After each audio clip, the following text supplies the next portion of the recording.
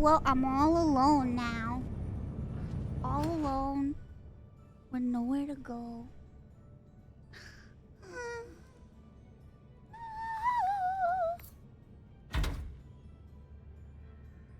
No friends.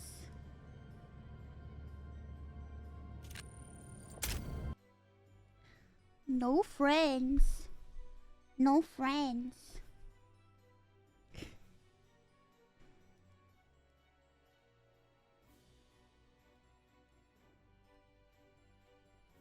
Bodega? What? I have no friends. I have no friends. I don't have friends. I don't have friends. Do we have videos? We do have videos. We have videos. We have Bodega. We have Minecraft. We have wait, game. Game. We have a game. Game. I'll be your friend now. No. Oh, David, thank you for resubbing for 33 months. Holy shit. Zen, thank you for the raid. I had so much fun playing.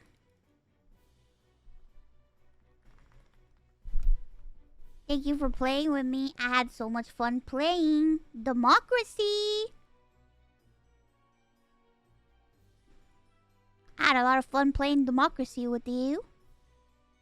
It was a real blast.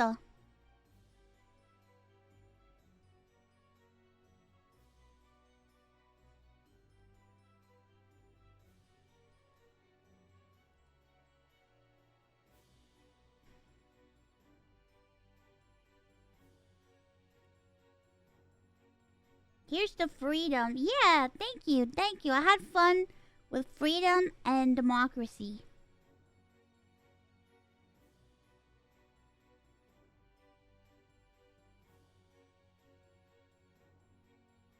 Oh, are you going to bed? I would play Bodega now, but it's a little bit too early for Bodega. You know what I mean? Like, I feel like Bodega should be like much later. You know what I mean?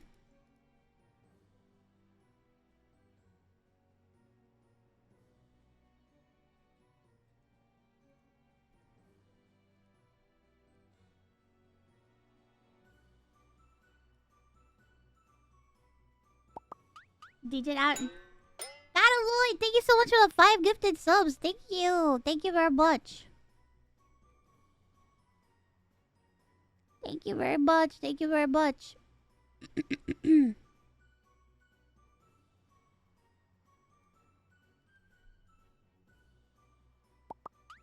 Well, I played the Chills game yesterday. I played the Chills game yesterday. I did. I beat it yesterday. I kind of want to play a Decimate Drive game. I wonder how long it takes to beat it. It should be quick.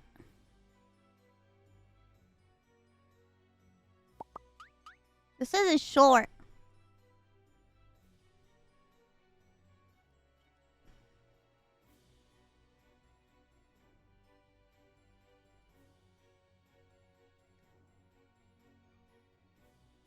It's time. Gonna play some solitaire. Solitaire? No! What do I look like, huh?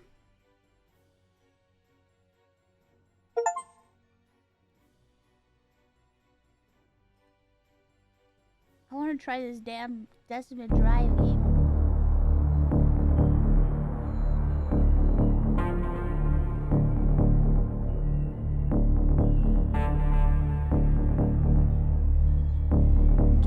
I don't want to join Discord.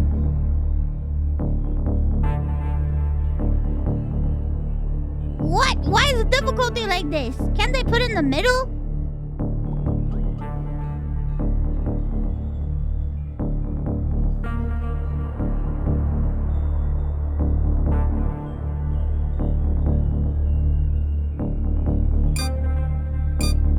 Yeah, I'm doing democracy unless I find more people to democracy with later.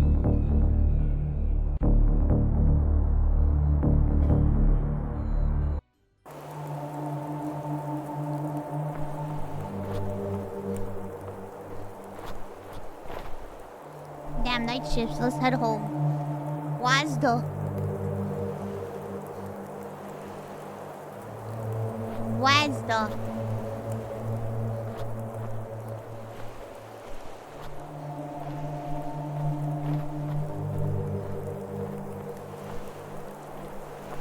Oh boy. I love the nighttime. The coldness nipping at my nose. Such a beautiful... Oh, there's my car. I'm parked right there. I can't jump in this universe? Why do I... Why is it so far away? Why did I park so far? Am I crazy?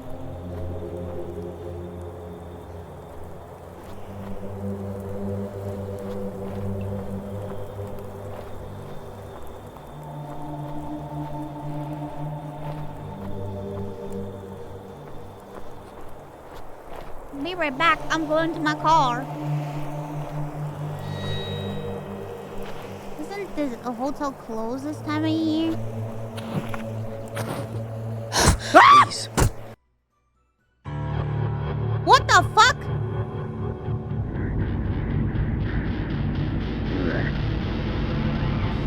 I will kill you. What the shit?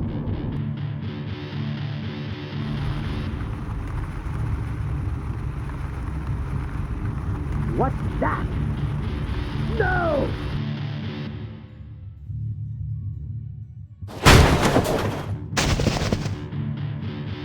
Did I get kidnapped? Hello? Is the game bugged?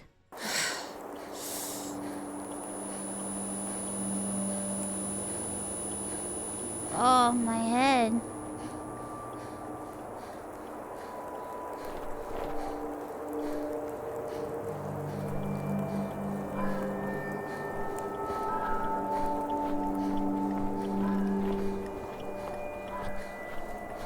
There's a freaking fridge over here.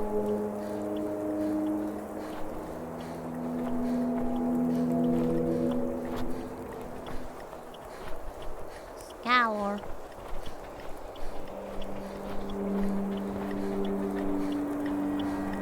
Shit, where's Frank?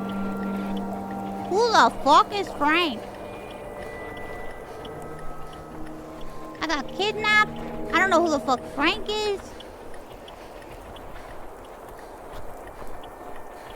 I'm walking down this desolate drive. I need to find help or payphone or something. Damn, I need to get as far away from Frank as possible. Am I in trouble with them? I gotta go. Am I in trouble? Bus service at the stop is dead end. Oh, there's... The harvest is the end of the age, and the reapers are angels. Oh, there's a church with a phone. Surely Jesus will help me.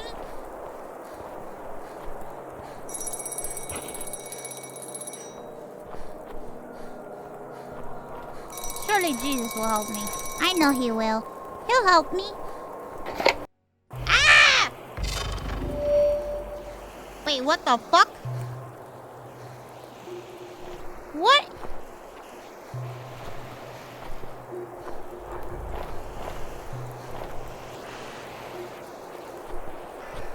This is bad. Am I losing it? Am I okay? Am I okay?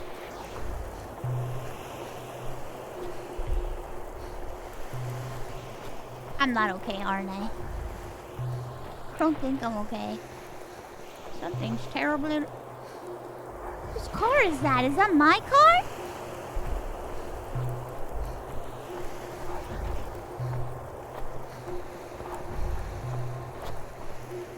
Where's my Nissan Altima? Hell, fuck.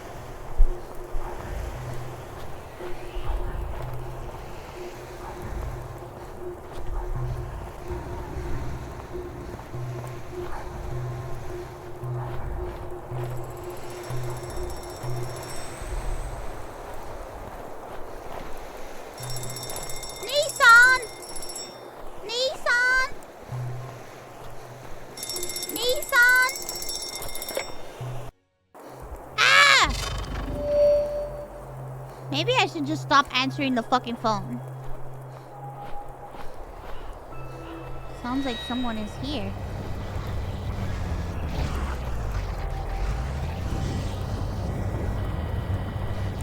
What?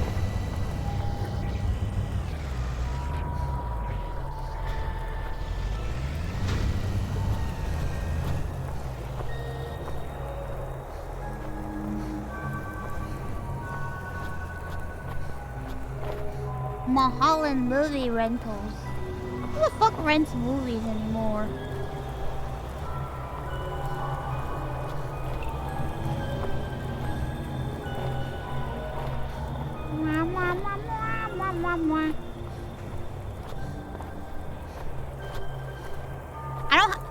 I don't seem like I have a flashlight. Do I have like fucking...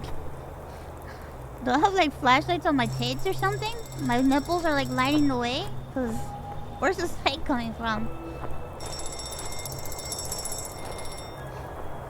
My nipples. What? What the fuck? Maybe I should just stop answering the fucking phone. Wait, something's wrong with that payphone. Oh, great.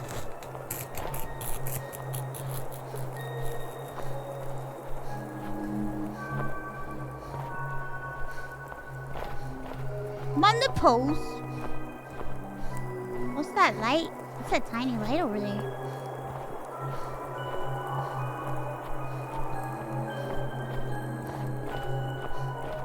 I'm at a payphone.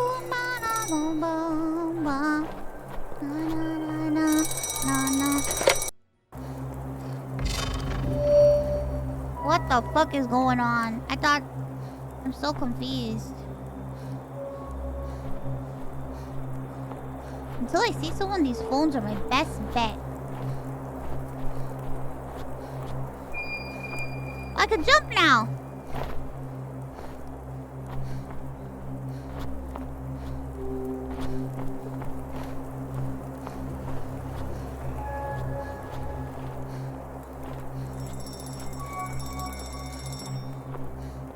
I like to jump.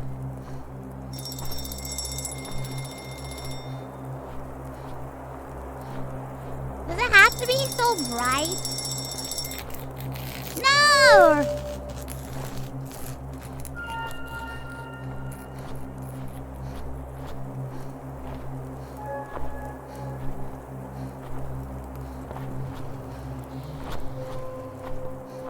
Oh God.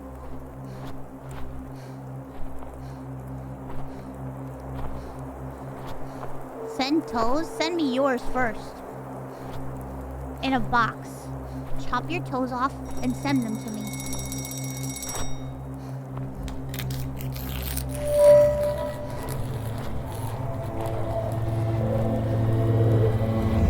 Holy shit!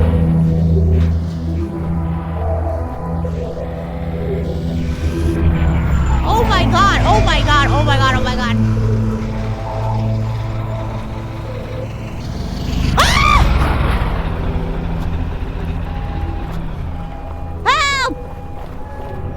Hit by a car!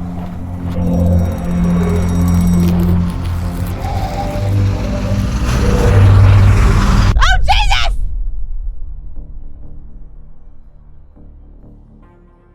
Oh my God, I can only get hit one time?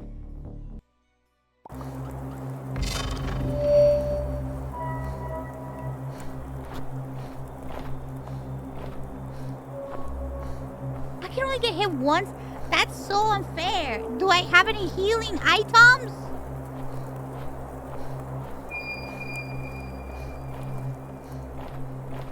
Queso's better than you? You know what? I have no doubt that he is. But I'm better than you. Because I'm not a fucking loser that goes into other people's chats and acts a fool.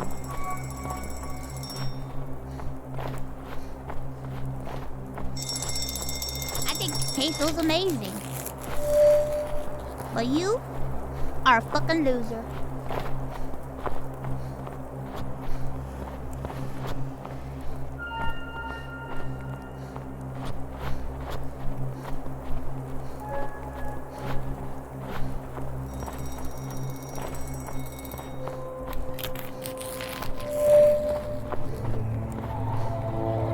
dear God. Do I have stamina?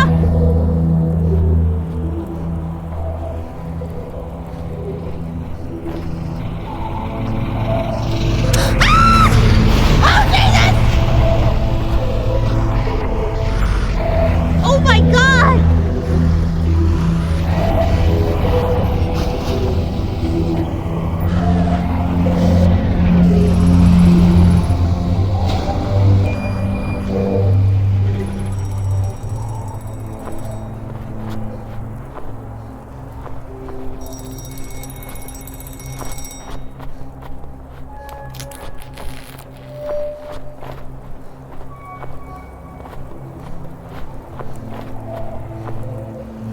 Oh my God, he's coming.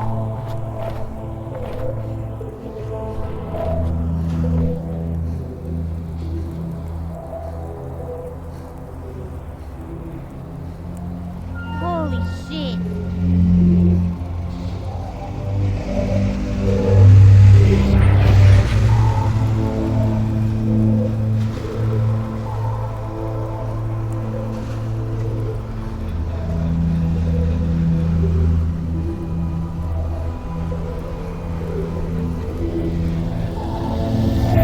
Oh my God!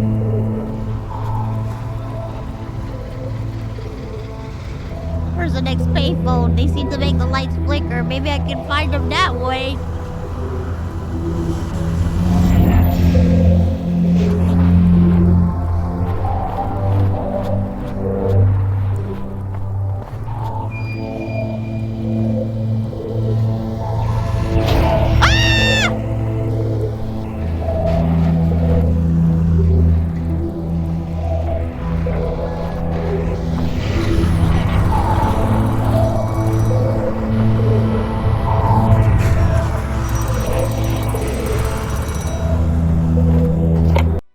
Oh my God! Holy shit!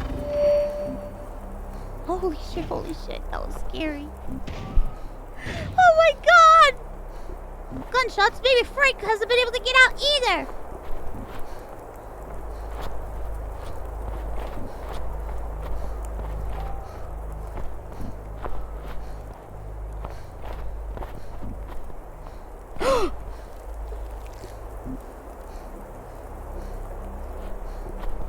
Oh my God, are these tanks gonna come to fucking life? Stop.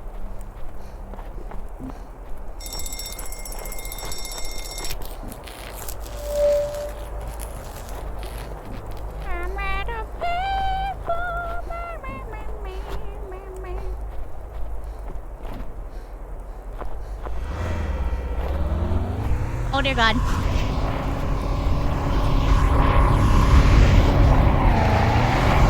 Oh God, oh God, oh God.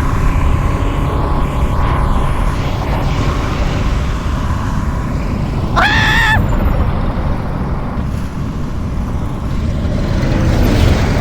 Help!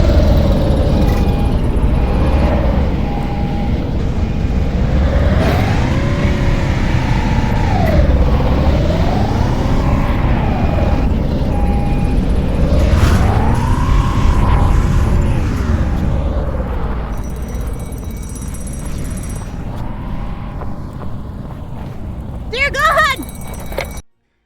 Holy shit! What the fuck? It's all in my head. It must be. It's all in my head. I ain't happy.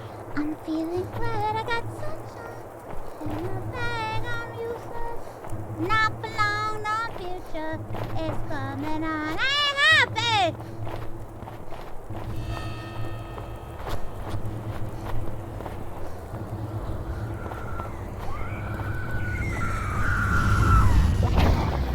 Why is it screaming? Why is it screaming? Why is it screaming?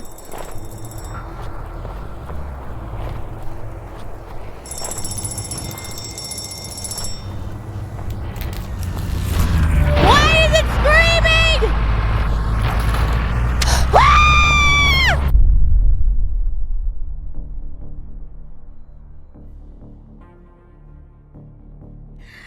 Oh my God, why is it screaming? Why was it screaming like a woman? was it screaming?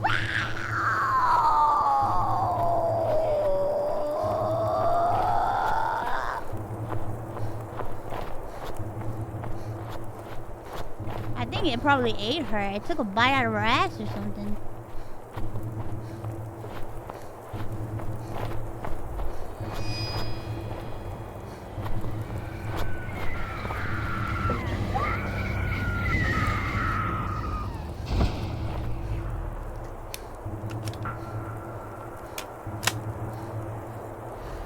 I found the battery?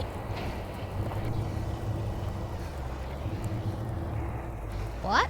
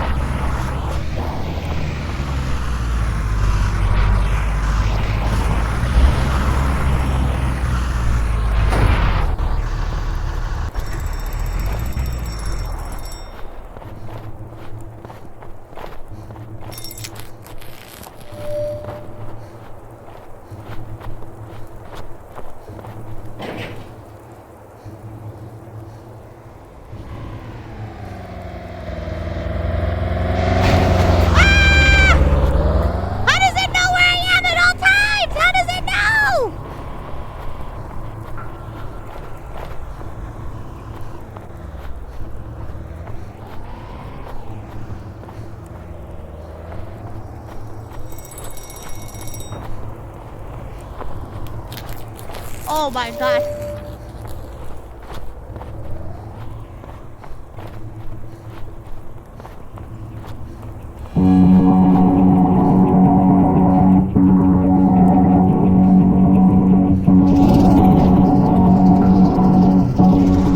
Holy shit! I fucked up! I fucked up! I fucked up! I fucked up! I fucked up!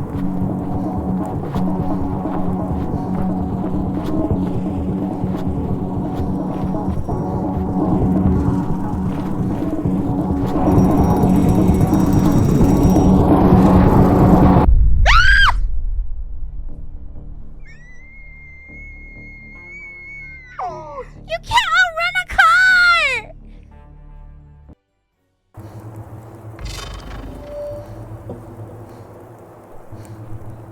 Bro, you can't fucking outrun a car, man! Killed by diabetes! No! You can't outrun a car! Like, what are they thinking?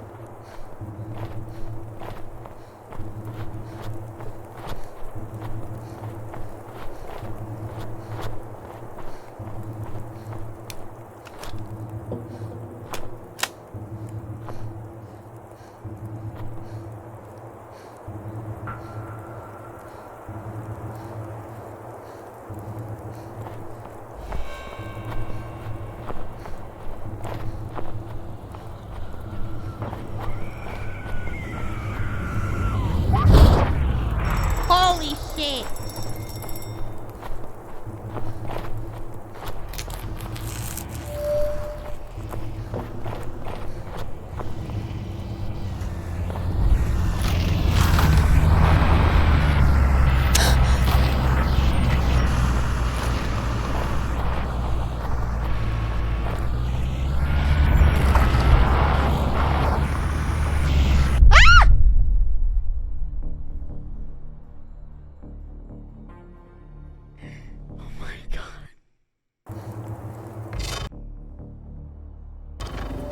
Oh my god, I don't want to increase my health, but this is bullshit. I just get tapped twice and I'm dead.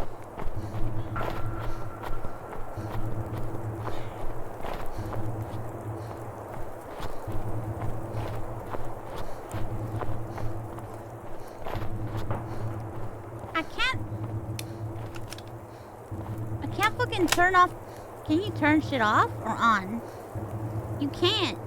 You can't turn anything on. Ugh. Yeah, you can't turn it off once you have it. Fuck. Why can I jump, but I can't jump super high?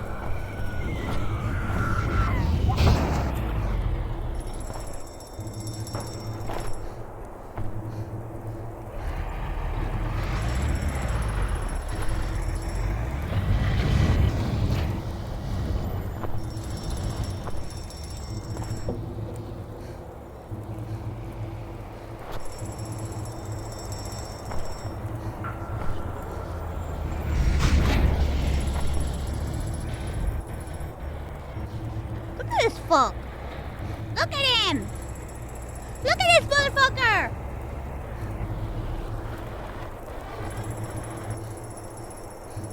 Yeah, you can't come over here, can you? You son of a bitch! Stupid ass bitch, fucking cunt! You fucking bitch! Uh-oh.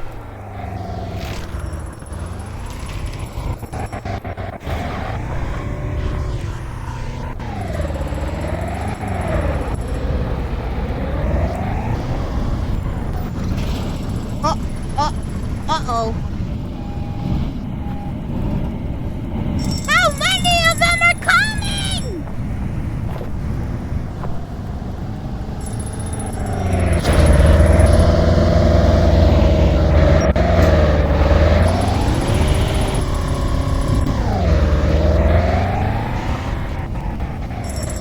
Aha!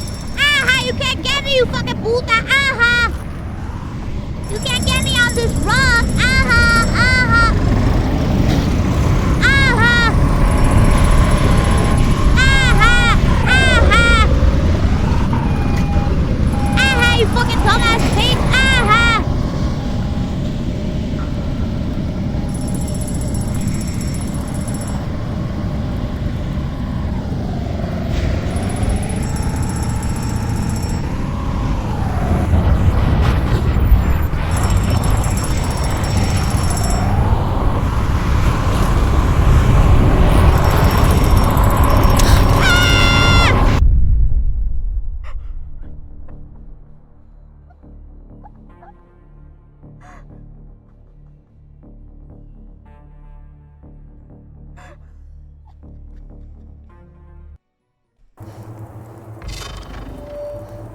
Bro, this is so stupid.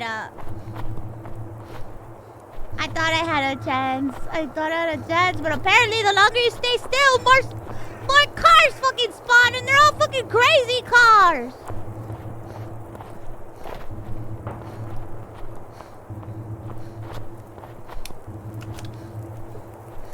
This is so dumb. You can't fucking outrun a fucking car, guys.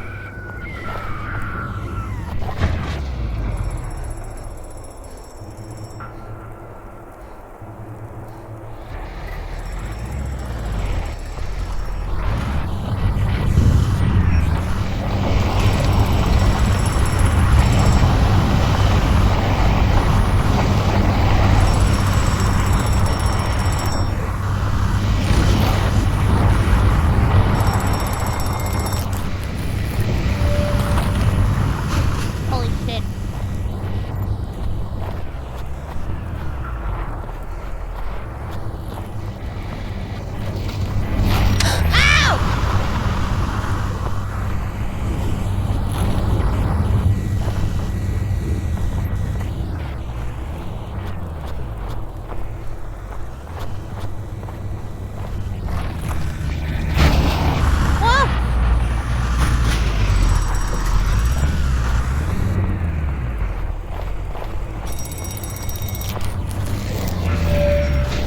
Holy shit.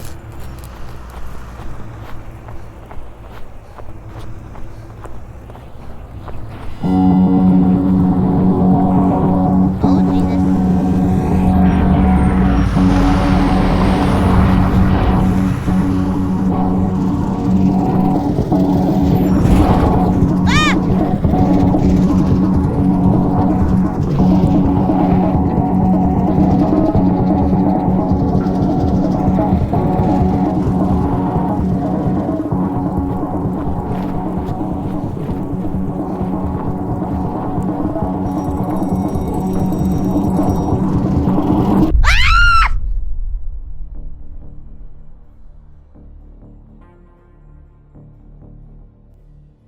Oh my god! What the fuck?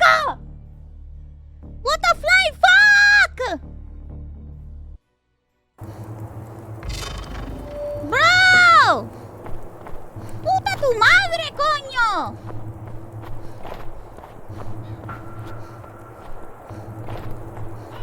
Puta tu madre, hijo de la gran come mierda, coño. esa! ¡Hijo de la gran puta!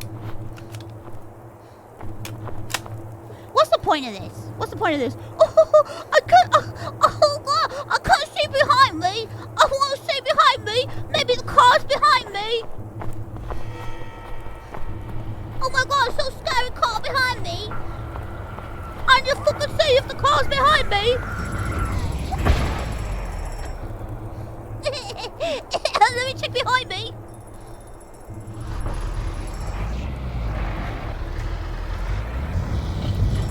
I will fucking... Ah! Fuck this shit.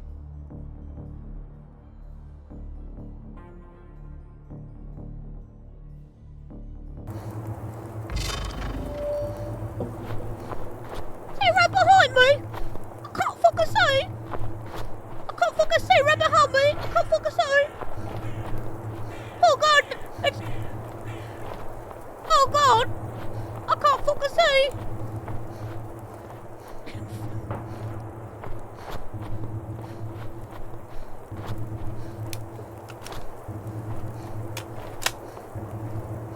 They're throwing cars!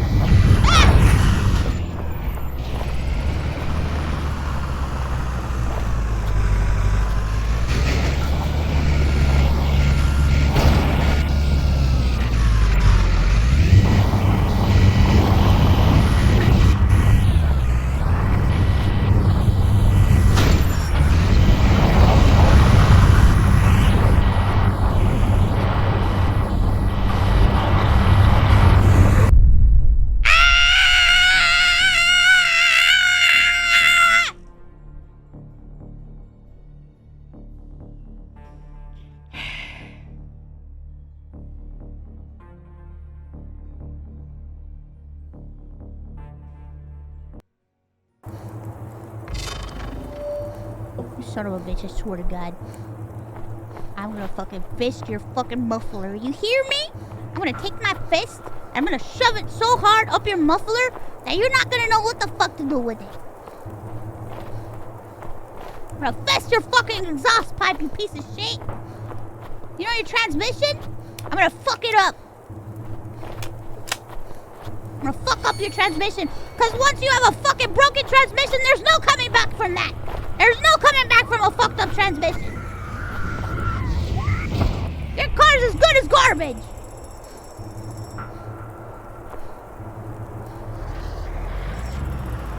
I will fuck your ass up. Pussy ass, bitch ass car.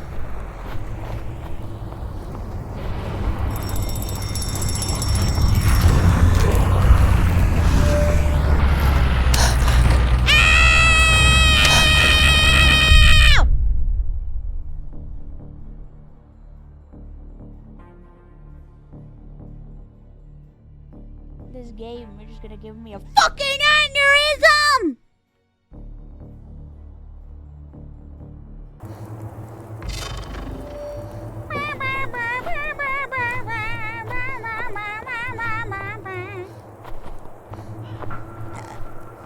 Oh my God, I burped. Excuse me. I did not mean to burp.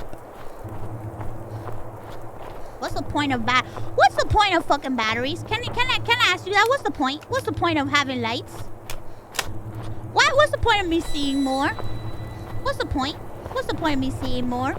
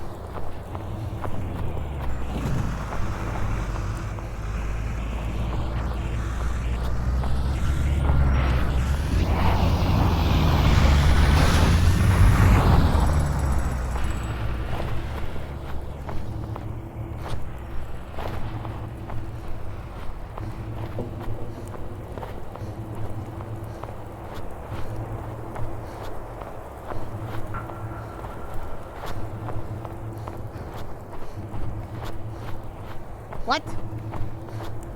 Oh no. Oh no. Oh no. I ran the wrong way! Help!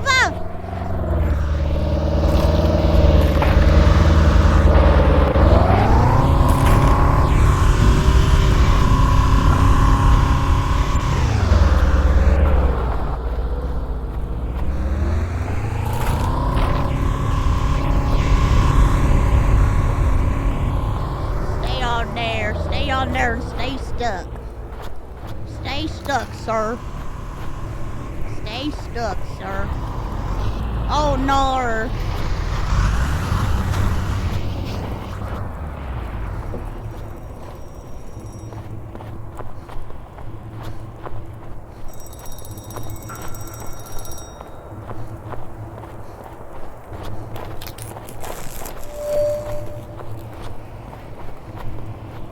It's the hardest thing I've ever had to do.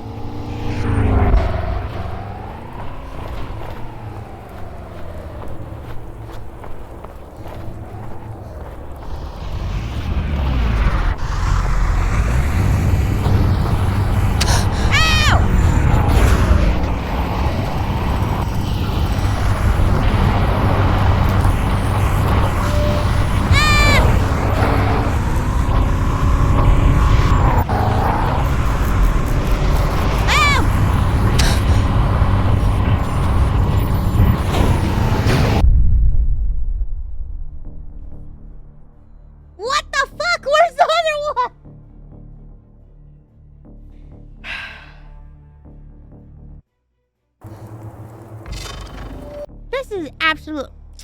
Fuck this shit. I don't go. Oh god. My ass. I'm bleeding out my ass.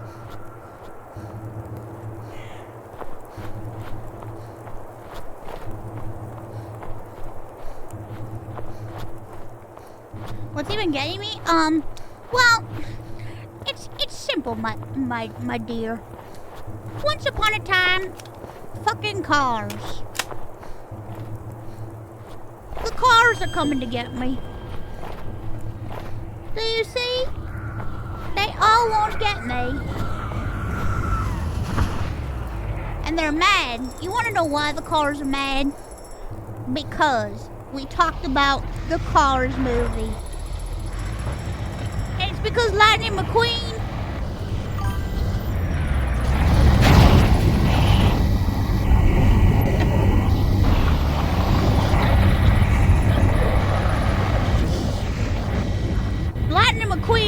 practices Catholicism, you know, and so it's a little bit controversial. It's a little bit controversial in this Cars universe. What the flying fuck?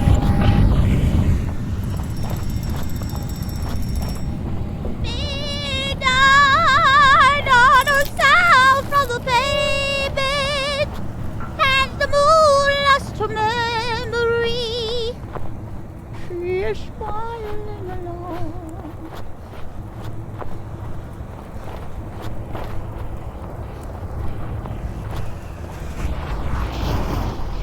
Jesus.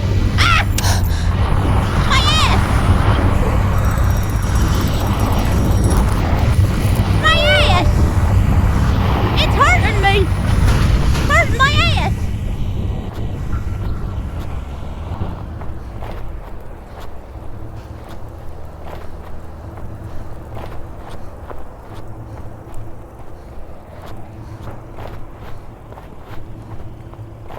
My ass!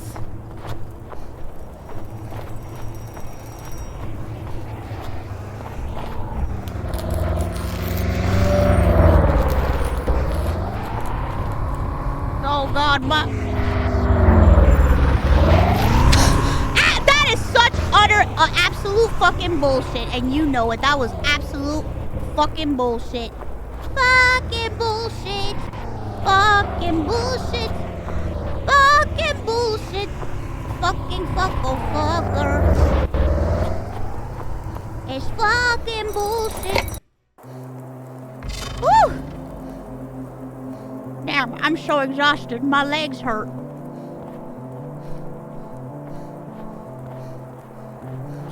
Is that live music and help maybe? Silly me. Why would anybody help me? I'm in purgatory. Andrea. Poor girl. Ah! Lost her mother, then had to fight the same disease. I did visit her a couple times after she left the hospital.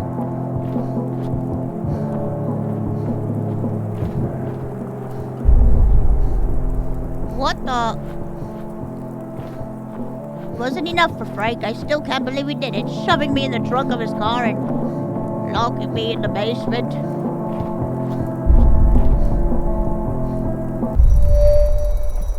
With that damn let her take care of Andrea or else.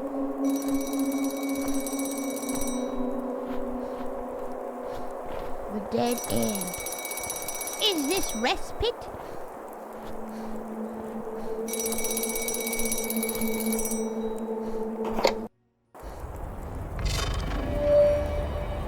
I need to keep moving. I need to get out of here. Holy shit!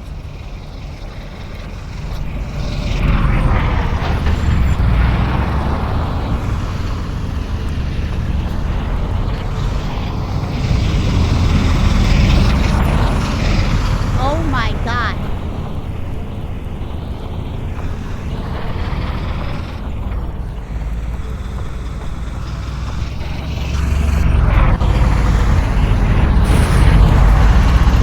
Holy shit!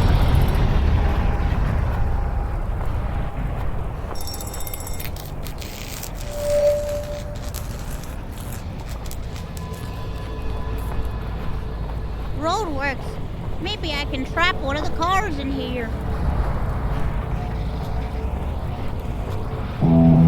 Oh God, not this motherfucker again! Help me, Jesus!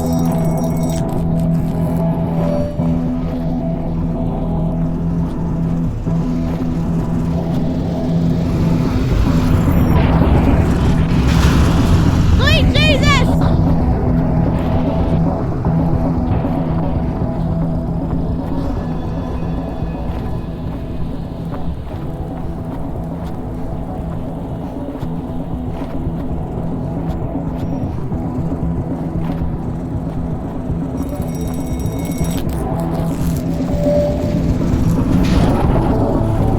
Help!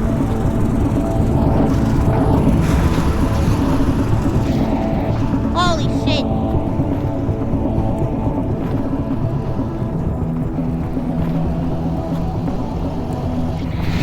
Woo!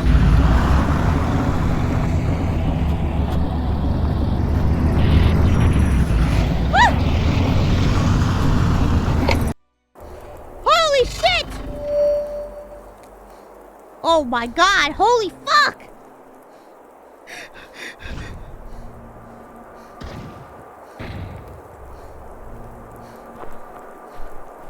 More gunshots and 3 again?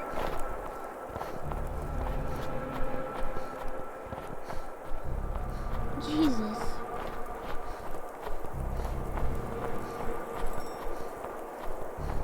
many more times must I suffer?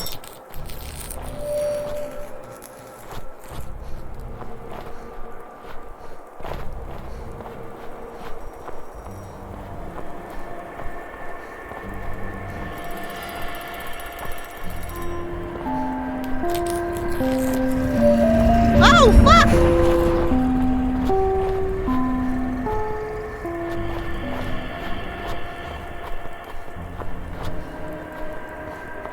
This is the worst fucking nightmare I've ever had in my life.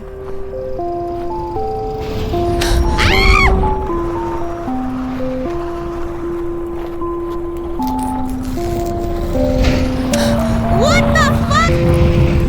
What is this super fucking ice cream truck?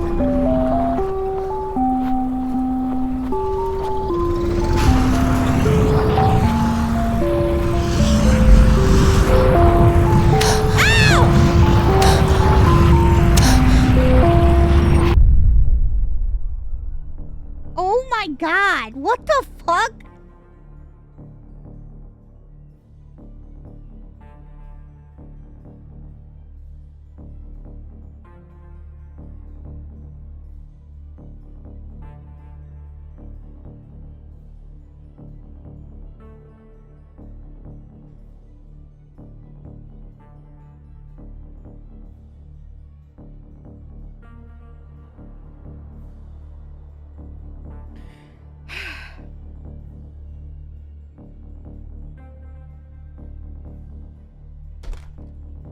Alright.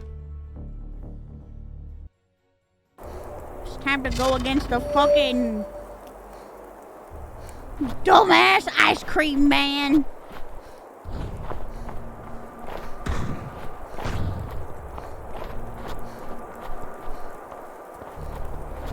I'm tired of these motherfucking ice cream trucks, these motherfucking cars, these motherfucking trucks in my motherfucking life.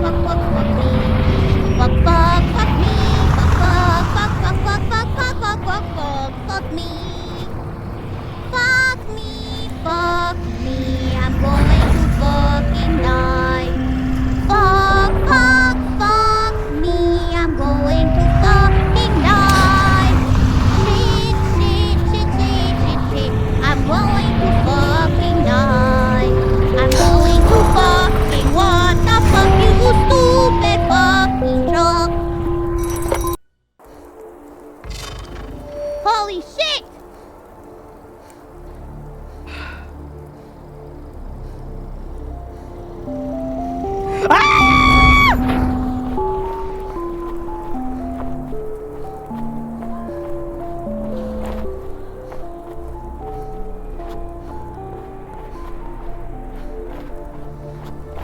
Oh my god! What the fuck?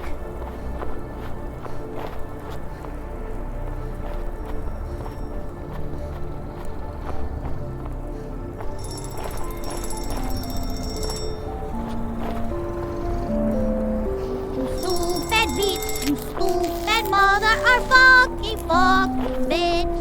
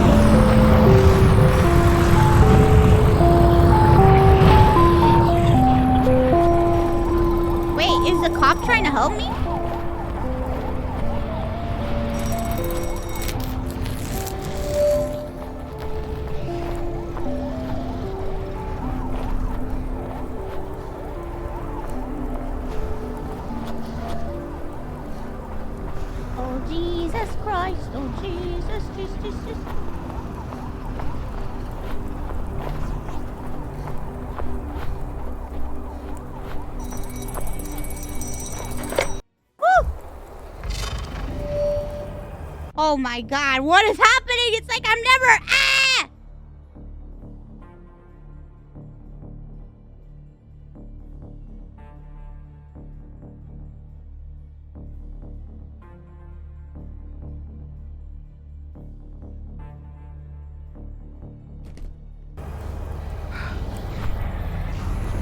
Oh, back to you again, eh?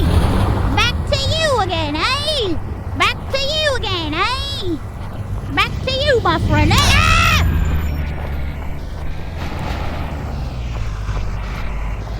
Back to you again, eh?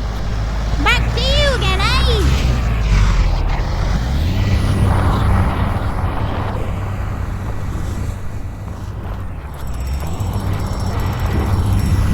Ow!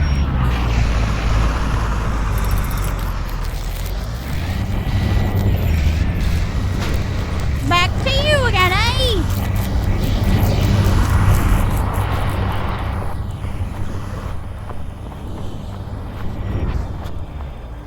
Oh.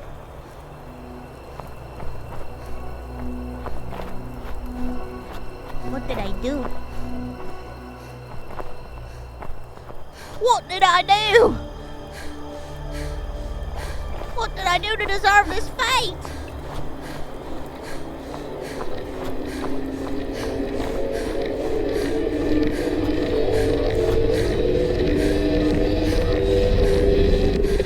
No! Enough! Huh? You will regret this, Open. Now!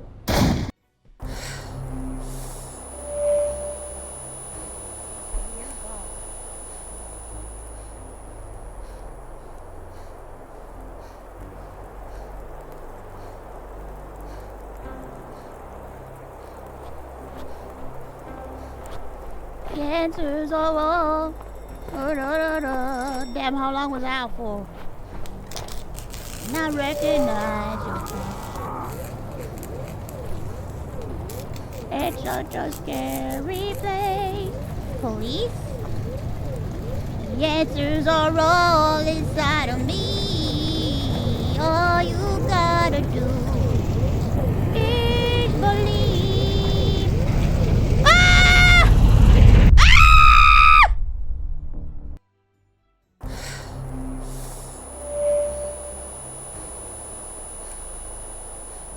I'm not gonna stop till I get my shot. You can bet on the. Look, I'm on top. You can bet on it, bet on it, bet on it, bet on. You can bet on it, bet on it, bet on. Such a joy to drive.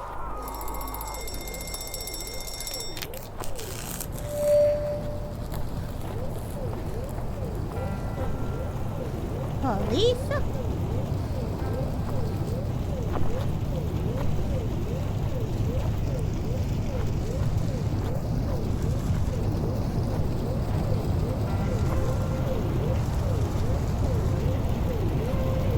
The truck is coming.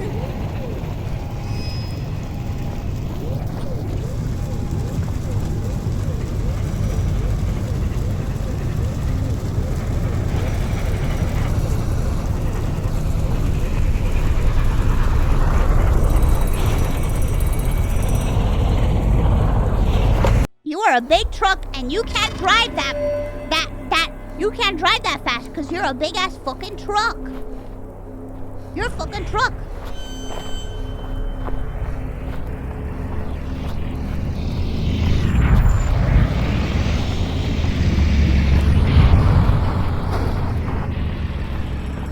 It's no good at all to see yourself and not recognize your face. And on my own, it's such a scary place. The answers are all inside of me. What is that smell? All you gotta do is believe.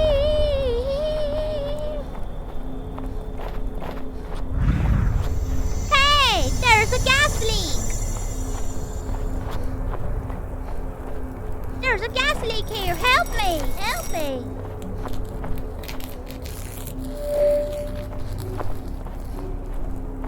Dun dun dun dun dun dun dun dun dun dun dun dun dun.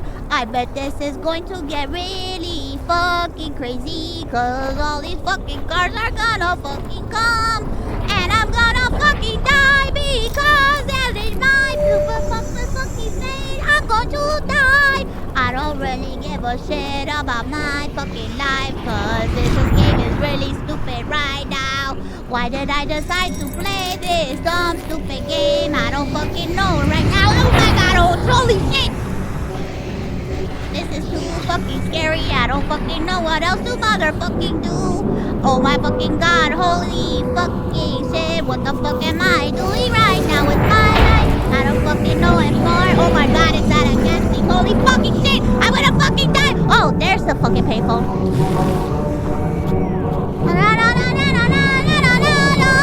I am going to fucking die! Oh my god, holy shit! Is that a fucking sports car? Oh my god, now the rich people are coming after me too? Gosh darn it, I got the working class, I got those fucking rich people coming after me? What the fuck? Woo! Uh-oh.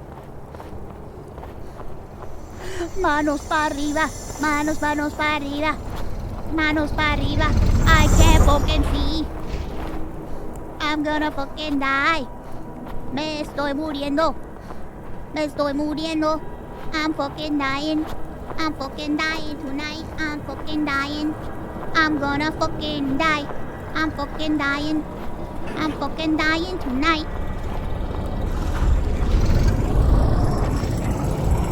Holy fucking shit. I can't fucking see. Is that a truck? I'm going to fucking die. Ow! My ass!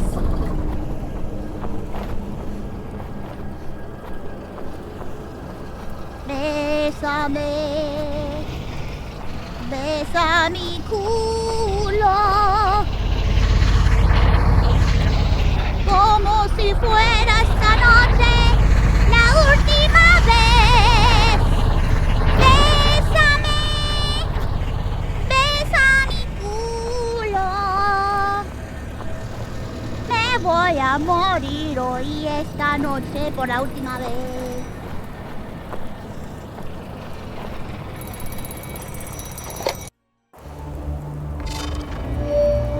Wow, guys. Wow, just when I thought this nightmare was fucking over, it's not. It's not over. It just keeps on going. Oh my god, guys. Wow, isn't this cool? I can't believe it. Wow. Wow, guys! Well, thanks for doing half the work for me.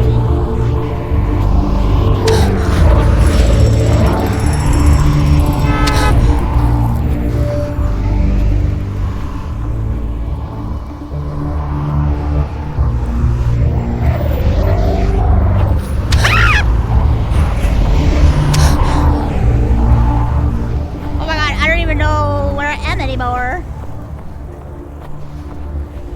Guys, stop hitting my ass.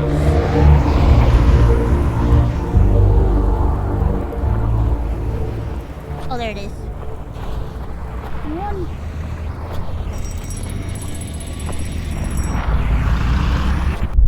What?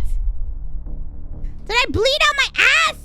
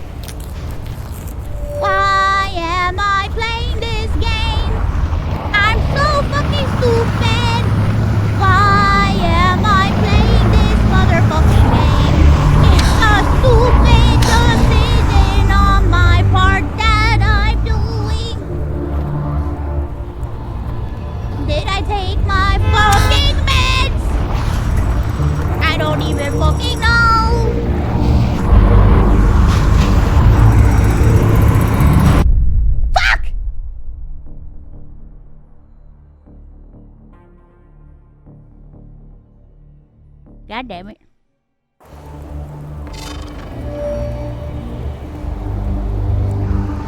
I think I need to take some Tylenol after this, cause my fucking head hurts from all the fucking screaming. And these motherfucking cars being stupid. Fucking help me, please. Ah, this is such bullshit. I got caught in a butt.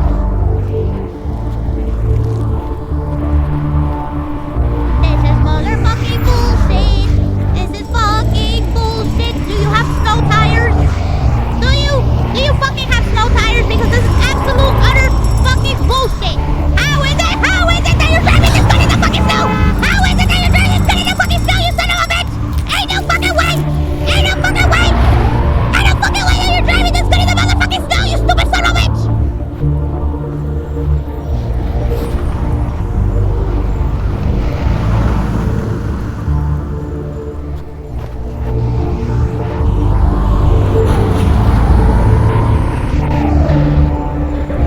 Oh my god.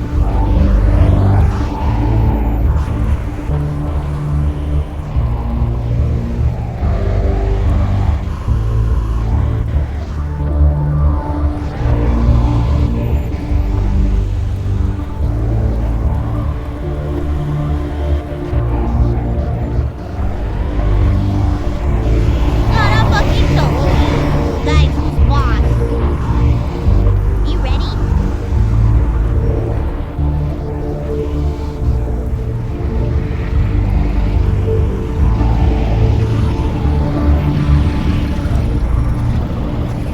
Oh no, the longer I sit here, the more cars spawn.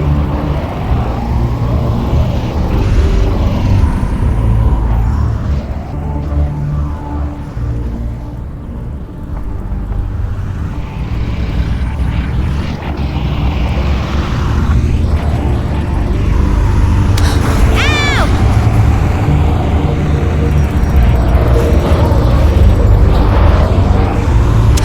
Ow!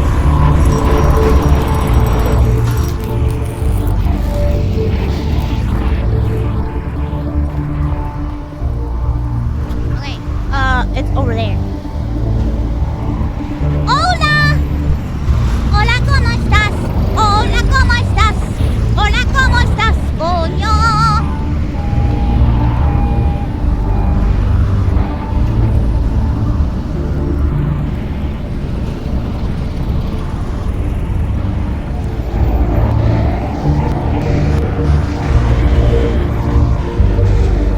Can you ride it? I think even touching the car will kill me.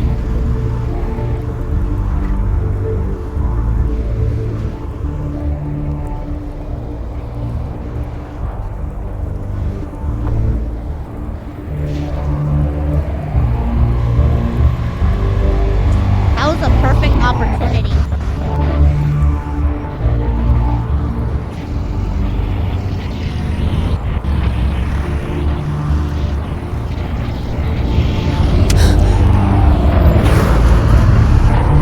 What the?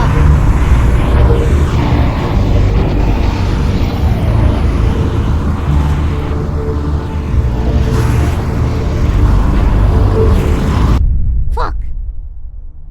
God damn. I was so close.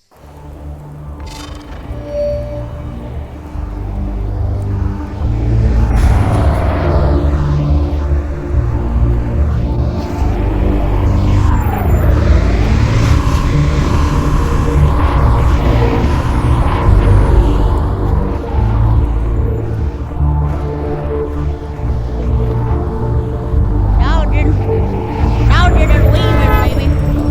Beep, beep, motherfucker!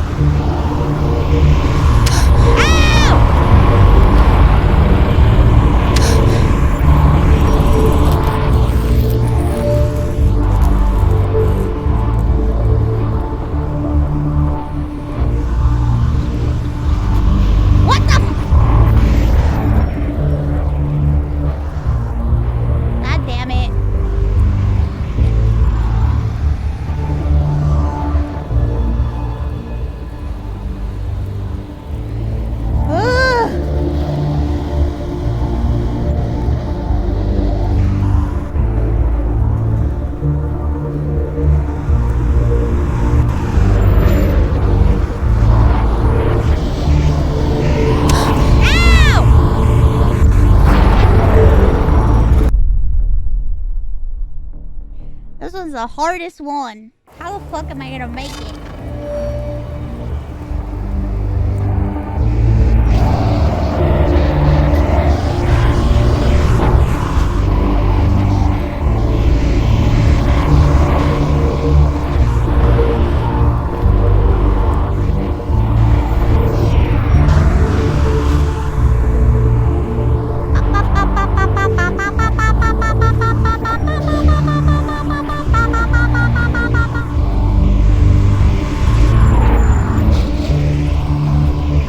Do-si-do, square dancing, do-si-do, baby.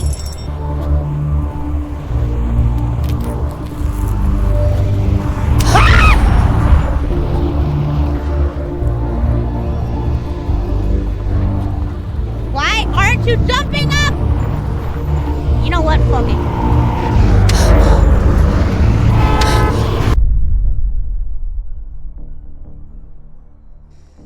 I'm so frustrated and like I already have it at like easy. I put it on easy. Cause I'm a punk. I'm a punk ass bitch. You know what I mean?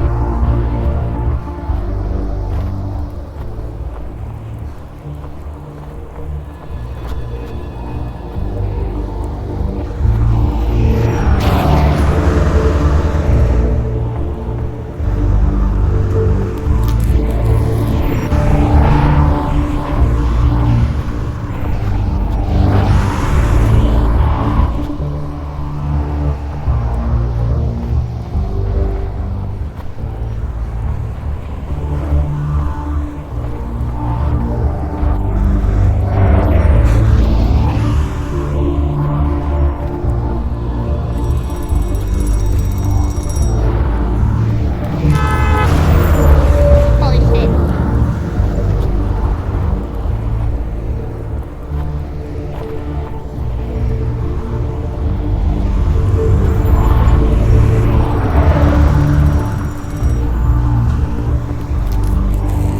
Oh my god.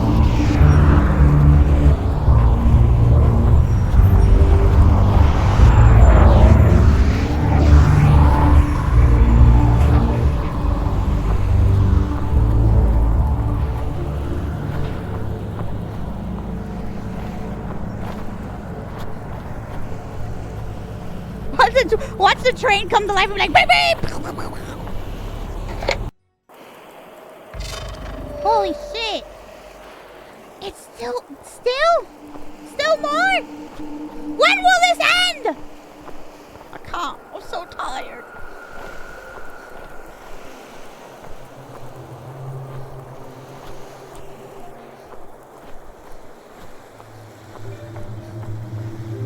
Please no more. The song. Andrea listened to it all the time.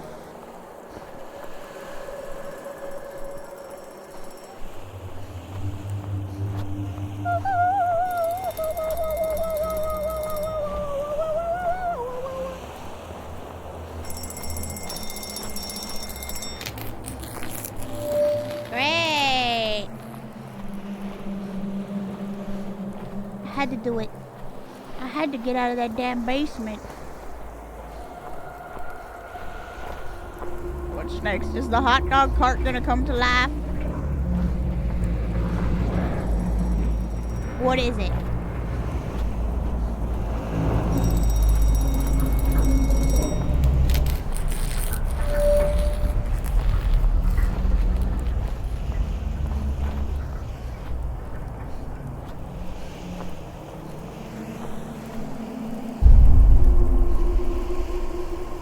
What the fuck? I waited for Andrea to fall asleep. What is happening? What is this story? What? I blocked the door and grabbed the knife. What is this story? Oh. I exposed her wrist?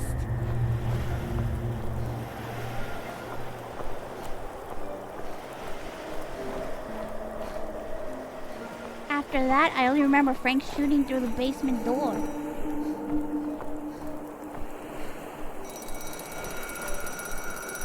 What? What is this fucking story? What is this?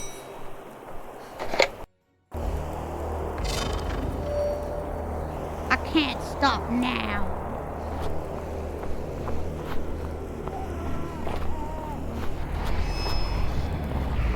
Uh-oh. That was deceiving. Ow! My butt. Don't hit it.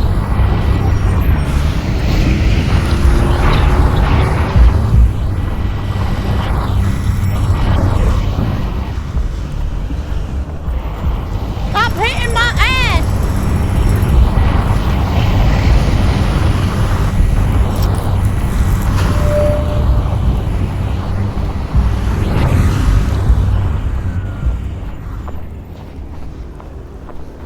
Don't hit my ass.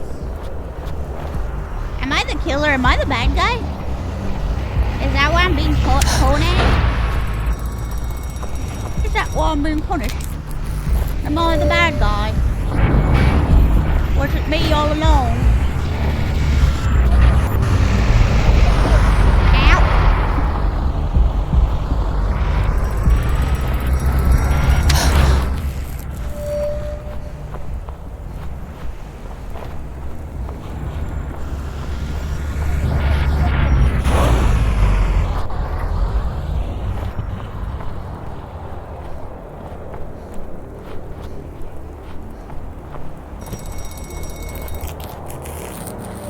What the? What now? Where?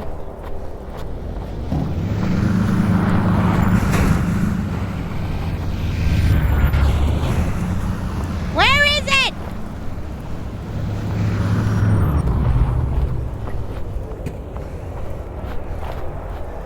Oh, I see it. It's over here.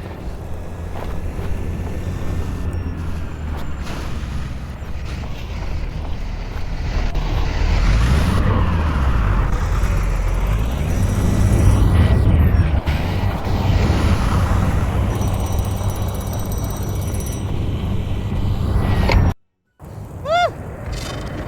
Please, can you stop?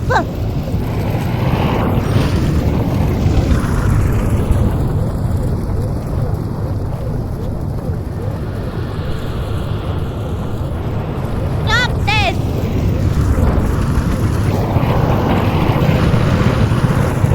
Stop this! Stop this nonsense!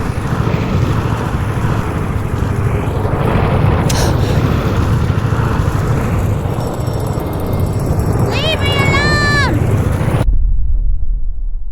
Oh my god! Please! Oh, I'm sick of this shit! I'm so tired!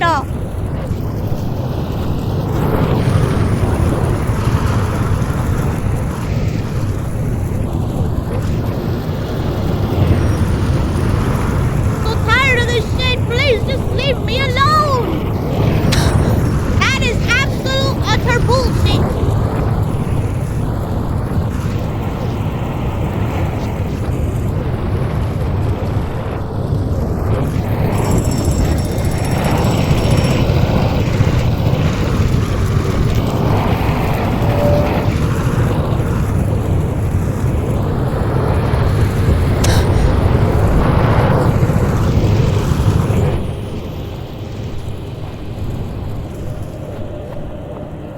Can you please leave me alone? Truck. Police car.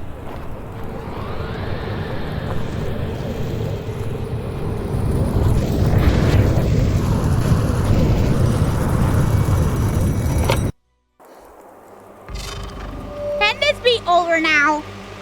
Please! I'm sick of this shit! This game has gone on way too long! All that time in the damn basement.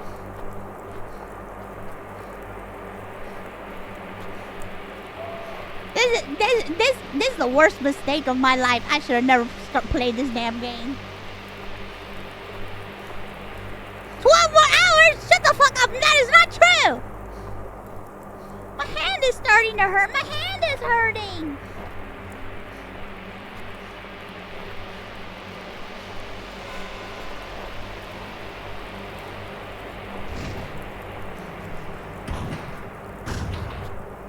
Well, I can't jump.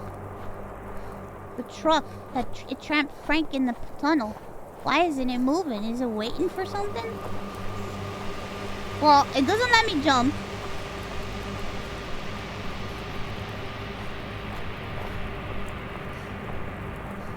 And I can't run.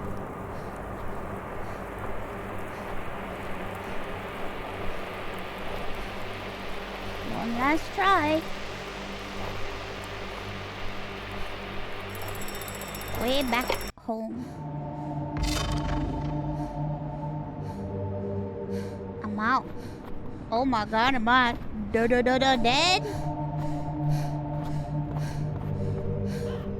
I'm finally out.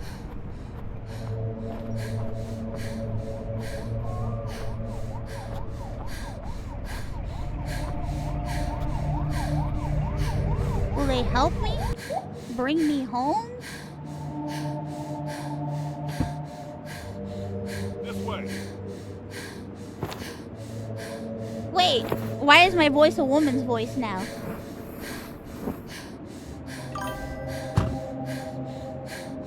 Let me patch you up. Wait, was I always a woman? I thought it was a man.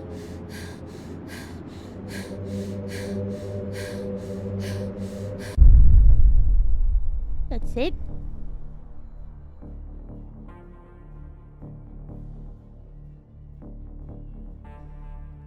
Oh my god. Well, I beat the game. Another game beat on.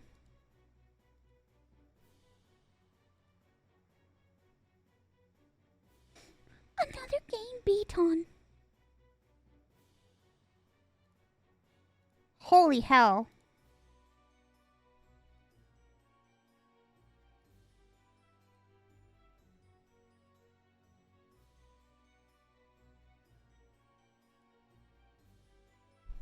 Oh my god, I can't believe this. What the fuck?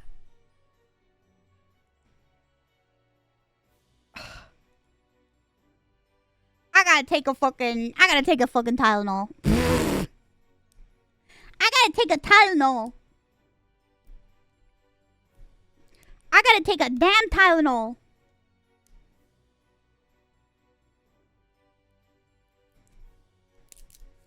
Holy shit.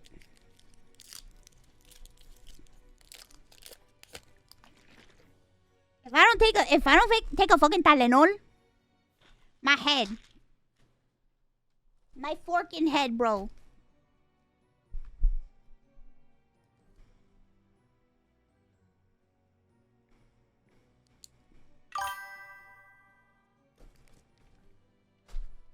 I gotta take a damn Tylenol. I'm taking Tylenol.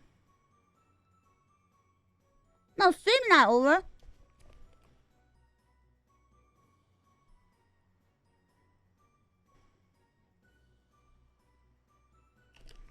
Stream's not over, guys.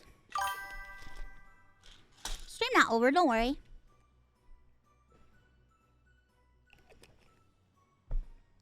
Where was that game's ending? In the toilet. I'm just kidding. It was okay. It was just...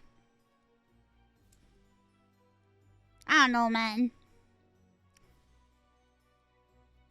Freaking weird. Weird. I had fun. But my fucking hands. The Iono Silkworm story was better. Yeah, I really liked the Iono Silkworm story. I like the Silkworm story. Does your hand hold? Yeah, hand hold. Hand hold. A truckload of Tylenol spills onto a baker's assistant in a terrible crash, the headline read. Is Berry Dough Boy?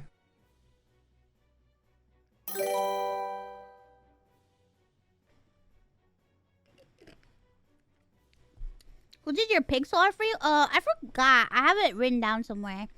But I'm changing my alerts because I have new alerts now. I forgot to upload my new alerts. Holla holla holly.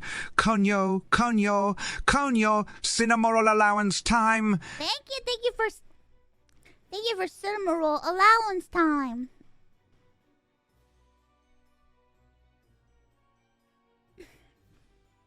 Thank you for cinnamoroll allowance time.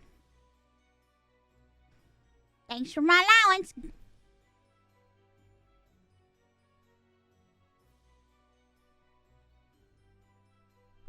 Thanks for my allowance, baby.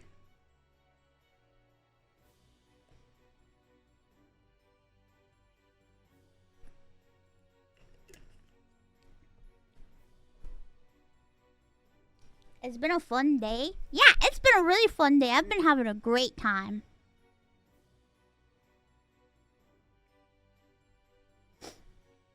Ugh.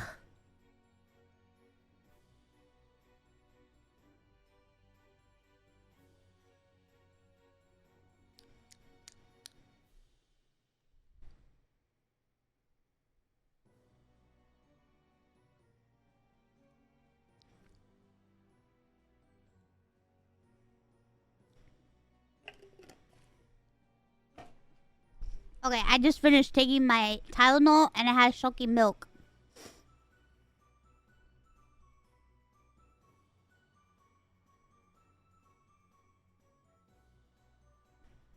Cinnamoroll tax chill time?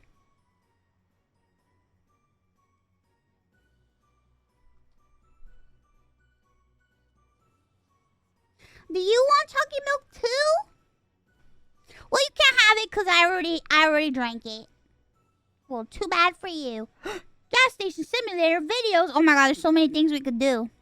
You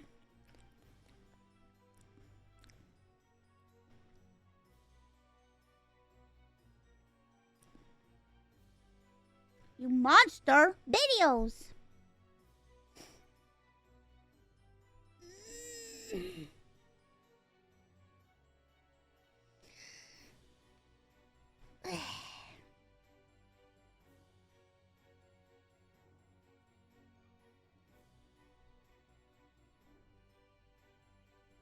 Daily dose?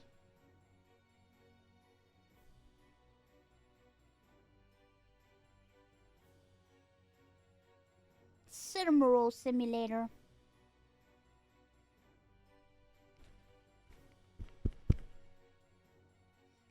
Daily dose of Tylenol. Daily dose of Tylenol.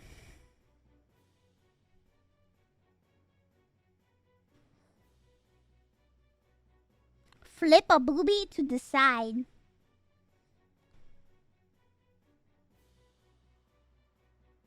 I'm down for anything right now.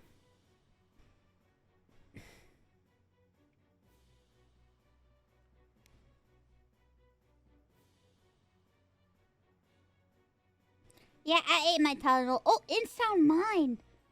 We haven't finished that game. I think maybe we could. Oh yeah, I want to play. Wait, hold on. Let me take out my calendar. Hold up. I gotta look. I'm looking at my calendar now. Tomorrow we have a sponsored stream with Connor. We'll have a sponsored stream with Connor at 7 p.m. And then after that, I will be rating Hime for her debut, her outfit debut. And I'll play games with Hime tomorrow. So I'll try to come on as early as I can tomorrow, but it'll probably be a short stream tomorrow.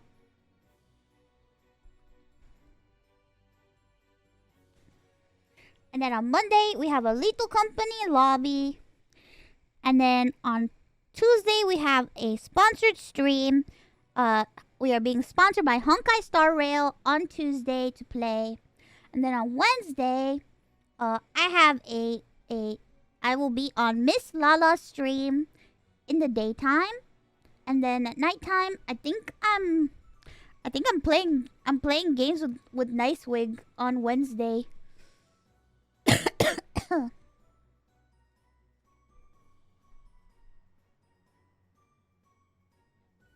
I think I'm playing games with Nicewing on Wednesday.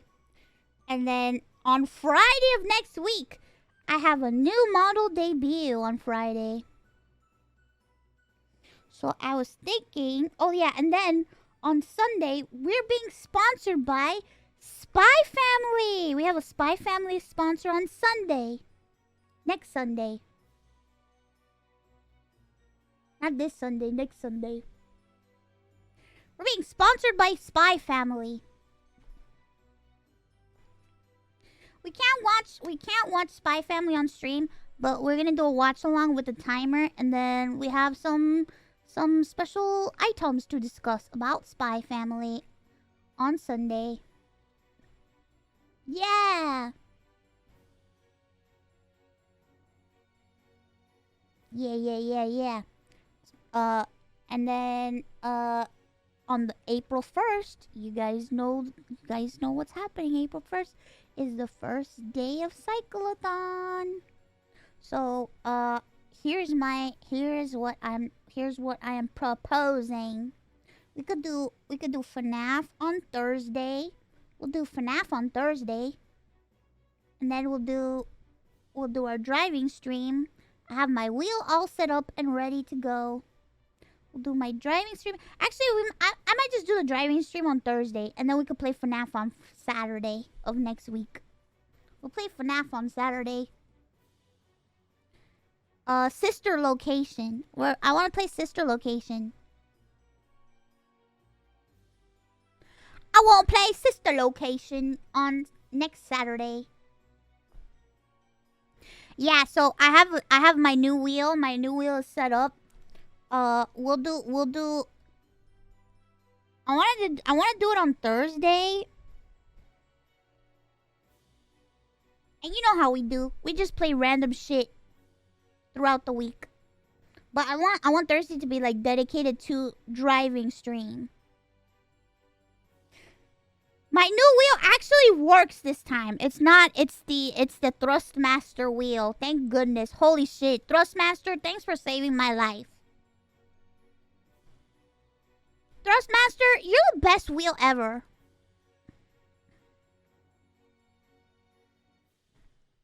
You're the best wheel ever, Thrustmaster.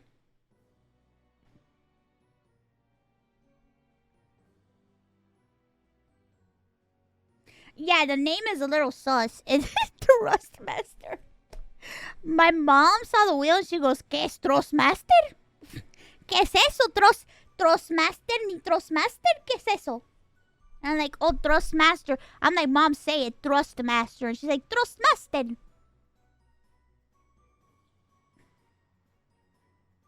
She's like, Thrustmaster. And then my dad was like, Thrustmaster. Like trusting people? And I'm like, no, thrust. He's like, ¿Qué es thrust? I'm like, thrust is thrusting. He's like, ¿Pero qué es thrusting? And I'm like, well, when a man and a woman love each other very much, like, yeah. No diga eso. Don't say that. Don't say that word. Don't say that.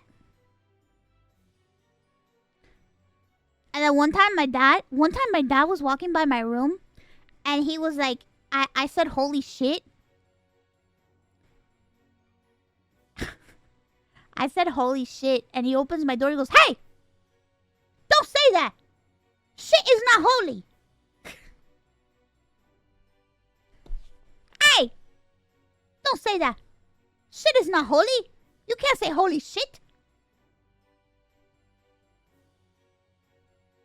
I'm like, okay, holy caca.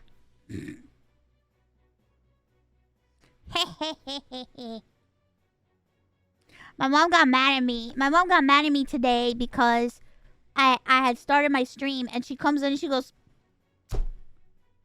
she's like,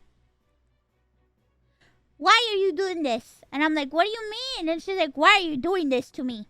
And I'm like, what do you mean? Why am I doing what to you? And she's like, every time I come over here, you're either working or you're taking medicine or you're sleeping. When do I have time to talk to you? I need to tell you something. And I'm like, okay, what do you want to tell me? She goes, I did groceries today. I'm like, oh, okay. I'm glad you did groceries. Like, I have to talk to you about things. I want to talk to you. And I'm like, you can talk to me. And I was like, I'm sorry, I have a sponsor. I have to start very fast. Because I kind of like woke up. I woke up late. And then I woke up late. And then I ran to the QSMP Awards. And I guess, like, then I had the... I left the QSMP Awards. And then I started my stream. And my mom comes in and she goes, when am I going to get to talk to you? I can never talk to you. And I'm like, Mom, you could have talked to me yesterday. What the fuck? You could have talked to me. I told her all these... And she's like, but I'm busy. And I'm like, okay. Well, our schedules do not align. And I was like, what are you doing tomorrow? And she's like, I guess I could come in tomorrow and talk to you tomorrow.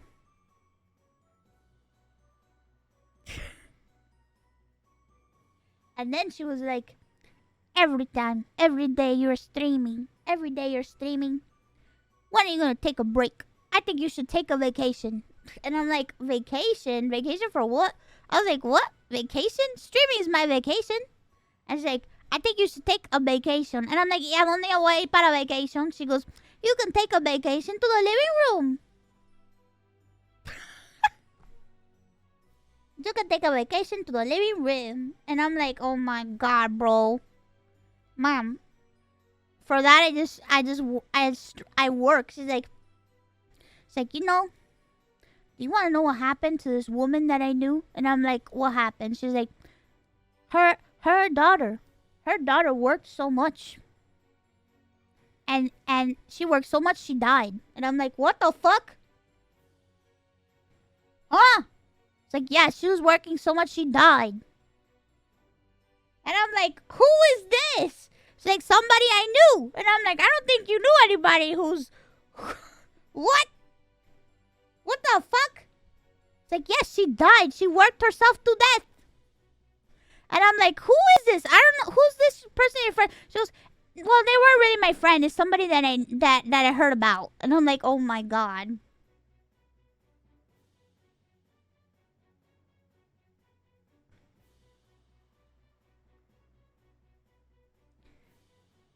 She's like, you need to take care of yourself. It's like, I know you just found working and you like it. You're just like your dad. You like to work. But you need to take a break too. And I'm like, but you don't understand. I have to stream every day of my life. If not, I will die.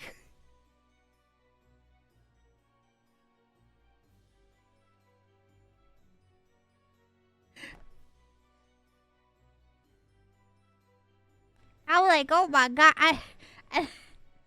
And then I was like, if I don't work, how will the bills get paid? And my dad gets up and he puts his hand on his hips and he's like, if I don't work, how will the bills get paid? And I'm like, are you making fun of me? He's like, I'm not making fun of you, but if I don't work, how will the bills get paid?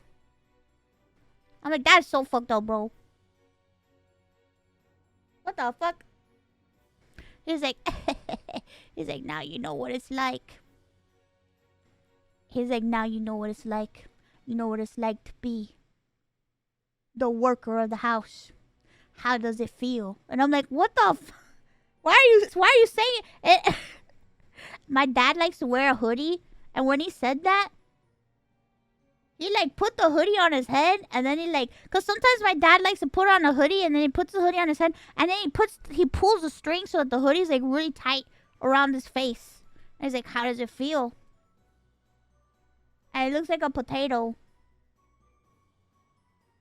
How does it feel to work for the house? It's your turn now. I'm an old man. I'm going to die. I'm like, God damn, don't say it. He goes, I understand.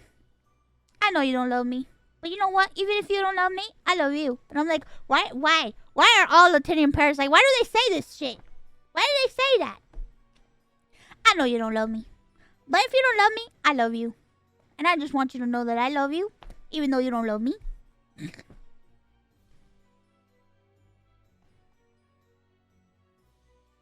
Your dad says the same shit. Why do they all say that shit? And then it's just like, what the heck? When did I ever say that?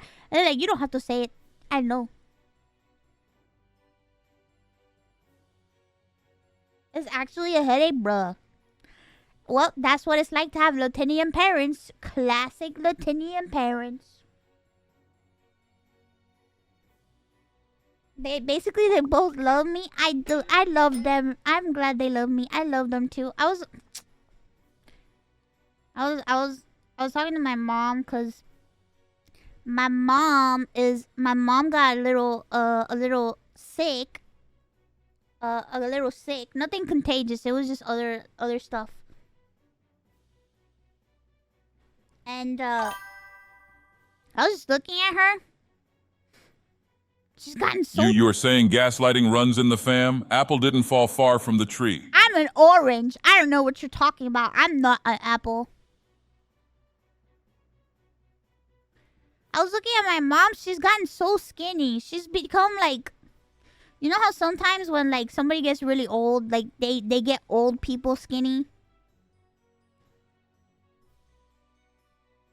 You know old people skinny? Yeah, I got all like misty-eyed looking at my mom cuz she's getting like old skinny. Like the thin that they look when they're old and the skin and stuff, you know what I mean? She's shrinking. My mom is shrinking. Yeah, she's shrinking. She's in the stage of the shrinking. Time to eat more, bruh. My mom will not eat. My mom, if you leave her alone, all she'll eat is fucking salad and apples. And by salad, I fucking mean lettuce. That's all she eats is lettuce and apples. And I'm like, you have to eat food. She's like, no, I don't need that. I just need this. And I'm like, she eats like she's a fucking rabbit. All she eats is lettuce and apples. She's a tiny rabbit. It's not healthy. And you know what she tells me that's healthy? She's like, this is very healthy. It's lettuce. Lettuce is good for you. And so is apples. It has so many vitamins. And I'm like, iceberg lettuce does not have vitamins. Iceberg lettuce is not healthy. Iceberg lettuce is just fucking water. It's crunchy water, Mom. So it's like, if it's water, why is it green? And I'm like, oh my god. She doesn't even eat romaine lettuce. She eats iceberg lettuce. It's like, if it's water, why is it green? Water's not green. Because it's a vegetable. Because vegetables are green. I'm like, oh my god. Lettuce is roughage, no nutrients. Well, she likes roughage. She's got a point. Well, she does have a point, but her point is bad. And I wish that she would open her eyes.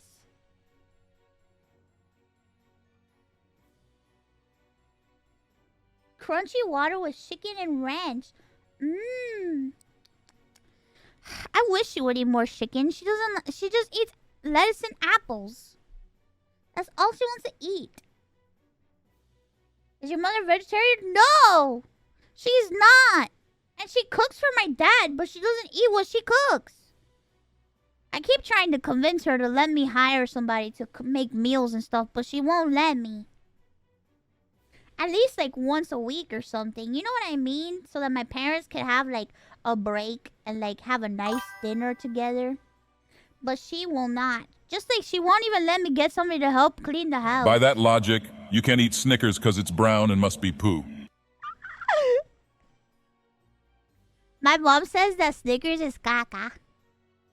She says all chocolate is caca. She says chocolate is caca and it's not good for you and it's bad and it makes you break out and it's bad and it's caca.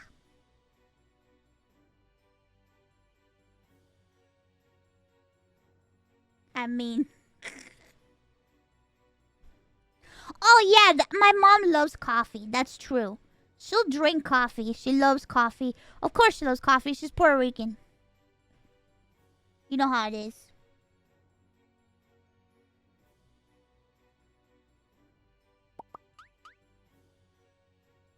But coffee is from Kaka too? Only that Kaka coffee. Only the Kaka coffee is Kaka coffee. Not other coffee. Only Kaka coffee.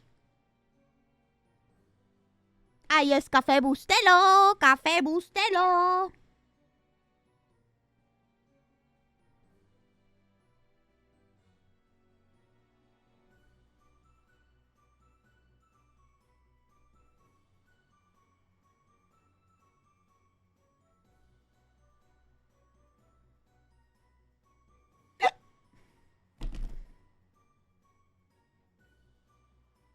How many times has Mouse said Puerto Rico count?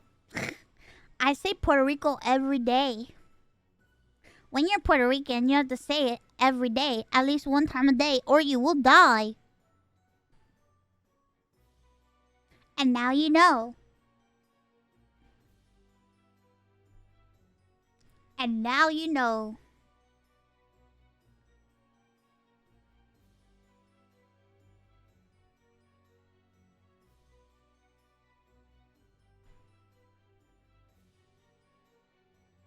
It's a known fact. It is a known fact.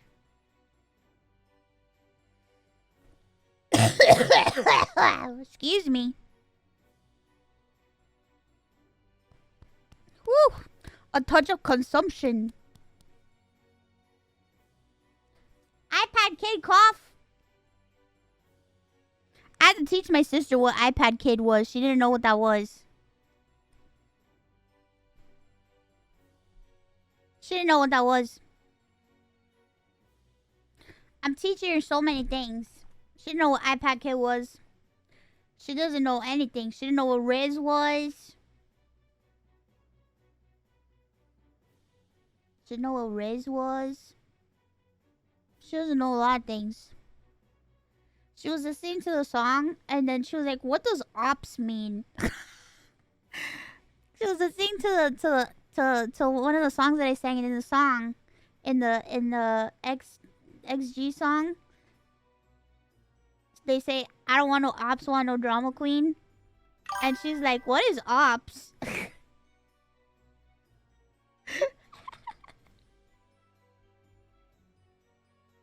And I'm like, "Oops."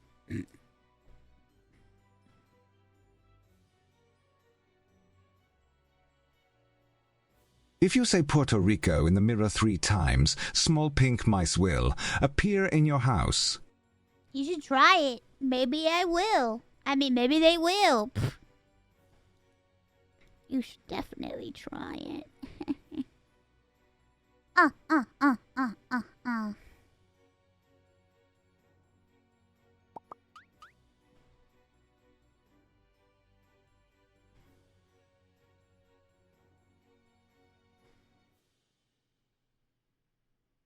It's short for undercover operatives. It worked? Am I in your house?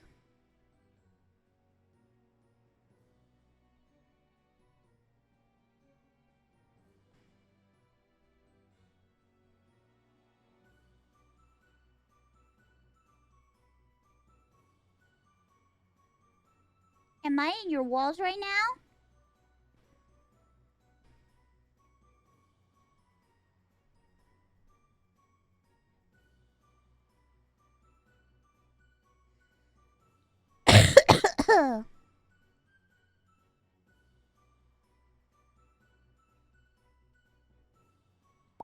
I'm in your walls. Get ready. I'm spying on you. I can see you through the cracks.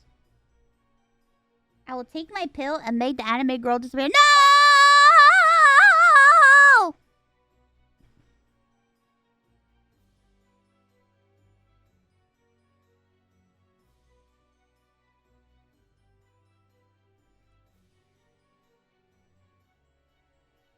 Get out of my walls, pink rat. No, I'm never You have getting your out. own I live in your house. house now.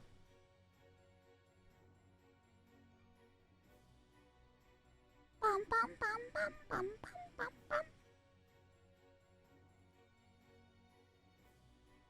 Yeah, it's my house now. Now you have to give me the deed.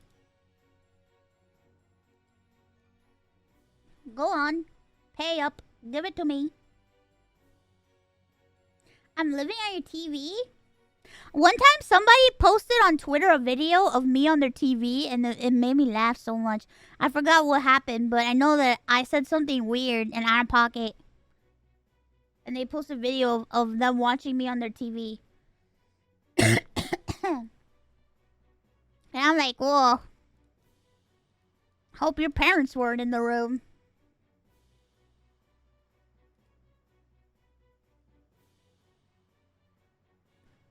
Oh, we got Nahi. Thank you so much for the raid. I hope you had a great stream.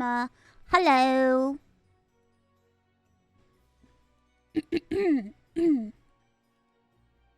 Hello.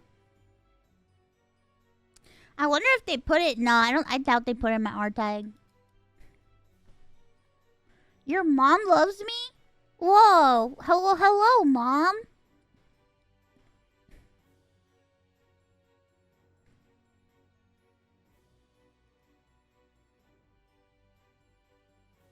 Hello, mother.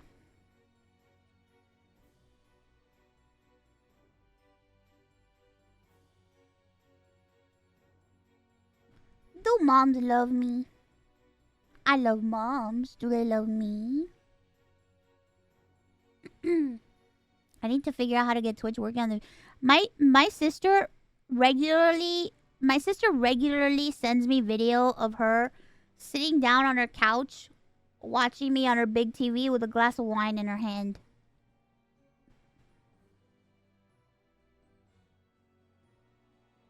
She does it all the time. Very fancy. Sometimes she even puts her feet up.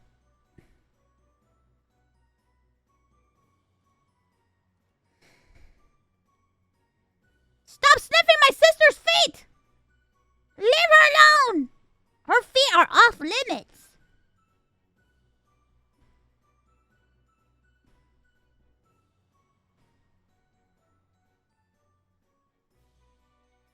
My sister has interesting feet. Her feet are very different from my feet.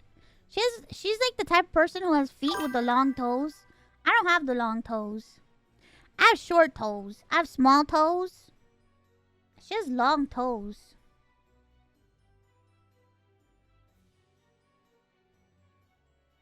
You have ham feet? Wait, I wouldn't say it's like ham feet, but holy shit. I have small feet. All right, so about this cheese tax. What kind are we walking? Like Swiss, cheddar, American, mozzarella, or like... You want one of those bags of shredded 4-cheese blend? Ooh! I like mozzarella cheese, but if you have a shredded bag of 4-cheese blend, I'll take the shredded cheese. 4-cheese shredded. Is it long toes a Hispanic thing? I don't know. I don't have long toes. I got short toes. I got chicken nugget toes. I don't have long toes.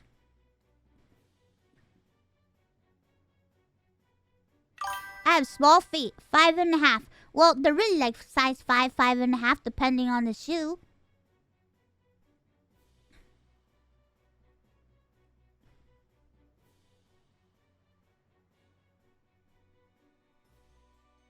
Size 9 or 10?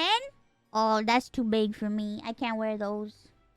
That reminds me, like 4 years ago, I was looking out the window of my apartment and saw some people on the opposite side of the building watching a Ludwig rig stream on their TV. What? I laughed since he was not nearly as popular back then. Oh my god, what are the odds? What are the odds? What the fuck? That's crazy.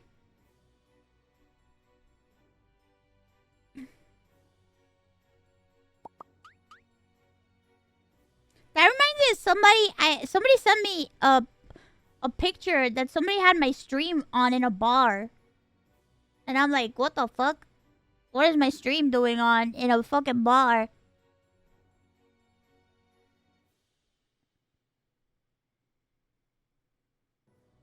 That was crazy. Just like that other parking lot. Just like that other park. There was another picture that got sent to me where somebody put my stream up on a parking lot monitor.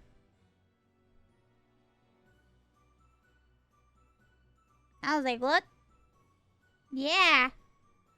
You know, just me streaming live from the parking lot. Yeah, off Kai, right? That was bizarre. Can you imagine? I think like, I would love to see my stream being played in like, like a fucking doctor's office or a dental office or some shit. I don't know. That would be fucking crazy.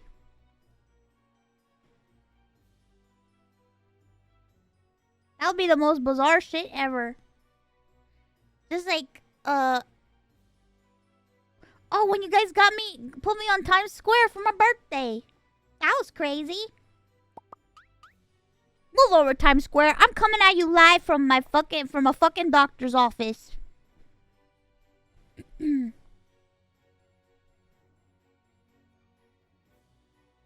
Next time I go to the dentist, I'll ask to switch the ceiling TV to...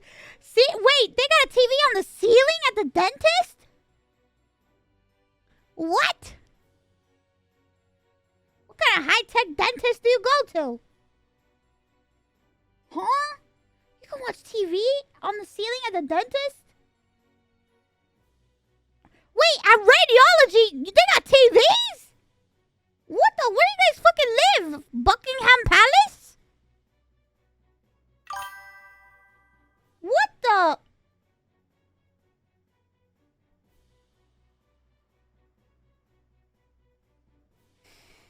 At the radiologist? That's ridiculous. I can't believe that. Remember the video of that guy walking around with your body pillow at a car meet? Yes. Yes. I do.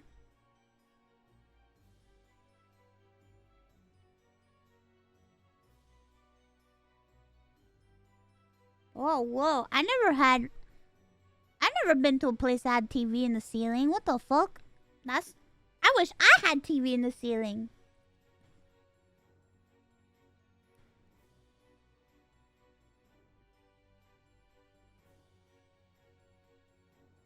For Ironmouse's next birthday, suggestion of putting her next concert on a monitor in Times Square.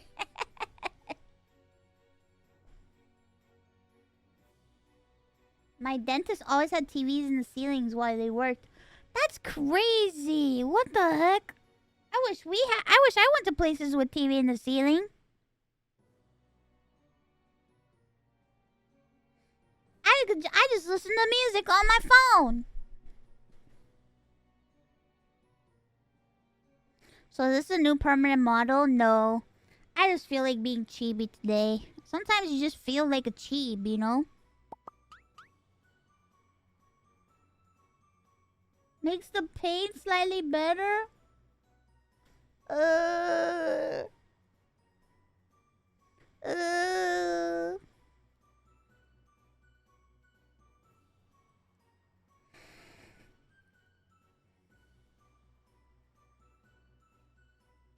Dentist. Sometimes you just want to be a cheeb.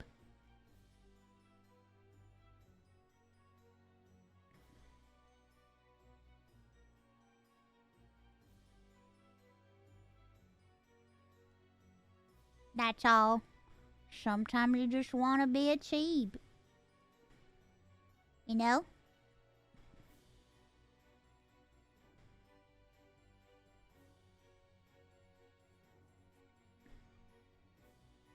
Dun, dun, dun, dun. Country chibi is the best. I don't know, Samsung TV collab. Samsung TV! I have an LG TV.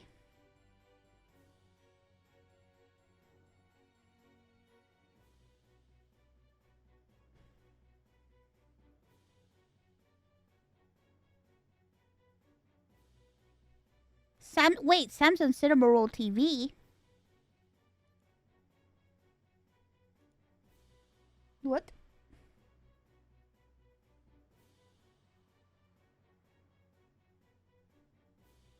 I don't don't have TV because cable is lame. I have a TV, but I never use it because I never watch TV. You know? I never watch TV, so... I never use the TV.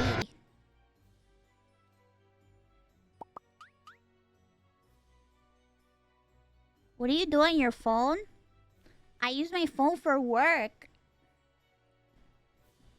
I just watch stuff on my computer.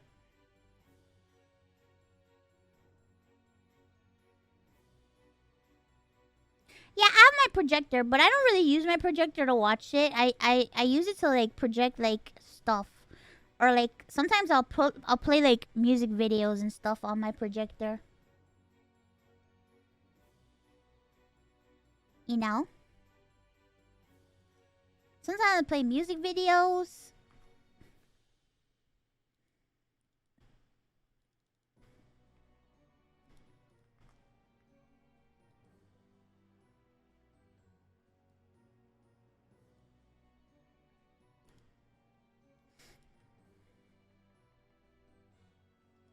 Sometimes I like to put like those like I like to put like ASMR like backgrounds where it's like it's not ASMR but it's like, oh, rain in the forest, ocean sounds with the ocean, sunset, so it looks like I'm like at the beach or something. So I'm a fucking loser, you know what I mean?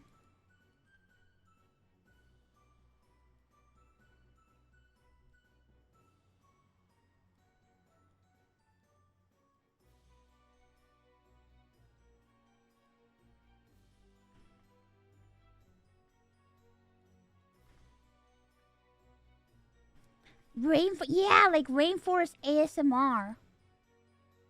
He's pulling his cock out! Well, he was. But not anymore.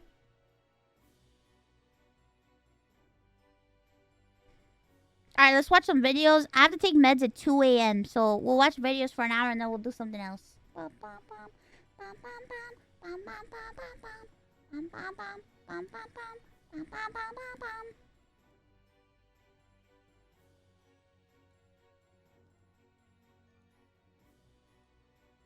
Music, shut up! Shut up! Anyways. A is for anyways. First off. So first off. So first off. So first off. So first off. So first off. So first off. So first off. So first off. So first off. So first off. So first off. So first off. B is for boofer. Boo for D's nuts. Boo for what? Got 'em. C is for Cooksy. If I ever get the chance to see you. What the fuck? She needs to wear that Right outfit more in the often. face. D is for Dick. Dick. Dick, dick, dick, dick. Dick.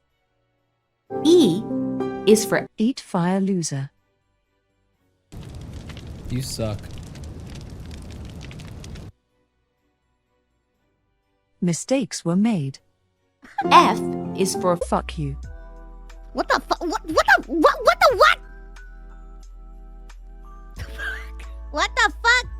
I meant to say fuck yeah. G is for give me just one moment so I can unclench my ass cheeks. What? Because they are very tight. H is for how many of you drink pee? I don't drink pee. Serious question. I is for it's a Christmas song.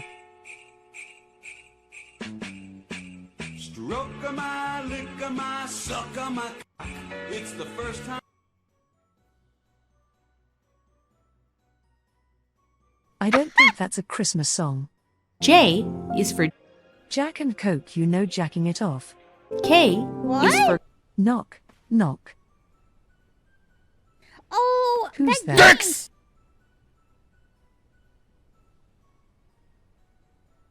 I like that game. That game was weird.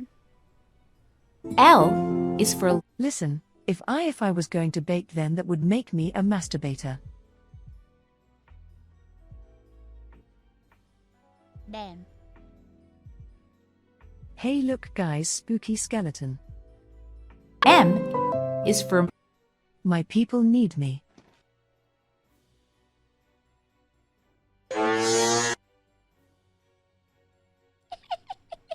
N is for No more busting. Shut up! O is for Oh, thank God. P is for Pain. Q is for Question. Oh no. What's the question? Well, first I'll fuck you. You'll fuck me? Oh my god. Character development. What? I meant to say first off, They're dude. gonna fuck each other? R is for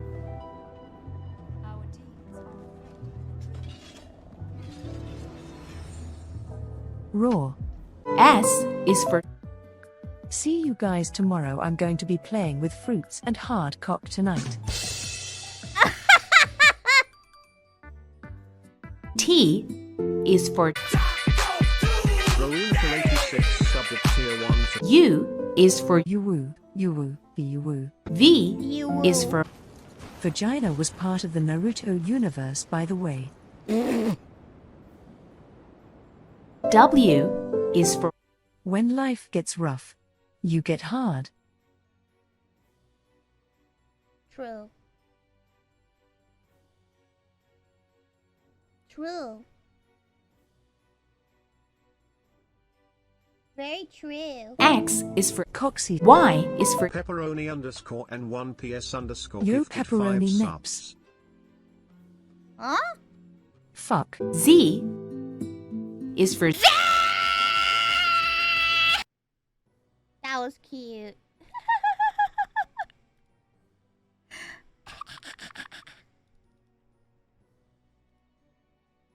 Very nice. Next! Next video! What did you guys send me? What terrors have you sent me? What horrors have you sent me?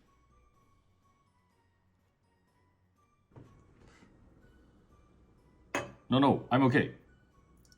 No. No. I'm okay. No.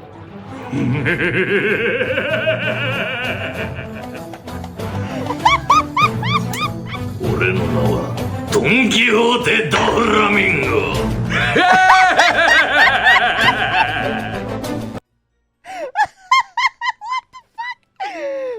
How have I not seen? Ah, my microphone! Hold on, my mic. I have to. Oh my god, my mic fell off. Hold on. I gotta fix this thing. It's broken. Give me a second. Give.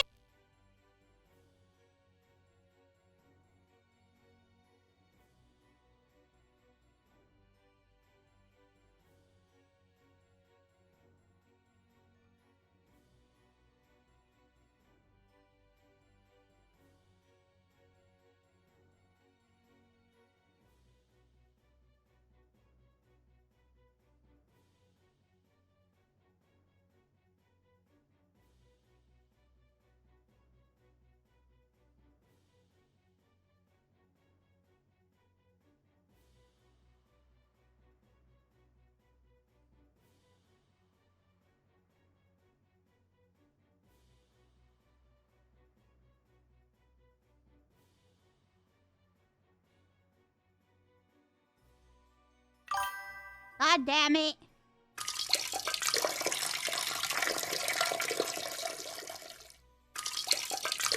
Fuck you.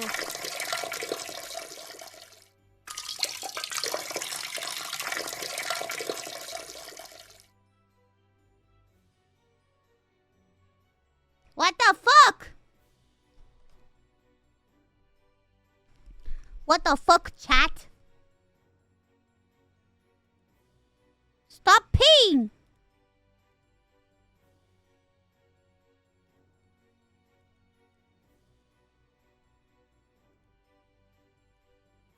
I don't want to hear any goddamn excuses!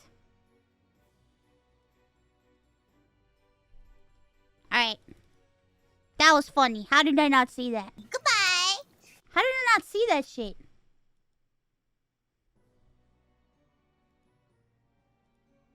What?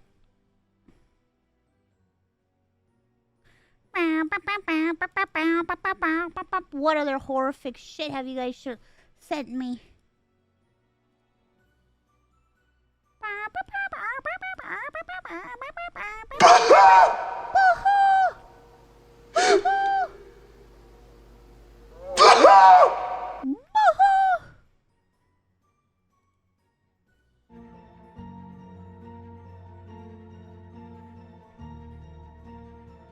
What the fuck? Oh my god. That cat was gonna kill that thing. Murderous intent. That was absolutely mental.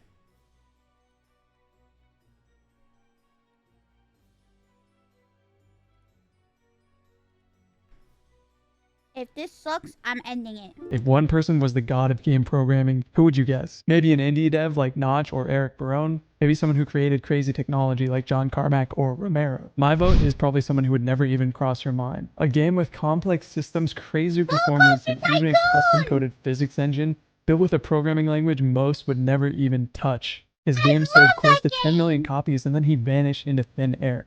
This programmer was Chris Sawyer, and the game was Roller Coaster Tycoon, a name which will trigger flashbacks to the reform before 1995. Whether that's you or not, we're going to take a nostalgic look at this title, its development history, and the things that make Chris Sawyer a game programming legend, which make him a serious contender for the title of God of Game Programming. If you're younger than 30, let me tell Did you he really vanish into thin air? the backstory of this game. Basically, it was the original budget indie game, like those games you get in the Steam sale for $5 or less, and you get hours of entertainment out of. Back in 1999, those games came literally in a cereal box. Roller Coaster Tycoon was one of these cereal box bangers, along with Battleship, the Captain Crunch game, and even Age of Empires. In my case, I got it on a burned disc from my friend. Now, as a kid in the early 2000s, you'd get this disc, put it in your computer, and boot the game up. And you'd be met with a home screen with dozens of guests walking around, twisting roller coasters, and all this would be displayed on your old school computer with flawless performance. If you've never played, the game lets you build and manage theme parks on different maps, aka scenarios, and each map has its own set of challenges, such as getting a good park rating, a certain number of guests in your park, or a certain number of dollars in your bank account. You start with pretty much a blank canvas with a few guests walking into just a dead-end path, and the rest is up for you to build. Guests will follow the path you build around your park. You have to spend your money to build rides connected to the path, and the rides will generate you revenue to build more rides. So you're basically managing this economy. Now as your park grows, you can have hundreds of guests in it. I fucking had like a moment in time. I think it was like sometime last year. Like I played Roller Coaster Tycoon nonstop for like a month. At a time, and each guest, when you click on them, has kind of their own personality. Some don't like going on scary rides, some have more money than others, some get bored over time, and you have to build an entertaining enough park to keep them entertained and spending money. You can build a bunch of different kinds of rides, such as water rides, thrill rides, palm rides, different food stalls and bathrooms. You can customize everything with different colors and music. And there's also a coaster builder that allows you to build as crazy of a coaster as you want with different pieces. You then test the roller coaster and the game generates a rating for it, which is how fun and how intense it is. Beyond this, you can hire employees for your park for either fix rides, clean up, keep security, or do entertainment. You do advertising for your park. You can terraform your park, expand it by buying more land. And if this sounds like a crazy amount of features, it is. While it wasn't designed as an educational game, this is an extremely valuable introduction to engineering, economics, and budgeting for kids. But being a sandbox game, there's also limitless complexity and creativity that can go into it, so it's also very fun for adults. The art style, which is a mix of rendered and hand-drawn assets, is what allowed for the coaster builder in the game to work so well. For such a massive undertaking, Chris Sawyer's passion for coasters and the Lego-like nature of the game had to be real. And this was apparent in his interview with Hero Gamer. As he said, he's always been interested in the design, the look, and the engineering of coasters, and the game evolved into a full theme park simulator over time. And its main focus is just being fun to play, which it definitely is. Sawyer was immediately made a legend, and the game was a smash hit on release. But Sawyer would release 2 more games before completely disappearing. Next, RCT2, which basically built on everything from the original game, but some criticized it as being too similar and more like an expansion pack, though most still consider RCT2 the peak of the series. He would also go on to release Transport Tycoon 2, which he gave a different name, Locomotion, and he'd do this in 2004, but the problem by that point in time is hardware was getting better and better, so games written in C were actually becoming quite performant. Graphics were also getting better and better. So in other words, writing games directly in assembly was not as much of an advantage as it was before. But Locomotion was still quite well received by fans of the original title. After releasing 4 successful games back to back, Chris Sawyer started to distance himself from game development. In his own words, RCT2 was pretty much the full realization of his vision, and since it felt complete, he didn't have inspiration to continue working on it. So he thought it made sense to step back and let someone continue carrying the torch. Atari took over the development of Roller Coaster Tycoon 3, and Sawyer didn't try to impose himself on the new vision. While RCT3 wasn't a bad game by any means, it had 3D graphics, and many felt it didn't preserve the spirit of the original 2 games. And unfortunately, the series would continue to decline with freemium games, microtransactions, and some downright weird releases. And if you're curious, Zoo Tycoon was made by a completely different developer. In 2005, Sawyer would also sue Atari for not paying him his full royalties, and this case would take 3 years to settle. Now, obviously there was a big cultural impact, but let's talk for a moment why Chris was actually a programming legend. And that all centers around his use of the x86 low-level programming language. Now, most programmers stay far away from x86 because it is not human readable at all. You are literally telling the computer memory addresses of where to move data. To quote Peter Hand, you have to know exactly how the hardware you're running on works, especially the CPU and the registers, because you have to manually shift things around your RAM. Assembly is literally most programmers' nightmare, so why would you use it? Well, because you're able to precisely move things around. It is much more performant than any other language. It's also, as a research engineer at Google DeepMind said, important for compilers, OS kernel development, and embedded systems. Now you have to understand, in 1999, a lot of games were written in assembly, but very few of these were written by one person. And there's a reason for that, because a single line of C, which is a relatively low-level, human-readable coding language, well, one line of C can balloon out to 4 or 5 lines of assembly because you're doing so many manual steps. This means when comparing lines of code in the 2 languages, the assembly line growth is exponential. As you can see, these 3 lines of C turn into 8 lines of assembly. But when I add a simple loop, that brings me to 6 lines of C and 16 lines of assembly. The other challenge with assembly is you basically have to keep everything in your head. C has descriptive variable names and a lot of quality of life features for programmers that helps you read and understand the code, and assembly doesn't have any of that. So this means Chris had to have basically the whole game of assembly code mapped out in his head. My God. That is all the systems, all the physics, everything. Rendering hundreds of guests moving around the park at the same time with dozens of rides. And he was able to do this on bad computers with 0 lag or slowdown and absolutely 0 bugs. As software engineer Steve Baker explained, once the game went gold, it was fixed in ROM forever. No patches, no updates, no bug fix. Now just compare that to today's games, which are released in an unfinished state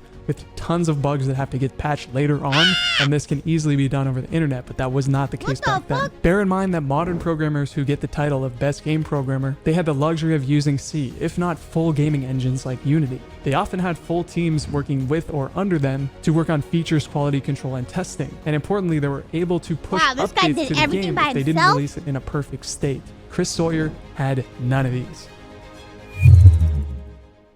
So what is RCT's legacy today? So after he released those 2 games and made his bag, Chris went underground for quite a while, at least until his business manager brought him back to work on ports of the original 2 games to mobile devices. These were released as a new game called RCT Classic, and Chris stated that porting the original code from assembly language over to something mobile optimized was no easy task. Though he hasn't been opinionated about the new IPs, Chris's only request was the original 2 games stayed free of microtransactions and stayed at a fair price. Chris was asked if he'd ever consider releasing a new game, and he stated he'd never rule it out, but it was unlikely, especially considering he's getting older and wants to chill a bit more than he did in the past. The series has also been kept alive by YouTube creators like Marcel Voss and open source communities such as OpenRCT2, which is an open source community that builds on the pinnacle game of the series. And due to the fact that the game has aged very well, its legacy lives on. Now, even though Chris Sawyer's actual tenure of releasing hit games was pretty short, you can't discount all the years that led up to it, as well as the time and impact when this game was released. When you were 10 years old and your PC could not run any other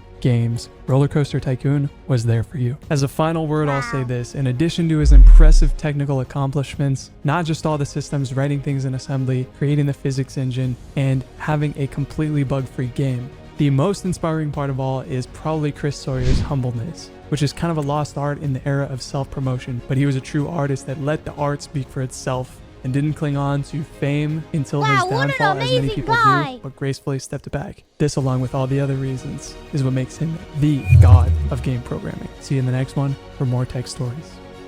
That's crazy. Truly a great guy. I love that game so much. I love Roller Coaster Tycoon.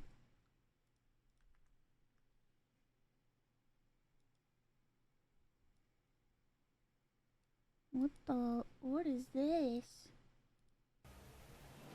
Hey kid, what's your name? I can't remember. Where you from? I can't remember.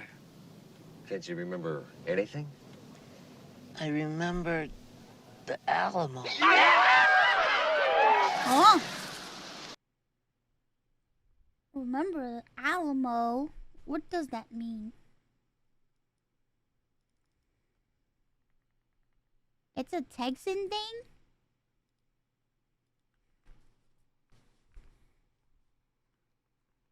I'm not Texan, I don't know. I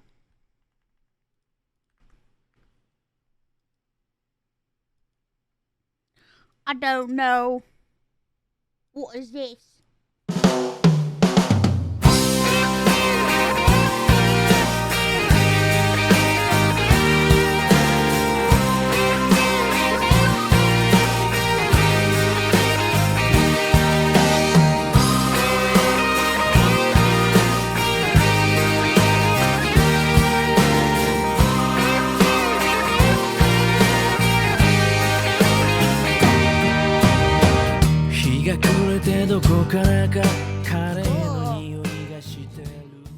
I've never read that manga, so I don't know. I don't know anything. I don't know anything about it. I don't know anything about it.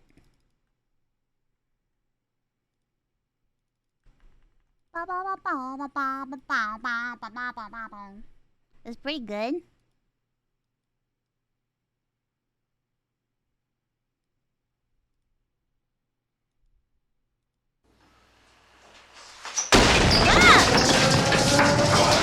I will fuck anything that moves!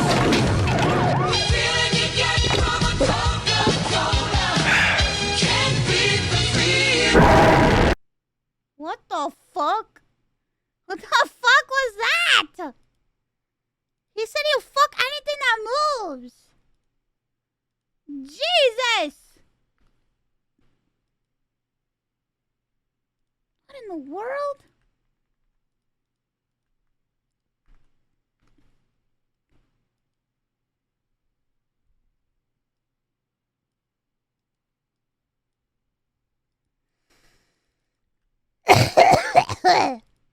Excuse me.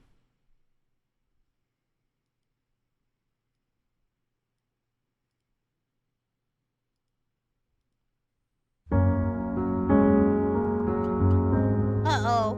This one is for my one and only true love, Princess Peach. Peach, you're so cool.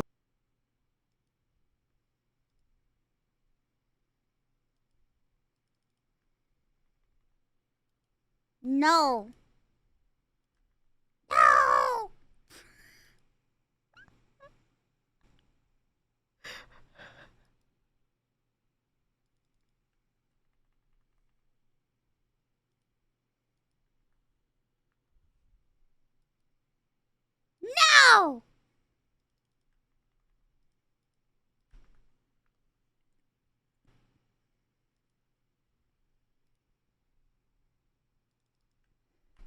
I don't think so.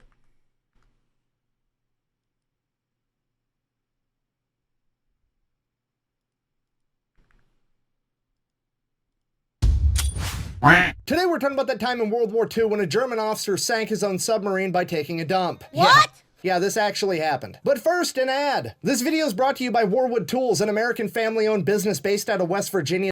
AKA it's a submarine and the Germans just wanted to use a different name so that they could feel special. But with the Type 7 U-boat in particular, a special name just wasn't special enough. No. They also had to have a special type of toilet. You see, the Germans didn't want to use a septic tank on board for their bathrooms like literally every other submarine ever. You know, because septic tanks made sense and were convenient. I mean, they took up a lot of space and added weight. How much did he apparently. shit? So instead, they engineered their way out of common sense and proceeded to make a toilet that would flush directly into the ocean. Which honestly wasn't a terrible idea, except for the fact that you could only flush when the submarine was above water, which, as I'm sure you can tell by the name submarine, wasn't all that often. You see, when the submarine was underwater, it meant that the pressure outside of the sub was greater than the pressure in the sub, and you can't exactly flush a toilet into a higher pressure system because that's not how toilets work, because, you know, gravity and science and shit. Yes, science! If you're not picking up what I'm putting down, I'm trying to tell you that every time this submarine was underwater and one of the 50 crewmen had to take a piss or honk out a dirt snake, they had to do it into a bucket because the toilets didn't work. Dear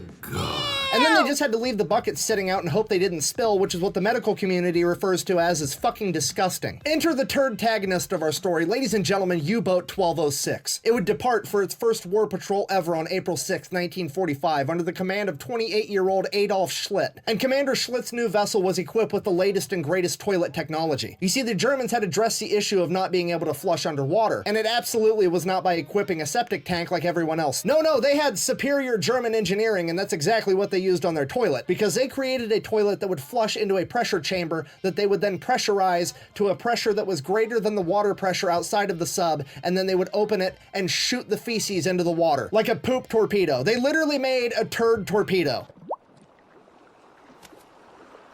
Nice. Which honestly infuriates me on so many different levels. Because A, they're roaming around the 7 seas blowing mud all over the ocean floor, and I can't even get a plastic straw 78 years later. Look, I'm not saying I don't care about the turtles. All I'm saying is we need to come up with a compromise where I can pretend to give a shit about ocean animals while also not having a mushy straw halfway through my drink. Secondly, and probably most importantly, this toilet was so complex and it was so vital that it be used 100% correctly 100% of the time that they had to train a new crew member, and his whole job was to flush this toilet. And his job title was, and I quote, the shit man. And that, kids, is probably the best example I can give you of why commas are important, because there is a significant difference between being the shit man and being the shit man. Because one of them means that you're probably a pretty cool guy, and the other one means that all your coworkers are gonna talk to you like this. Shitter was full!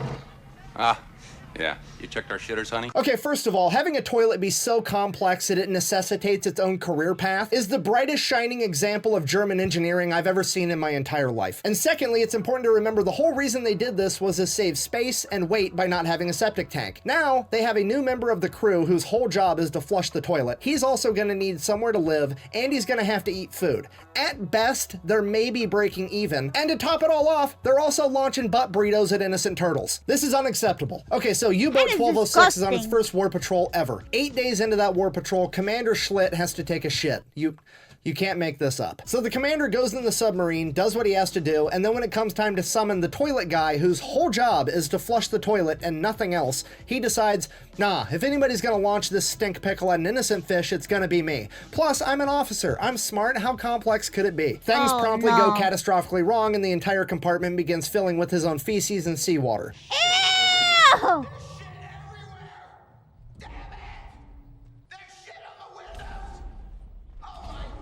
Which honestly wouldn't be the end of the world, except for the fact that this compartment was also full of high-capacity batteries for the submarine, and when high-capacity batteries are exposed to salt water, they start to release hydrogen and chlorine gas. Hydrogen being extremely flammable and chlorine gas being toxic would force the crew to immediately surface the vessel, open up the hatch, and start venting the toxic fumes. And just when you think this day couldn't get any shittier, they were immediately spotted by the Royal Air Force, who began attacking them. The RAF would then critically damage U-Boat 1206, causing the entire crew to flee on life rafts, where they were Wow. captured and held prisoner till the end of the war about 3 weeks later. Oh, Commander because he Schlitt took would a actually shit, survive though. and live to the age of 90 when he passed away in 2009, being probably the only guy to go to the bathroom and actually blow it up. So in conclusion, I truly believe that this may be the most expensive and consequential bowel movement in human history, and if it's not, I need you to let me know in the comments what actually is. And if you made it this far in the video, thank you for watching. Best way to support the channel is go buy some merch at thefatelectrician.com. Damn, that, holy shit, that was something. What a crazy story.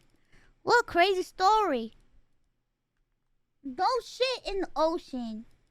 Don't poop. Don't do it. You're making a big mistake.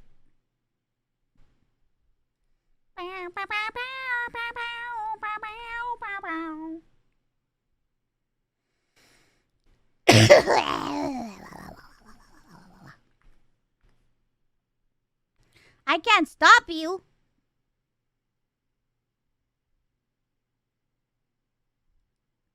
Oh, I can't stop you? Well, you know what? Go take a poop in the ocean then. See if I care. See if I care. See if I care. See if I care.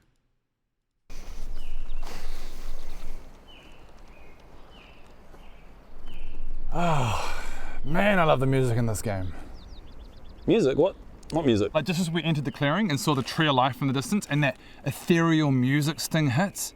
God, it's dope. Oh, I didn't get an ethereal music sting. Seriously? Why not? I don't get any music. I think I might have turned it off. Why? That's a massive part of the game. Oh, I think years ago the in-menu music was bugging me, so I just like turned off all music. Dude, you are missing out. Yeah? Yeah. Like, I'm gonna turn it back on. Yeah, sweet. Oh, wow.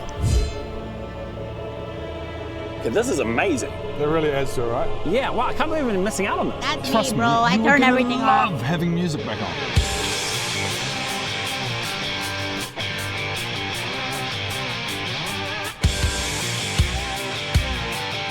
What the?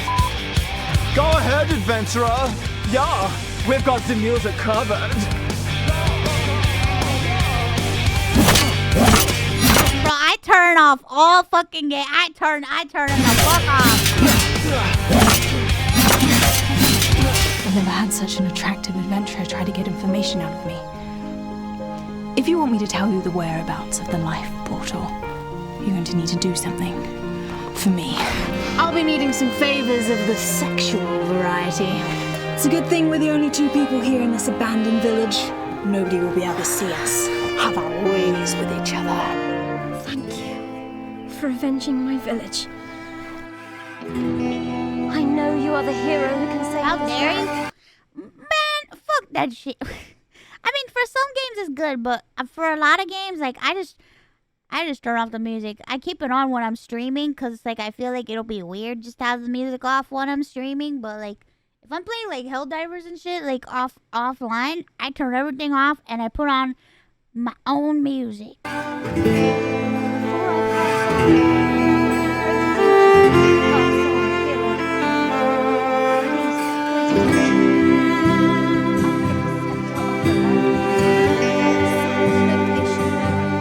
So I can't really hear you. Oh yeah, except for Bodega. Bodega, the music in Supermarket Simulator is not good. We need that. We need that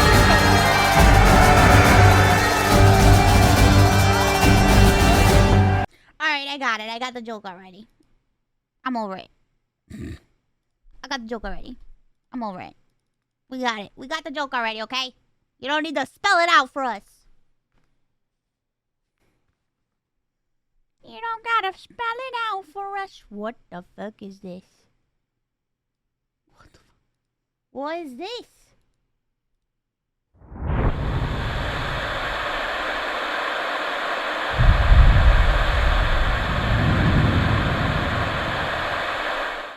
Hey, oh cool, it's a cup. I'm thirsty anyway. Hey, you gonna drink all of that? Because I really like some of that drink right now. Oh no, what'd you do? Look at it, it's everywhere. Now you're gonna drown the whole world. Oh no, I can't get away from it. Don't just stand there. Are you crazy? We gotta get away from it. What is this? What the?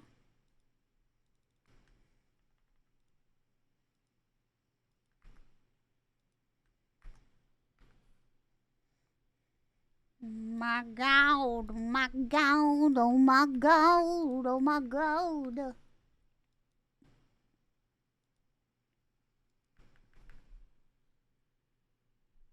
Feels old? Yeah, it looked like, it said it was like 16 years old.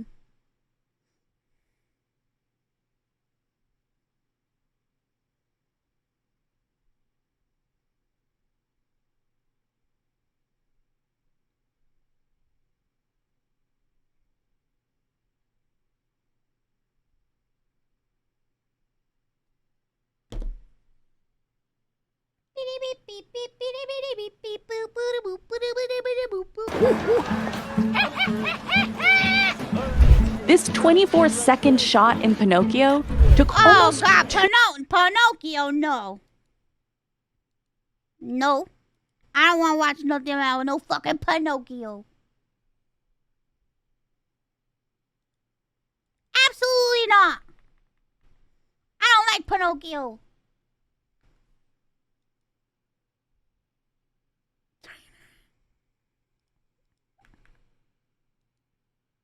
Hey, I love Guillermo del Toro, but I don't like Pinocchio. do you want to do some roleplay? Yeah? Okay. How do you want to do this? I guess I want to fool around. 18. Looks like it's gonna happen. What do you want to do next? I take all your clothes off. Ooh, natural 1. I put more clothes on. What? Now what? I try to impress you. I saw this in a TikTok once.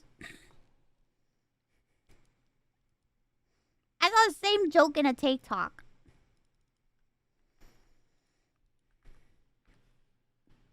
No.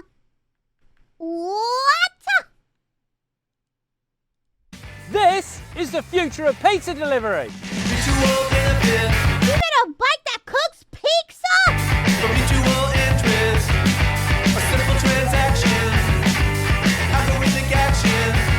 The first thing you do when you're in a hurry for a nice fresh pizza is pick up the phone and make an order. Pizza de Mario, can I take your order? Then of course they prepare it, they mix the dough, they knead it, they cover it in all the beautiful toppings, they slide it into the oven, it cooks perfect, they slide it out, stick it in a box, put it on a delivery bike, and on its way to you it goes. But this pizza is not as fresh as it could be, depending on how far you live away from the pizza place, and if you live really far, they might not even deliver to you at all. Have a solution. Okay, here's the plan. Rather than cooking the pizza and delivering it, we're going to cook the pizza while we're delivering it. Now, this video is sponsored by Insta360. More about them later. Every time I use their cameras to film, I'll put this little logo in the top corner. And if you like things that turn up in boxes, you might be interested in this. Conifer's jigsaw puzzle. I'm doing a final run of these. Once they're gone, they're gone. He has a jigsaw puzzle? What And in this high-tech world, a puzzle is actually a refreshing change. It's brilliant. It's got all Hey, I don't know, man. I like jigsaw puzzles. all the inventions on. It's got the bunker on. Absolutely fantastic. Link in the description. Get yourself a piece of Furs history, and that'll be nice. Right, pizza bike. I like jigsaw puzzles. So we need to take our bike, chop the back off, add a pizza oven, add a pizza chef, and stick the back of the bike back on again. Now before we take this wonderful Suzuki apart, we need a pizza oven. Now I'm going to mount it just behind me, it'll keep me nice and warm. But if you buy one, then they tend to be like this flat type with a semicircular top and a chimney. Very nice, but I like domed brick ones. Obviously we're not going to make it out of brick, so I'm going to make it out of metal. And I'm quite good at making metal spheres and domes. So I think we need to do a bit of hydroforming.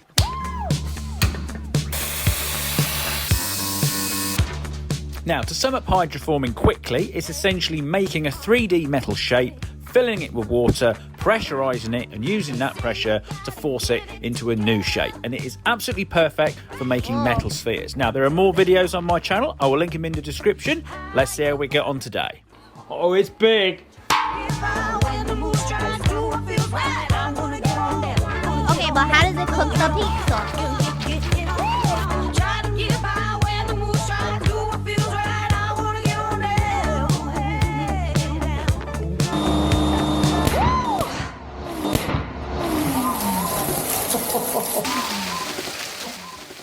I've made Pac-Man. It's not quite what I wanted, but this is a very good example of why you've got to get all the air out of these things before you hydroform it. When I fill it up to the top and I make sure there is no bubble of air at the top here, which can be compressed, because obviously had that have had air in it when it goes bang, it would have been a much bigger and more powerful explosion. Because it's just full of water, which is non-compressible, you just get a little bit of a pop, it splits open, that's it. Makes you jump, that's about it. We're all still standing, I've still got a garage.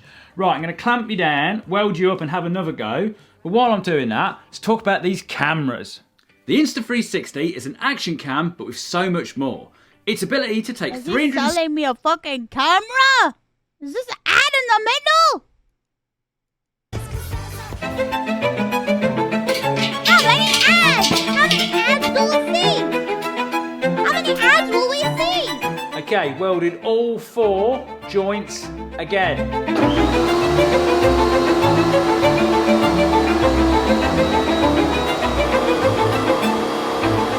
Why are you rocking?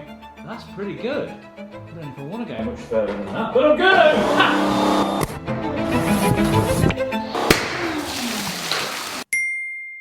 What the? Oh my god, it burst open.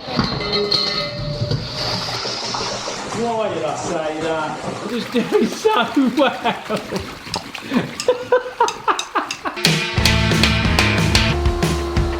Okay, we're about there. It's a little bit taller than what it is wide, but it's okay because I'm going to make this oven double skin. This is going to be the inner skin, so you won't actually see this. So next thing we need to do is to get the templates for a slightly bigger ball, weld them up with this in the middle. Oh, it is taking too long. Measure the distance between the inner part of the cone.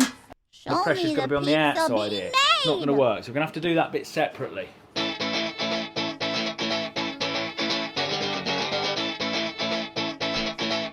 Okay, we've got a sphere and a sphere, but the next bit is the tricky bit. We've got a round pizza stone to get in the centre ball, a chimney to weld to the centre ball, and a doorway to go through them both. How I'm going to weld to the centre one, I don't know.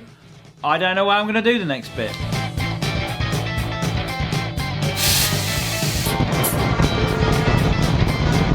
Once plasma cut through the outer layer, I could see my inner ball sitting in there all nice, and then I knew what I had to do. I just pull the inner ball towards the outer ball at the entrance, weld the two up there, and therefore the biggest air gap will be at the back where my back is. It's as if I planned it like that.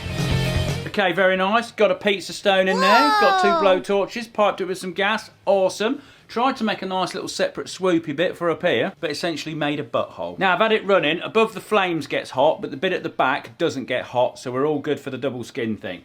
Okay, now this door is quite big. We're going to close that off a little bit. Let's give it a test, see if it works. With the front door fitted, I then rather foolishly turned my mic off and tried to make a pizza.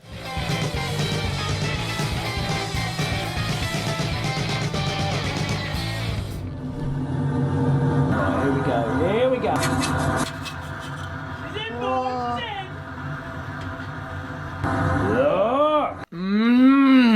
That's good. I need to let the stone warm up a bit more, because hence why the... No! No, don't eat it! It's on the floor! But will it work while it's moving along? So, with it all safely strapped to the quad, got the camera set up, fired it up, slapped a pizza offer in, off I went, found the only hole in the field.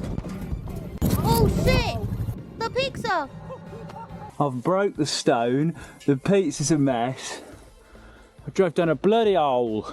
Oh, no. This hole's actually really deep. I think I got away with that quite lightly. The burnt cheese scraped off the stone and the pizza oven set back on the quad. It was time to give it another test with no holes. All was going well. The pizza was cooking, but unknown to me, as it cooked, the harder it got, the more slippery it got. It was going on a journey of its own. I nearly lost the blooming thing. Oh, anyhow. But it looked good, and it tastes good. Okay, pizza oven works. Now it just needs a bike shoving into it. What? Shove a bike? Now this part of the build has been made a little bit more complicated, because while I've been messing around hydroforming a pizza oven, I've been riding the Suzuki. I like the Suzuki, so I did not want to cut the Suzuki up. So all USB lovers out there, fear not. I'm going to treat it with respect. Okay, I've mastered it. We are not going to butcher this at all. I've got a chassis extension. I've got some extra little bit of seats. I'm stretching it out. I'm bolting it all onto stuff. This thing won't know it's even happened to it.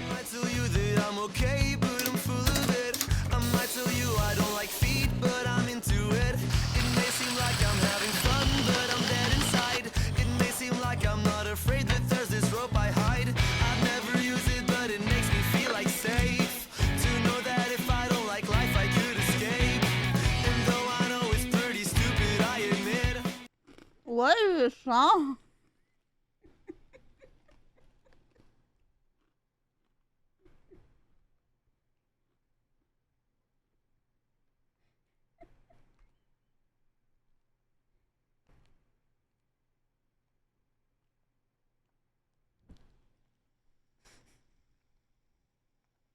What is this song? Oh, I need some pliers.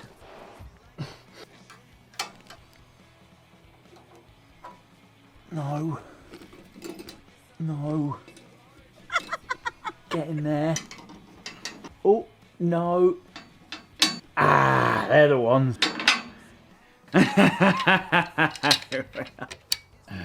Yeah. Oh, it's so long, Colin. Yes, it is, but don't worry, because in 2008, long-time subscribers will know, I broke the world record twice for the world's longest motorbike. 46 foot one and a 72 foot long. So this is nothing. Anyway, never mind all that. Come have a look at this. Okay, this is a very long chain. That is only going to cause problems with tensioning and it flopping all around all over the place. Now, unlike any other chain, motorbike chain is a funny size and you can't just go and buy little blank sprockets like you can in other chain sizes. So these tiny little ones here, which I've got here for my chain tensioning, I've made myself. Yes. Whipped the blank up on the lathe, so basically machined a bit of aluminium down, and then I fixed it down, screwed it down to the bed of the CNC router, and then routed the teeth out into it. Oh yes, very impressed with myself there. Obviously machined some bearings out, put it on, boom, we've got chain tensioning. Now it's not all smiles, because such a big chain pitch at such a small tooth, you end up with a bit of bouncing and a bit of noise. Going to be a lot of noise when we ride this, and also this chain tensioner should probably be facing the other way. But never mind, that aside, let's go and give it a test ride, because I kind of want to see what it's like. Holy shit!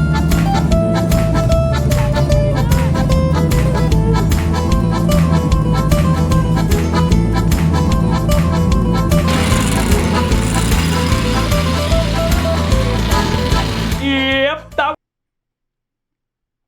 That doesn't seem stable to me. works. Right, let's stick the pizza oven on it and transform pizza delivery forever. Yes, it looks very good, Colin, but come on, let's deliver some pizza. Got my first order. Right. Passed up a job in the city, sitting so pretty on a big white jet. With our first customer, we lit the oven and headed off through town. So we reckon it's best to prepare the pizza about 5 minutes before we get to the customer. So I've got the oven going, we'll get her up to temperature, and then when we're nearly there, I'll start cooking it. Right, let's get going. Oven's up to temp. Rick gives the 5-minute warning. Right, let's get it ready. Now, preparing a pizza on a motorbike was never going to be easy. And as we know from before, I'm not very good at getting it round and flat. I even tried bashing it with my helmet. I tried extra flour. I even tried a small rolling pin. Then I remembered that technique where they chuck it in the air, spinning it around. That clearly doesn't work on a motorbike. So what? The pizza's not going to be round. I'm still enjoying this. Oh yeah! To the old cheese, more than a cheese! Coming for a scraper! So with something that resembles a pizza, it's now time to get it in the oven. So close, Colin. So after losing our second pizza... Am I the only one that, like... I'm getting kind of, like... annoyed at all the wasted food.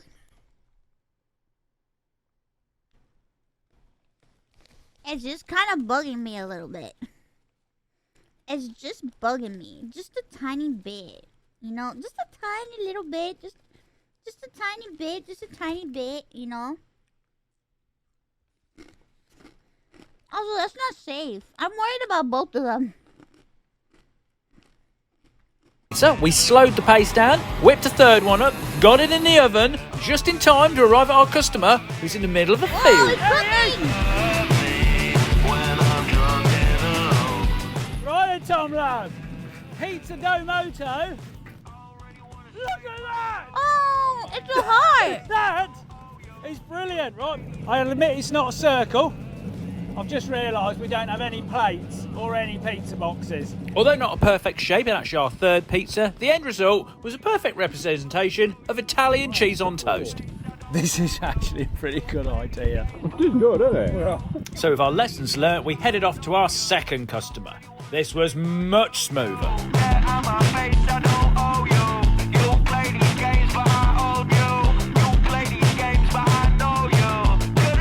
We even told them to bring their own plate. But as good as this is, let's get the professional pizza maker to try it out and see what he thinks. After watching the footage back, it's immediately obvious that I didn't know what I was doing, and he does. And while it was cooking, ironically, we rode past Domino's. At the destination, the customer come out with a plate fit for one slice, so while he got more, Mario checked out the cooking. He was very much surprised. Even the base is cooked very good. With everyone served and happy, we just kept cooking.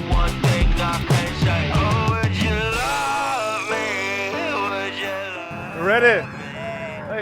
So good. And here we go, Pizza da Mario on the go. We're calling it.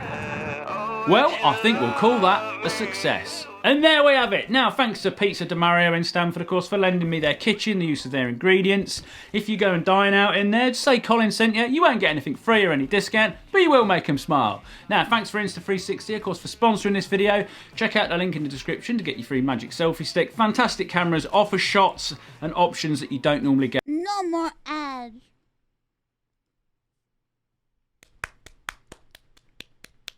Wow.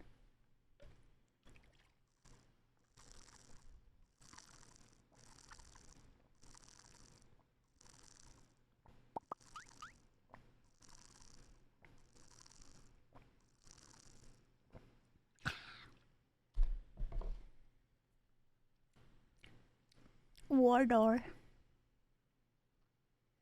Water is good for you.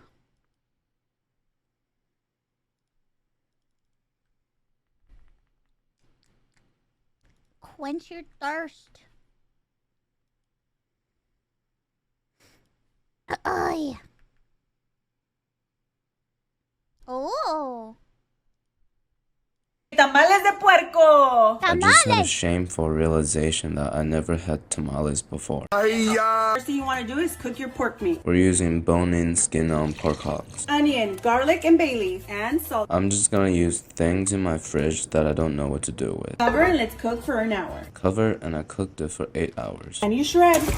I don't have that traditional Mexican meat shredding tool, so I'm just gonna take out the bone and then shred with my hand. Let's hydrate the chiles. You're gonna be proud of me because I got ancho, guajillo, and pasilla. 3 types of chiles. Tree. Dried chiles kind of smells like dates. Now let's blend the chiles. Now let's blend the chiles. Yeah, blend the Here's a chiles. facial for you guys. Add 1 cup of pork stock, onion, chicken bouillon, garlic. Stock, shallots, chicken bouillon, and garlic. I forgot my clavos. I forgot about it too. This looks really good. Let's taste it. What's up with that fork? In the same pot, melt manteca and dissolve until you get this paste. I'm gonna assume that's some type of oil. At the molito, mix. At the He molito. doesn't know what manteca is. Great.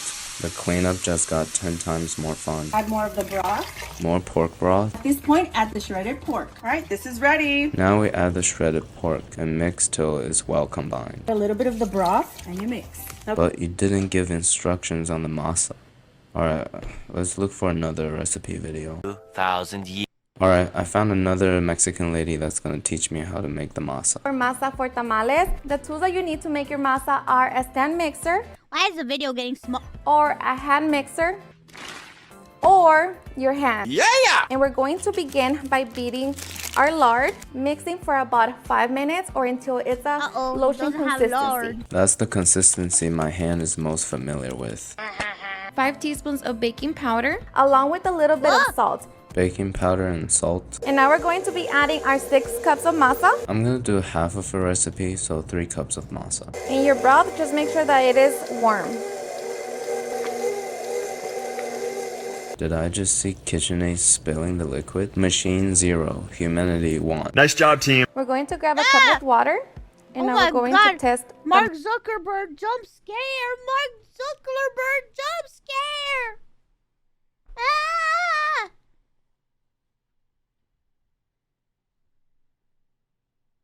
I don't want to get zooked. You get zooked. I have to peep. I'll be right back. I'm gonna peep. I drank too much water. It just ran right through me.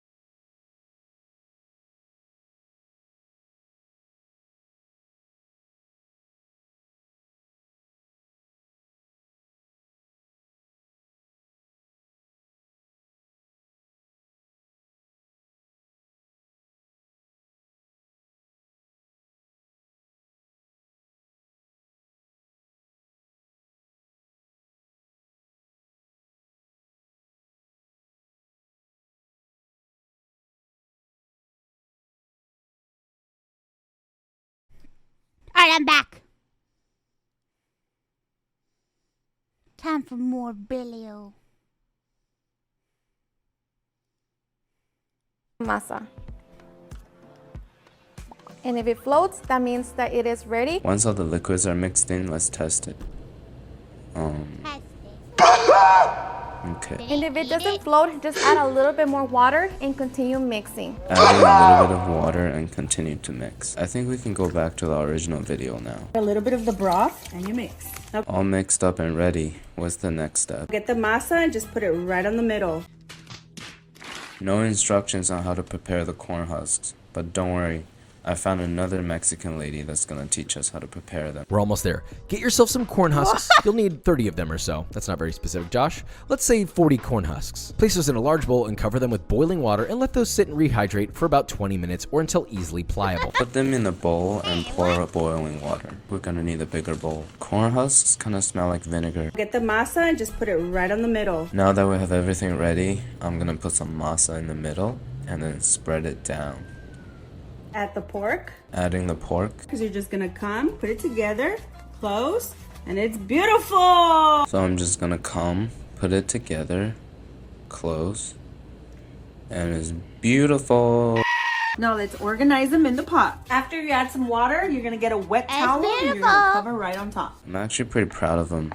They look good. I don't have a big steamer, so I'm just gonna put it in this steamer pot attachment thing. Now let's cook for an hour and 20 minutes. Put it on the stove and steam for an hour and 20 minutes. Y listo! Listo!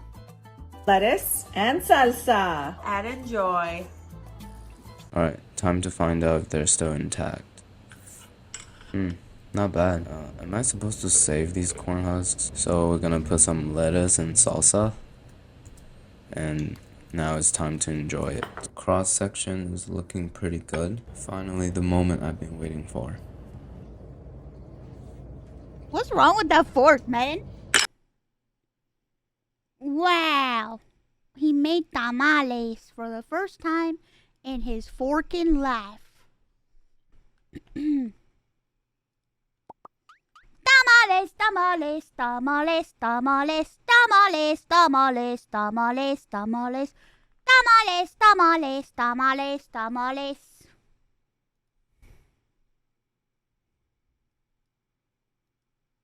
Tamales, tamales, tamales.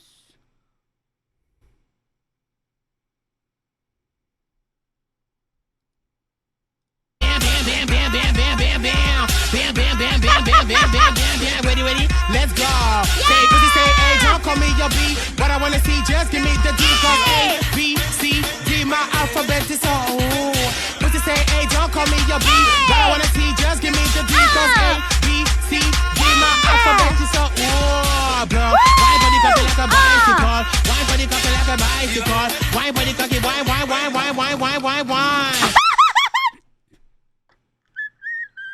That was great. That was wonderful. Thank you. Thank you for sharing that with me. Thank you for sharing that with me. Thank you for sharing that. That was amazing. What the? Oh, no. Oh, no. This is a year ago? This is not one of the hottest anime Ah! Yeah! Why did you put a 45? Yeah! What the fuck is wrong with you? Why would you put him on number 45? Like, come on, guys. What? Who are we fooling? Who are we kidding? He shouldn't be 45. He should be higher up in the list. He's psychopath. True. How could you? He is one of the sexiest anime men alive. It's true. He is. What's wrong with you? He's not ugly. He's gorgeous. And he's hot. And he has a lot of fucking muscles. And he's smart. And he's caring. And he's kind. And he's funny. It's true. And he's really powerful. He has cool magic powers. Fuck you. And he's magical. And he has a katana. Yeah, and he has a katana. How can he be 45? This is a crime. Oh, God, no. No. How could you This is another evil. This is another fucking... how can you put Kogami on 43? Kogami is the most sexiest man in anime. One of the most amazing, sexiest men. He is just pure perfection. No one else is better than Kogami. Kogami is peak best. 43! What's wrong with you, you fucking psychopath monster? Yeah, you psychopath monster. I'm gonna lose my fucking mind. I think at that time I was losing my mind because I saw all these other... They had the most basic ass bitches for this fucking list. What the fuck? He's so hot. He is so hot. Oh my god.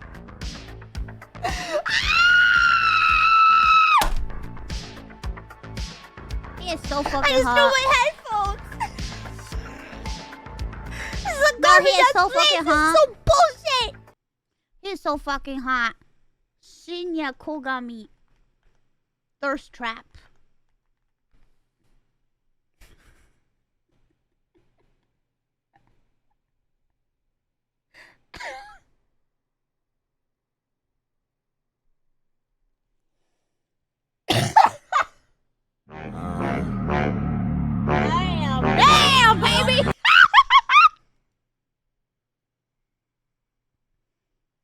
Damn, baby.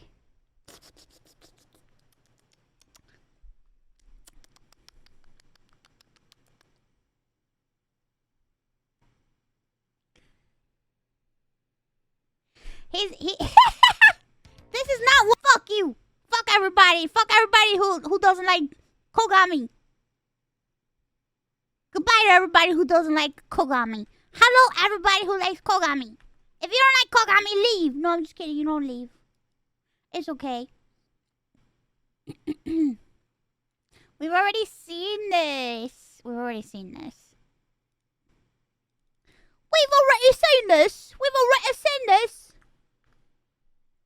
You need to leave. Woo!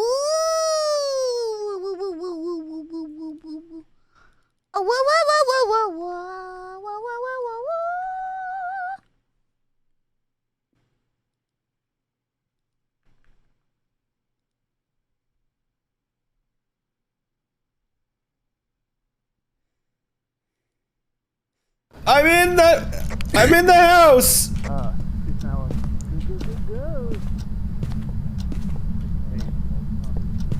Susan Williams.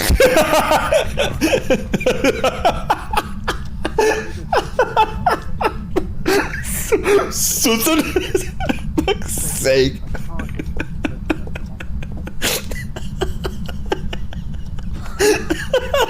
Like that, so that fucking got me. That got me bad. Why do you say Susan Williams like that? Susan Williams.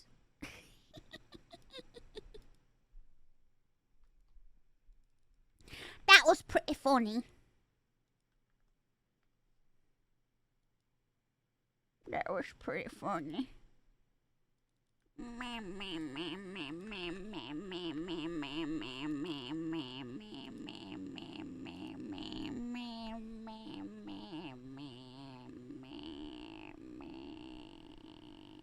Have we seen this on stream? Excuse me.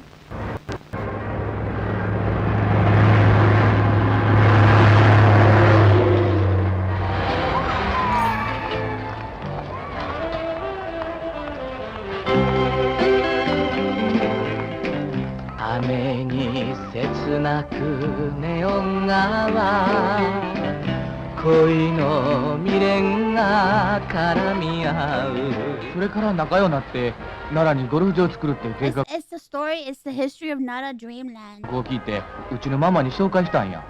those of you that do not know, there used to be a theme park in Japan called Nara Dreamland. 内藤から立石に応答願います。おい、こちら立石だ、どうぞ。黒田の女が現れました。尾行します、どうぞ。よし、すぐ。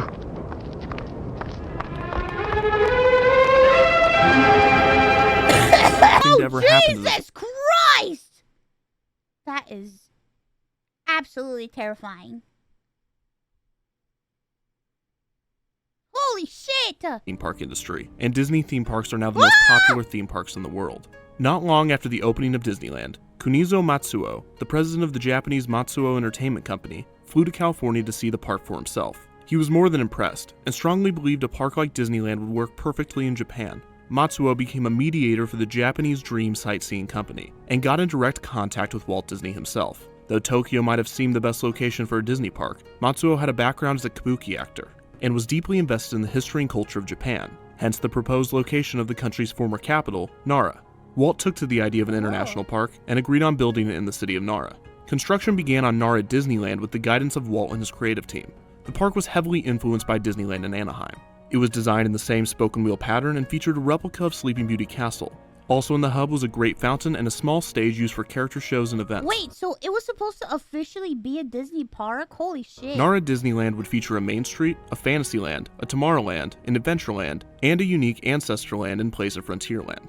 Park admission was to be free, and guests could experience attractions by purchasing tickets at ticket booths scattered throughout the park.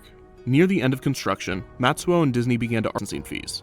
An agreement needed to be reached for Matsuo to feature Disney properties in the park. The two were unable to compromise, and Disney pulled his support, meaning that Nara Disneyland had to be scrapped. However, the park was already near completion. Because of this, Matsuo quickly rebranded the park to Nara Dreamland, and new mascots were created in the form of Ranchan and Dory-chan, two children dressed as British royal guards. While the end result was incredibly similar to Disneyland, there were still very few parks of its type in the world, and its design was especially unique to Japan, whose leisure industry was just beginning to recover after the devastation the country faced in and after World War II. The Happiest Place in Japan opened on July 1st, 1961, and while those familiar with Anaheim's park might have seen a shoddy knockoff, the visitors saw a world of fantasy. Wow, so it was supposed to be a Disneyland, but he pulled out, and now it's just not a Dreamland. 観光資源を開発し、規模の大きい観光地に飛躍しようとしています。子供たちを対象にしたデラックス遊園地、アメリカのディズニーランドをモデルにしたと言われるだけに、万事が大規模で日本離れしています。それだけにアメリカインディアンと古都奈良の佇まいは対照的でありすぎることも事実のようです。At the park entrance, guests were greeted by Nara Dreamland's train station, which served as the sole stop for the Nara Dreamland Railroad. This narrow-gauge railroad took guests on a grand circle tour of the park, and journeyed through a tunnel that showcased a Wild West diorama. Upon entering the park, guests could then choose one of the 4 tunnels to take them to Main Street. This area included vehicles such as an omnibus, a fire engine, and horse-drawn carriages. The street included a town hall, a fire station, an opera house, a church, and a handful of shops and eateries. The focal point was the castle, which also functioned as the primary entrance to Fantasyland.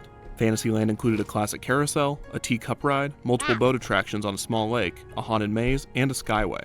Upon first glance, it might seem as though both the lake boats and the haunted maze were not Disney knockoffs. But this is only half true. When Disneyland first opened, it featured both the Phantom boats and the motorboat cruise, attractions similar to and probably the inspiration for Nara's boats. One of the boating attractions was Turtle Boat, a ride which took guests on small turtle-shaped boats that led them into Ryugu Palace to meet Princess Otohime and a group of mermaids. This was one of the many Nara Dreamland attractions to have its roots in Japanese history and folklore. Its design also drew inspiration from Disneyland's storybook land canal boats. The Haunted Maze predated Disneyland's Haunted Mansion by 8 years, although the classic Disney ride had been in development before Dreamland opened. The Haunted Maze's facade was shaped like a witch, a grotesque image, especially for the fantasy section of the park. The opening year brochure describes the attraction with the line, "Satan and many goblins await you." Guests were given a card upon entry to the maze and were challenged to find 3 checkpoints within the building to get the card stamped. The maze was very dark and had scattered theming, primarily skeletons behind metal bars. Fantasyland also featured an attraction called the Miracle House, a ride in which guests would enter a show building, board a small pirate ship, and fly over various scenes from around the world. This was clearly supposed to be Nara Disneyland's Peter Pan attraction before the licensing rights fell through. The Miracle House attraction would open with guests flying over the United States, Egypt, and the South Seas Islands. Fantasyland also had a variety of attractions added after the park's opening. These included a handful of kiddie attractions and carnival rides such as Flashdance, Pirate Swings, and Pirate Octopus. An update of the opening day teacup ride featured extra theming, more elaborate paint on the cups, and a canopy that covered the ride area. Fantasyland also saw the addition of 3 coasters over the years. In 1979, the famous Screw Coaster opened to the delight of park guests. This was the popular corkscrew model designed by Aerodynamics, with similar iterations found at parks such as Busch Gardens Tampa and Alton Towers. The Kids Coaster and Fantasy Coaster, both milder family rides, would later open on the northwest side of Fantasyland. Tomorrowland opened with a familiar popular attraction, Bobsleigh, a tubular steel coaster modeled after Disneyland's Matterhorn bobsleds. The mountain didn't just house the coaster, it also served as a midway point for Nara Dreamland's Skyway attraction that ran from Fantasyland to Tomorrowland, similar to Disneyland's setup at the time. In addition to Freeway, an Autopia-inspired attraction, Tomorrowland also had smaller family-friendly rides such as Astrojets, Loop-the-Loop, and a truly remarkable hovercrafts attraction, where guests could steer hovercrafts around a small lake near the bobsleigh. The land also opened with an attraction familiar to Disneyland fans, the Flying Saucers. This attraction sat guests in round seats on top of an oversized air hockey table. Guests could lean side to side to maneuver their seats over the air holes, with the goal being to bump the other guests. Some attractions added later on didn't quite fit the theming, such as Aero Development's antique car ride attraction. Though Aero made many iterations of this classic ride, Nara stood out, as the ride vehicles were actually a combination of 2 different car models, the top portion of the Ford Touring car and the bottom portion of the Aero Cadillac, which may have been done to cut costs. The antique car ride sat on the filled plot of the Submarine Voyage, a ride in which guests boarded a partially submerged submarine in a lagoon and journeyed into a show building. Tomorrowland also housed an unthemed classic log flume ride, which ran close to the monorail track. In 1998, Asuka, a wooden coaster manufactured by Intamin and inspired by the classic Coney Island Cyclone coaster, opened on the border of Tomorrowland and Main Street. For a park that was starting to slump financially, Oscar was a great addition to the park. Riders were surprised at just how good the coaster was, some claiming Nara Dreamland didn't deserve it. Adventureland sported a familiar wooden archway over its entrance and seemingly only ever housed one attraction, Jungle Cruise. This followed the same idea and plot as the Jungle Cruise at Disneyland. Guests embark on a cruise through the jungle to admire the local flora and fauna, only to end in a confrontation with a native tribe. Guests encountered a variety of animals, the skipper used a gun to scare away predators, and guests could delight in the backside of water. Ancestorland was Nara Dreamland's version of Frontierland, and it celebrated the history and culture of Japan. The land consisted of replicas of historical Japanese structures and was bordered by a river. Guests could take a variety of boat types along the river to navigate the land, as well as view miniature replicas of Japanese sites. The land ultimately served as a way for guests to take a trip through the rich history of Japan, and everything from samurai residencies, to markets, to brothels were represented in the area. Ancestorland ultimately met a sad fate, as it was demolished to make way for a water park area. Small remains such as shrines were left behind, though unkempt. The water park area that replaced it was pretty standard, and featured a variety of slides and pools. At its peak, Nara Dreamland brought in 1.63 million visitors a year. This led to its sister park, Yokohama Dreamland, to open in 1964. This park focused less on rides and more on entertainment and landscaping to entice guests. Despite that, Yokohama did sport a handful of attractions, which could also be ridden in exchange for tickets bought throughout the park. An opening day monorail, the Dream Development Dreamland Line, was unique in that it made a stop at the railway station outside of the park itself. It was short-lived though, as cracks began forming in its support beams and repairs could not be made. After a year and 4 months of operation, all service of the line was suspended, and ultimately never returned.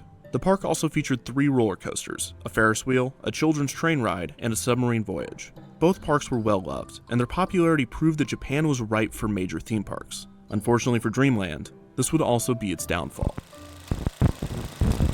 Oh no.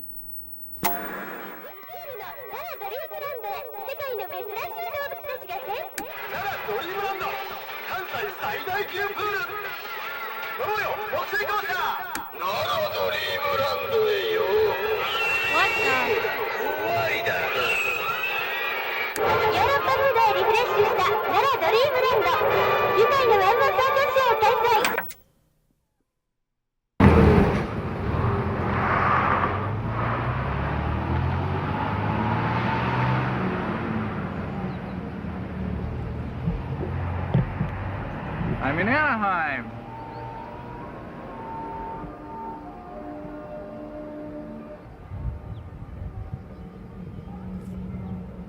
It's so empty.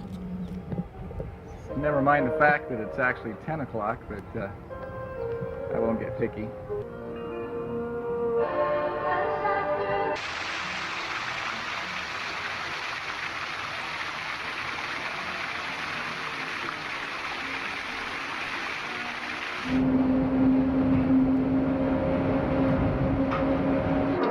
It feels kind of backroomsy.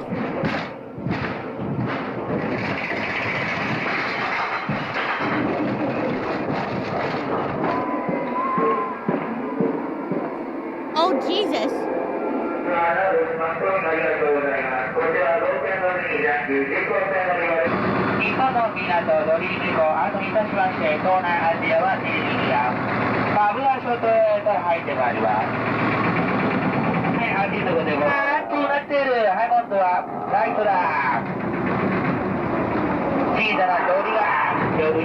There was nobody there. What the fuck? How long did they stay open, just like operating to no one coming?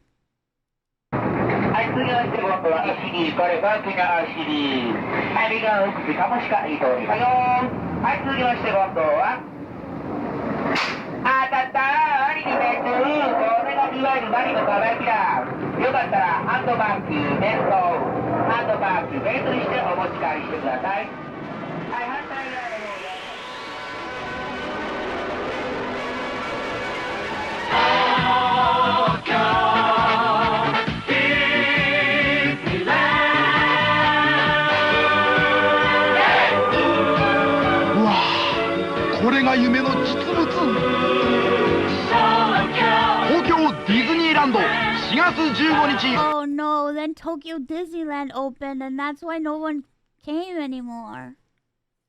Oh, I see. Open.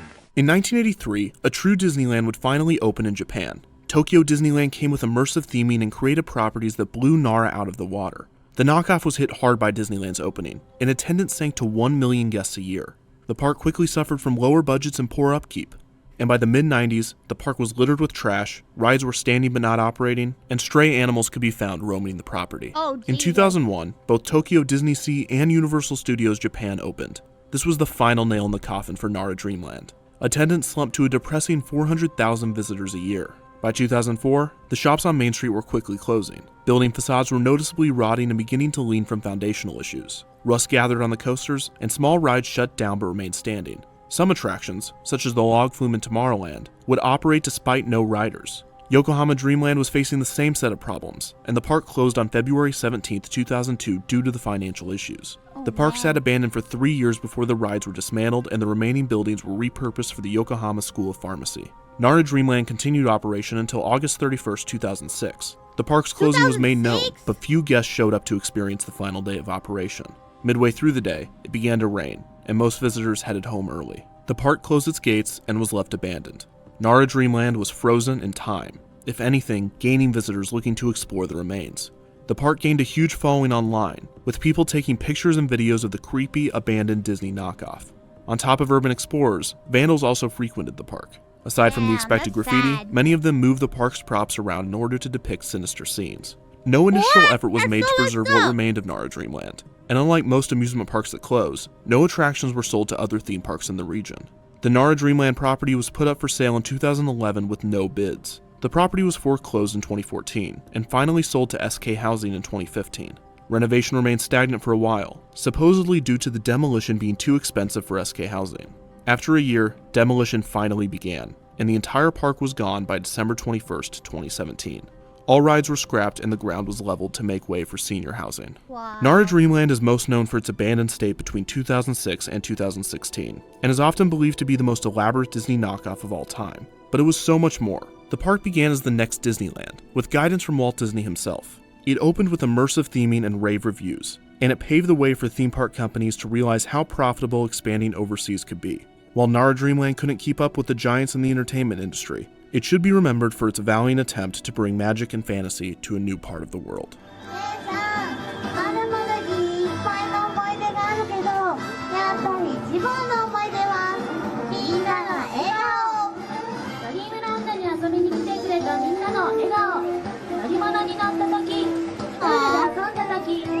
It's playing, it's the small world.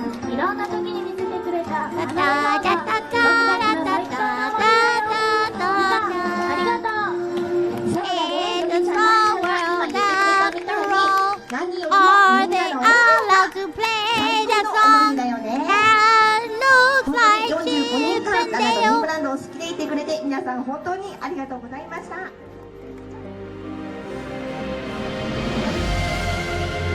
Aww. What a sad tale. What a sad tale. What a sad tale. What a sad tale. Poor Nara Dreamland. Do you know where you are? You're in the jungle, baby!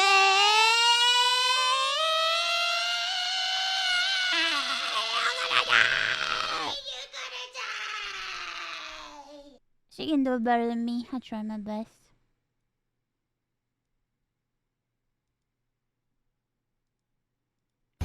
In the heart of the Central American jungle, a team of elite commandos led by Major Alan Dutch Schaefer embarked on a top-secret rescue mission assigned by General Homer Phillips. The team consists of Dutch himself, a seasoned and fearless leader known for his tactical expertise and unwavering determination. Oh, is this AI-generated anime predator?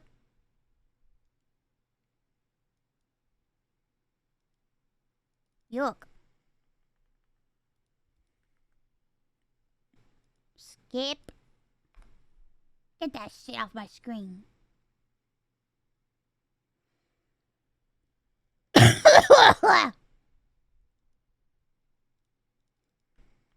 that shit off my screen.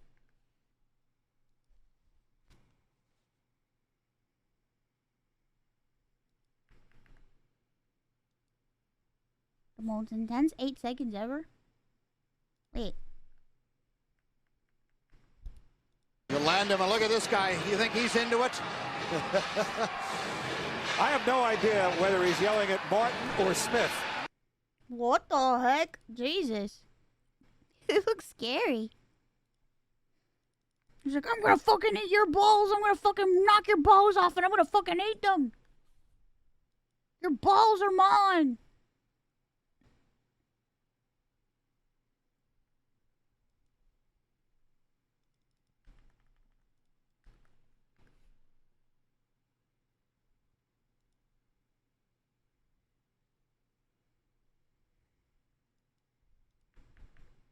Is this the same clip or is this a new one? Hey! They change so fast when it comes to food and religion, let me tell you what. I'll tell you what. That was so funny. Oh my god. Why does Bad Bunny sound like my aunt?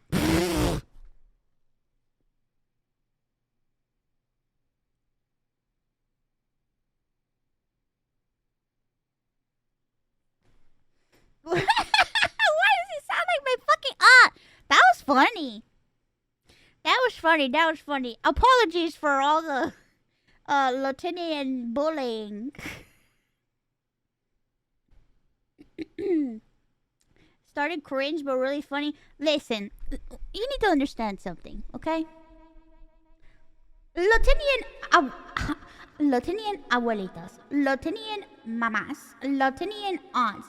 The older Latinian generation is kind of cringe, but that's okay because we love them, okay? It's what we grow up in. We grow up in the cringe, and that's how it is to live in our household. These are the things that we have to experience. These are the things that happen in every Latinian household. That's how they habla. They talk like that all the time. You want to know why? You learn to love and accept them because one day they're gonna die and they won't be there anymore. The end. And then you're like, oh, damn. And listen, I'm not gonna sugarcoat it. People die. Wait, what? People die, everybody. That's what happens. People die. People die. Enjoy your family members while you can. I don't know. Don't take my word for it. I'm just an anime girl. Spoiler alert.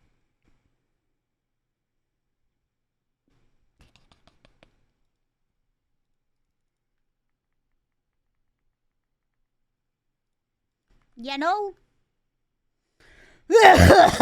Excuse me.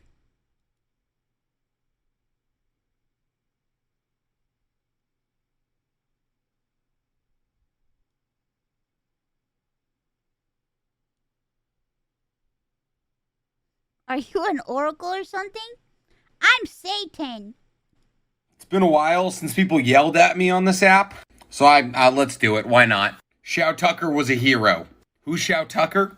This genius-level scientist. And why do people think he's evil? Because he may or may not have combined his daughter and his dog into a chimera.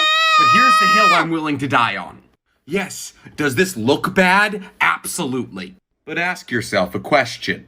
Does this look bad? Everybody. Uh-oh. Everybody's like, oh, I wish cat girls and dog girls and bunny girls were real. And you know what? So did Shao Tucker. Sure. Did he not nail it on his second try? No, he didn't. This is clearly too much dog, not enough girl. That's the scientific process. If you want this, it's gonna start with a few of these. This guy's a psychopath! Someone stop him! Ew! What the fuck?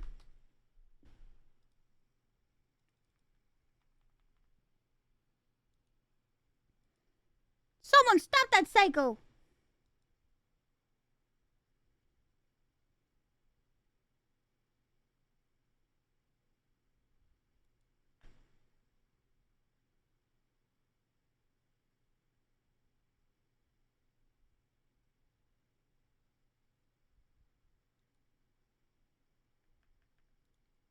Don't watch if you're afraid to smile or cry. What is that? What animal is that?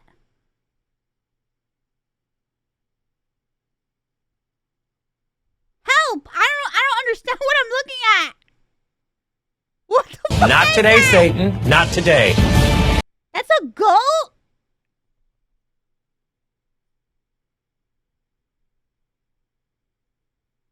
Wait, what is that thing?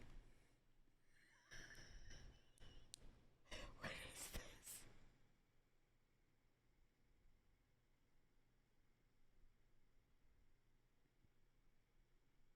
What the fuck is going on in here on this day? What is that? I don't know. Okay, but look at the one behind it. Look at the one behind it. It looks like that too. What is that thing?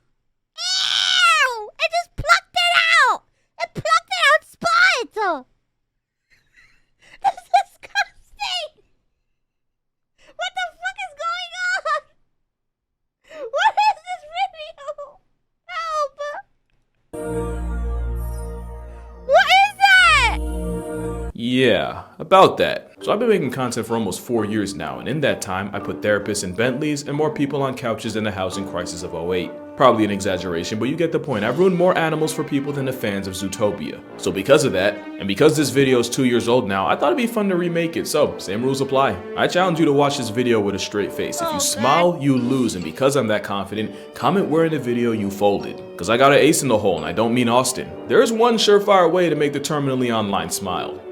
Yeah, just in couch position. Look. Oh my god! Yeah, that'd do it. I'm not gonna smile. Now for a while, I wasn't a believer. I thought cats pretending to be scared by their cubs was one of those feel-good facts we made up. Like the idea that the 4-letter C word that elephants think of when they see us is cute. The problem with that theory is we've seen lions, tigers, leopards, and snow leopards all do this, so there's only two options. Either the most overqualified killing machines on earth also have the awareness of a kumquat, or cat moms actually play scared to boost their child's confidence. Likely to encourage the tyke to stalk, hunt, and all the things he'll need to get his own groceries one day. But the underrated part is they don't just act, they overreact the way any parent supporting their child would. I've seen leopards get— That's adorable. What the fuck? Is it? That is so cute. DoorDash delivered to the dome and not jump as high. The things mothers do for love. But what about fathers? There is no child support in the wild, and nothing stopping most males from going out for milk indefinitely. But there are some exceptions, like Murphy. Murphy is a 31-year-old bald eagle living in the World Bird Sanctuary in Missouri, where the symbol of America is expected to spend the rest of his life after an injury left him unable to fly. He'd also probably never have a mate since he was never able to bond with any of the females. For a minute, it seemed Murphy's law had our boy in a chokehold, but one day last spring, keepers noticed Murphy acting weird, or at least weird for a grounded avian incel. They took a closer look and realized Murphy had built a nest, but instead of an egg, he had a rock that he made his full-time job protecting from not just people, but the other eagles too. Scientists believe that spring hormonal changes had triggered a paternal response in Murphy. In other words, that baby fever had him acting different. But the story didn't end there. A couple weeks later, several miles away, an eagle nest had fallen during a bad storm. And one thing about eagle nests, they're much bigger than you think. The fall killed one of the eagle chicks and left the other one an orphan. And that's how Murphy got promoted from a rock to a real-life baby. Keepers introduced him with a little eaglet in a safety cage in case Murphy switched up and chose violence. He chose quite the opposite. He showed genuine curiosity in the orphan and eventually started feeding it completely on his own. And just like that, first-time father Murphy took the chick under his semi-crippled wing and the two bonded. Bro manifested fatherhood. And only a couple months later, Eaglet 23-126 was released back into the wild after being successfully raised by Murphy. And while it's technically bad luck to name a bird meant to be released, Murphy's son still managed to leave with a nickname. God damn it, I smiled. Fuck. Rocky. Speaking of the rock that started it all, Murphy's Rockchild would be auctioned off with the proceeds going to the sanctuary's food bill. As for Murphy, I'm sure he's enjoying the empty nest. At least until next spring, where he'll probably do it all over again. And speaking of bodyguards for birds, next, we gotta talk about the Maremma. This cotton-colored canine was bred in the mountains of Italy by farmers to protect their livestock from anything from packs of wolves or bears to even white-tailed sea eagles. But they don't just look like sheep. Maremma puppies are often raised alongside sheep with very little human contact, leading to an overprotective Q-tip that views the entire flock as its family. Don't get me wrong, Maremmas have the personality of a cinnamon roll most of the time, until you give dog Toretto a reason. So in this case, if you flock around, you will find out. And that doesn't just go for sheep. On the complete opposite side of the world, on Middle Island off the coast of Australia, the world's smallest penguin was flirting with extinction. The little blue penguin nearly got wiped out of existence by foxes. So bad that the population that was once at 20,000 got cut down to 27. That's when a farmer had an idea. 27? Swampy Marsh already had Maremma dogs guarding his free-range chickens, and you know what they say, penguins are just business chickens in suits. So he had two of his dogs, Yudi and Tula, raised around penguins. How'd they get their name? That's how. And just like that, the two dogs would see all penguins as their own, and as you can guess, they defended them like it. The Maremmas didn't even have to put foxes on shirts, just having their scent around was enough to make a fox readjust his grocery list. And it wasn't long until the pint-sized penguin population made a comeback. The two dogs that pioneered this have since retired, but to this day, you'll still see Maremmas running protection for the little blue penguins of Middle Island. We really don't deserve dogs. Even in one of the darkest days in American history, you'll find at least one dog trying to make it better. You don't need a history lesson to grasp just how horrific the 9/11 attacks were. It was rough on everybody, including the rescue dogs. But you ever wonder what happened to the four-legged heroes of Ground Zero? Well, this is Brittany. She's a golden retriever with a name that would give autocorrect an aneurysm. She was also the last surviving rescue dog from 9/11. Ground Zero was actually her first ever job with owner and trainer Denise Carlos, where they spent 10 days at the disaster site. Brittany would also go on to help with searches after Hurricane Katrina and her equally evil twin sister Rita. Brittany would retire at the old age of 9, but wouldn't retire from making a difference, just this time in schools. She would go on to work in elementary schools as a reading dog. She was basically emotional support for first graders or special needs children struggling with reading, and with Brittany on the clock, those same children actually performed better. But like honestly most good things in the world, Brittany was unfortunately taken from us in 2016. But not before getting a hero send-off from firefighters and rescue workers on her way to the animal hospital where she was retired from life. Brittany retired from helping people, but the next animal needed people to help her retire. What is that bear? Oh my god, so sleepy. So this bear went viral because, let's be honest, if you've worked more than a minute or gone to college at some point, you've been this bear. But her backstory was less relatable and a whole lot less wholesome. This is Chada, and for the first 14 years of her life, she was part of the Ukrainian circus, where she was exploited, tortured, and treated as a prop. Things didn't get much better when she was bought out of the circus because her new home would be a small rusted cage above a garage. That would be cruel for a bulldog, let alone a whole bear. The abuse left her virtually blind and even cost her most of her teeth. Worst of all, Chada is a Himalayan brown bear, an endangered species with only hundreds left in circulation. So long story short, it was all bad for Chada, at least until 2019, when the beaten down bear was rescued and taken to the White Rock Sanctuary in Ukraine. So if she looks like the wrong side of the weekend, it's because she just woke up from a 20-year nightmare. That might actually be the first time she's ever touched grass in her 25 laps around the sun. But what does a bear that spent 5 presidential terms in a box even do for fun? Well, if you ever see her, she's probably playing in her pool, or making friends with a stick, as one does. Or she's channeling her inner old head and yelling at the bears and wolves for making too much noise. And even though she's 25 and allegedly too old for DiCaprio, Chada's even been seen spitting game, kissing one of the other males in the sanctuary through a fence. A whole girl still got it, and I'd 100% commit a census subtraction for Chada. But I would commit crimes against humanity and an affront to the Lord for our next animal. Question, totally unrelated by the way, but you ever wonder what animal was the first time we've ever seen a dwarf in nature? Well, you're looking at him. This isn't editing, this isn't Photoshop. This is an elephant just over 5 feet tall. I don't think y'all are really hearing me. It's still taller than me. I can look this elephant in the eye! Got a little out of character there, but yeah, not only did biologists in Sri Lanka find this DeVito-built elephant, they really found mans trying to square up with another male. Not to mention the steed of Tyrion Lannister was actually the aggressor. Little guy wanted every ounce of the smoke. Turns out being built like an aggressive footstool makes it really awkward to fight you. And I like to think all the elephants treated him no differently, because even elephants understand Sometimes shit happens. My only question is, with dating, right? You think you can reach? I feel like it would take creativity to Kama Sutra and a Pilates class for a female to make it work. I don't know where he is or what he's doing, but if I ever see bro in a Kevin Hart movie, then I can sleep well knowing he's found his purpose. But if there's one animal that needs a movie, it's one that got violated in one of the biggest box office come-ups of all time.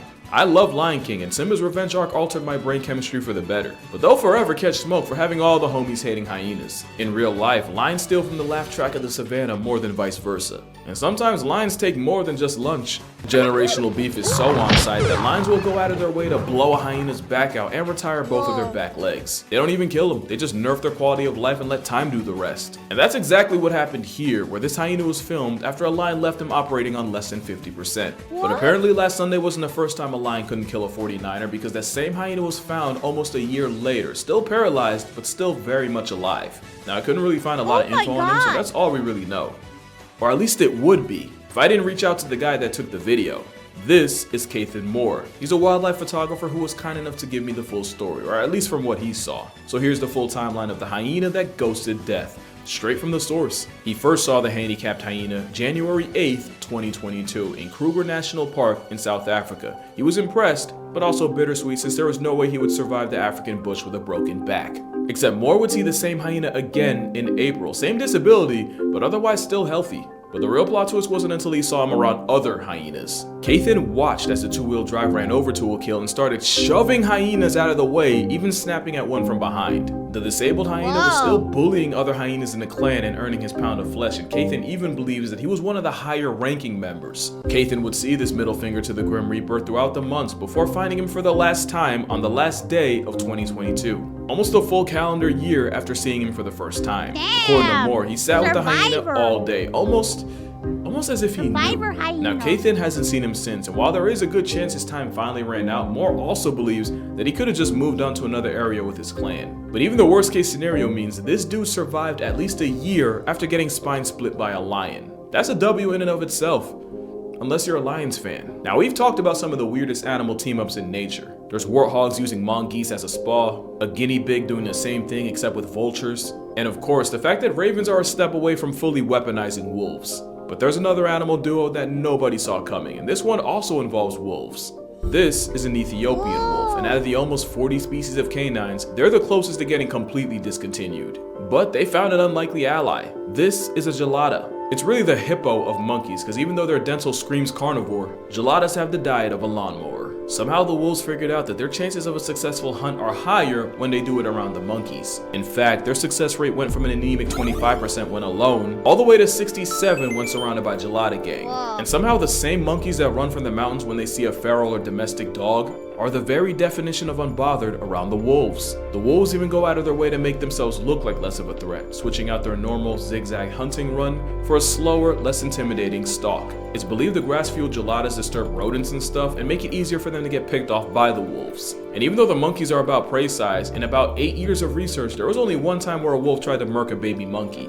The wolf got dealt with violently and like a predator on a registry was never allowed near the herd again. So it might not be the Disney movie Wolves and Ravens are, but geladas and wolves might just be the most underrated duos in nature. But you won't find a better story than the tale of the BLT. The story of a lion, tiger, and bear cub all rescued from a basement in Atlanta and brought to the Noah's Ark Sanctuary. The three had bonded and were inseparable, so they were nicknamed BLT. So B for Baloo the bear, L for Leo the lion, and T for the tiger named Shere Khan. Baloo was like the chill older brother and the glue of the group. Leo was the quiet, stoic one, and Shere Khan was easily the troublemaker, but by far the most affectionate. The three were basically conjoined triplets for 15 years until Leo would pass away in 2016 to inoperable liver tumors, and Shere Khan expired in 2018. I'll drop a link to a video with the full story, but a lot of people wanted to know how Baloo was doing. So I asked them, and here's what they said. The last member of BLT is doing well and actually celebrated his 22nd birthday last July. He hasn't been introduced to other animals since Shere Khan and Leo, but considering black bears are solitary, he's probably happier that way. And best believe the star of Noah's Ark gets spoiled with fruitcakes, ice treats, and even bubble baths.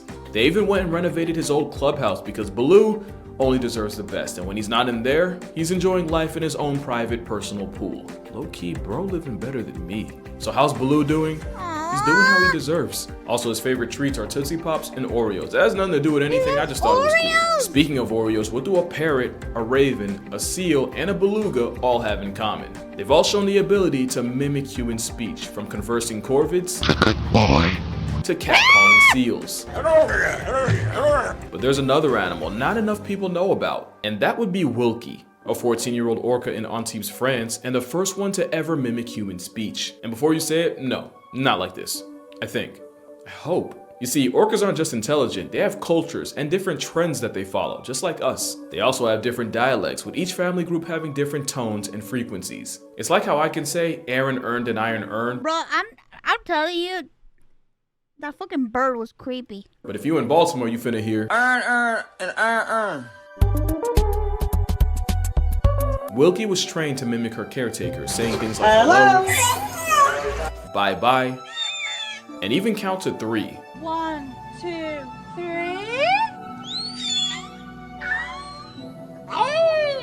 Hey, before you judge them, just remember, they're doing that from a nostril on their head. And it's all fun and games until you're on a boat and a desaturated serial killer tells you bye-bye. But like with other talking animals, orcas are just mimicking the sounds they hear around them. Smart. Mimicry is a vital skill for a lot of animals, but it's also led to one of the most iconic animal pictures of all time. You've definitely seen this viral picture, but you probably don't know the tragic chain of events that led to it. The man taking the selfie is Machu Shamavu, and the 2 girls behind him are Dakazi on the left and Ndezi. It was taken in Virunga National Park, home to up to 1,000 endangered mountain gorillas. Here, the biggest threat to a 400-pound pacifist is poachers, either trafficking babies as pets or straight up slaughtering adults to sell as trophies. And that's what happened in 2007, with a mother gorilla taking a bullet to the back of the head, execution style. She was long gone by the time rangers got to her, but they found 2-month-old Dakazi still clinging to her life-deprived mother. She was taken in, but it wasn't looking good. She was severely dehydrated after 24 hours without milk and even developed pneumonia 2 weeks after being brought in. That's when Andre Bauma got involved. He was the manager of the orphanage Dakazi was brought to, and he willed the sick baby gorilla back to health. The very first time they met, Andre held the baby against his bare chest for warmth and kept her there all night. Unfortunately, the story would only get worse. Barely a month later, another attack cost the park 5 gorillas, and yet another orphan was brought in, this one named Ndezi. Dakazi and Ndezi were raised together and became not just lifelong friends, but sisters. Not only did Dakazi see her as family, she saw Andre Bauma as a mother. Gender roles be damned, and the feeling was mutual, with Andre seeing the orphans as daughters. Now, raising children's hard enough, and gorillas are no exception, but Andre actually had a secret weapon to keep the girls in line. Pringles. Yeah, we're not that different. Pringles? Now, one thing about gorillas is that babies often learn by imitating the adults around them, and with only humans around, the sisters eventually started seeing the other rangers as role models. One day, a ranger noticed he had 2 shadows mimicking his every move, so he pulled out his phone, snapped a picture, and that's how the world got blessed with this. Now, unfortunately, in September of 2021, Dakazi would pass away at 14 after a long-standing illness, and she spent her last moments in the arms of Andre Bauma. Yeah, the same man that held her that night 14 years ago. So where are they now? Ndezi's still alive and well, actually serving as a role model for the younger gorillas in the park the same way her sister did. Mr. Bauma still out there making a difference any way he can. And Machu, he clearly hasn't slowed down with the selfies. But that's gonna do it for this video. Drink water, hug your parents. Shout out to Lions fans. I know I rag on y'all a lot, but I low-key have respect for you guys, and if it was up to me, y'all'd be the ones in the Super Bowl. Shout out to Kathan Moore for helping me with this. Please go check him out. What a nice channel. What a nice video. I love animals.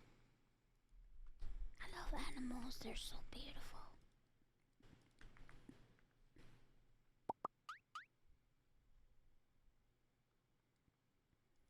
Huh?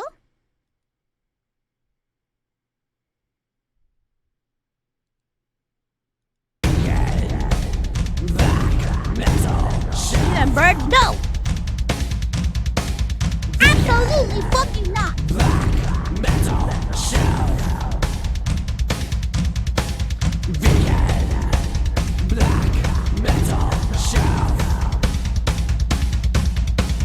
Vegan. Black metal. What is it?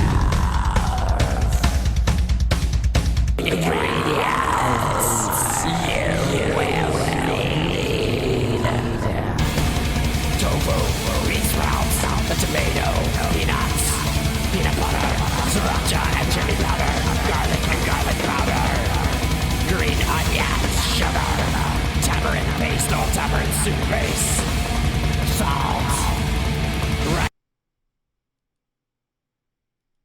the fuck? No. No.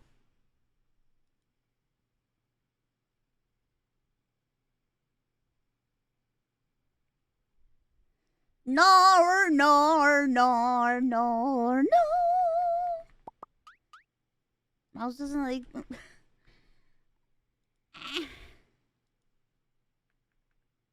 Uh-oh. It's a chubby emu video. You know I have to watch it.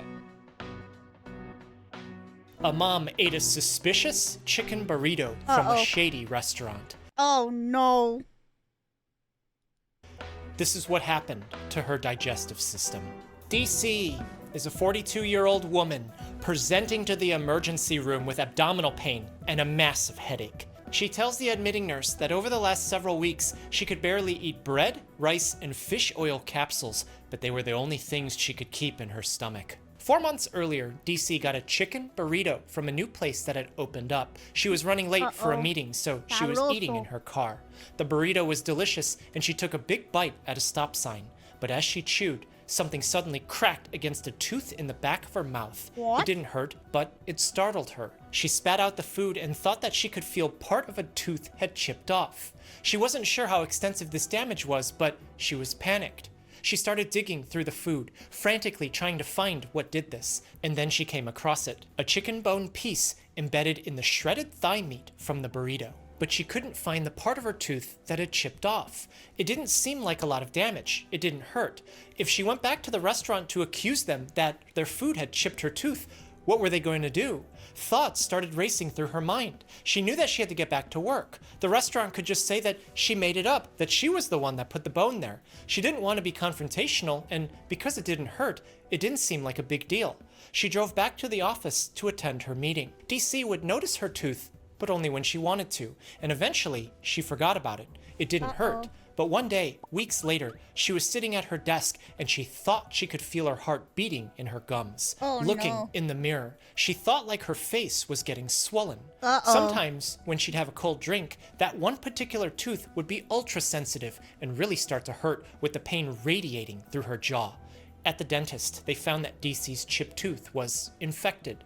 Good thing this was caught in time, because bacteria inappropriately growing inside can spill into the blood and start to cause massive problems. The operation turned out fine. She'd have to deal with some post-operative pain, so they wrote her a prescription for it. And because bacteria was involved, they gave her another prescription for antibiotics. And she was on her way. But one of these was going to turn DC's life upside down. Bacteria has the potential to grow uncontrollably, causing infection. So this was the kind of medicine that she needed at this particular point in time, but something was wrong. 2 days after taking the antibiotic by mouth every 6 hours, DC didn't feel right. Normally she'd take mid-afternoon naps, but when she woke up from this one, she experienced a mental fog that she had never felt before. But even worse, a sense of doom shrouded over her. She had had some experience with feeling down throughout her life, but she started having some truly terrible thoughts and feelings that she just couldn't shake. At first, she thought it was the pain medicine, but she stopped the antibiotics early too. She started feeling a little better as time passed, but clearly something had changed in her body and she wasn't sure how to feel like she did before the tooth operation. Antibiotics need to be finished in their entirety. If the directions on the bottle says 5 days, you should take it for those 5 days, because if not, the bacteria can grow back, and the bacteria that grows back can be resistant to that antibiotic because those were the survivors who might have had traits that help them adapt and survive that antibiotic. DC knew this, but the dark and terrible thoughts were simply too much for her to handle, and her tooth and her gums were healing just fine, she thought. This brings us back to the idea of bacteria growing uncontrollably, causing infection. That's one part of the equation. You see, humans coexist with bacteria. In the lining of our gut are trillions of microbes helping us digest food and live our normal lives. They're normal. They're supposed to be there. They create their own community called the gut microbiome. If antibiotics are given when someone has an infection, which is defined as an inappropriate growth of bacteria, then it lends way to the connotation that all bacteria are bad, and that we must get rid of all of them to be in the cleanest condition possible, because that's disease-free. But that line of thinking isn't fully correct. The gut microbiome is essential for normal function. But what does that mean? Well, these trillions of bacteria help do a variety of things, like synthesize vitamins. They metabolize bile, which helps us digest fat and metabolize hormones. Because the microbiome is like a living ecosystem, it can competitively exclude other pathogens trying to come in and take residence in the gut, protecting their host. And more recently, we're starting to understand how extensive a role it plays in helping immunity. For example, traditional chemotherapy used for some malignancies have gone by the wayside since the mid-2010s in favor of immunotherapy, medicines that enable the immune system to recognize and attack the tumor. We found that the presence of certain bacteria in the gut microbiome makes those therapies more effective against the tumors. This strongly suggests that there's a link between the gut microbiome and the immune system, showing just how important this entity is. But if DC is getting antibiotics that are intended to eliminate bacteria from her tooth infection, then it means that some of the bacteria from her gut is going to be incidentally eliminated in the process. That's a trade-off that we need to account for, because the bacteria from that tooth infection could spread throughout her body, putting her in the hospital, and could threaten her life, while the bacteria in her stomach should grow back. But how long would that take? And when that bacteria do grow back, how will we know that the right species are going to be there? Shortly after all of this, on a Monday afternoon, DC had a watery stool. She thought maybe it was the yogurt that she ate in the morning for breakfast, but throughout that afternoon, she kept going to the bathroom. Each time, the movement out was more intense than the one before, and every time she thought she was done, she could feel that there was going to be more on the way. But everything was inconsistent. The next day, on Tuesday, she was fine, but on Wednesday, she woke up with what she thought was a fever, and she felt like her entire digestive system was getting ejected into the toilet. Oh no, Standing up, poor she woman. felt like her organs were getting dragged out of her body and into the ground. She couldn't even keep down water. She'd take a sip and liquid stool would just gush out her other end. And as she kept getting more and more dehydrated, her head started pounding. It hurt so bad, she couldn't even swallow headache medicine Fun without fact, having a watery there are stool. studies that Unable to suggest take if you this, eat she too much drives herself- carbohydrates, your gut microbiome can alter brain chemistry, causing depression. Long story short, you should drop your spaghetti sometimes.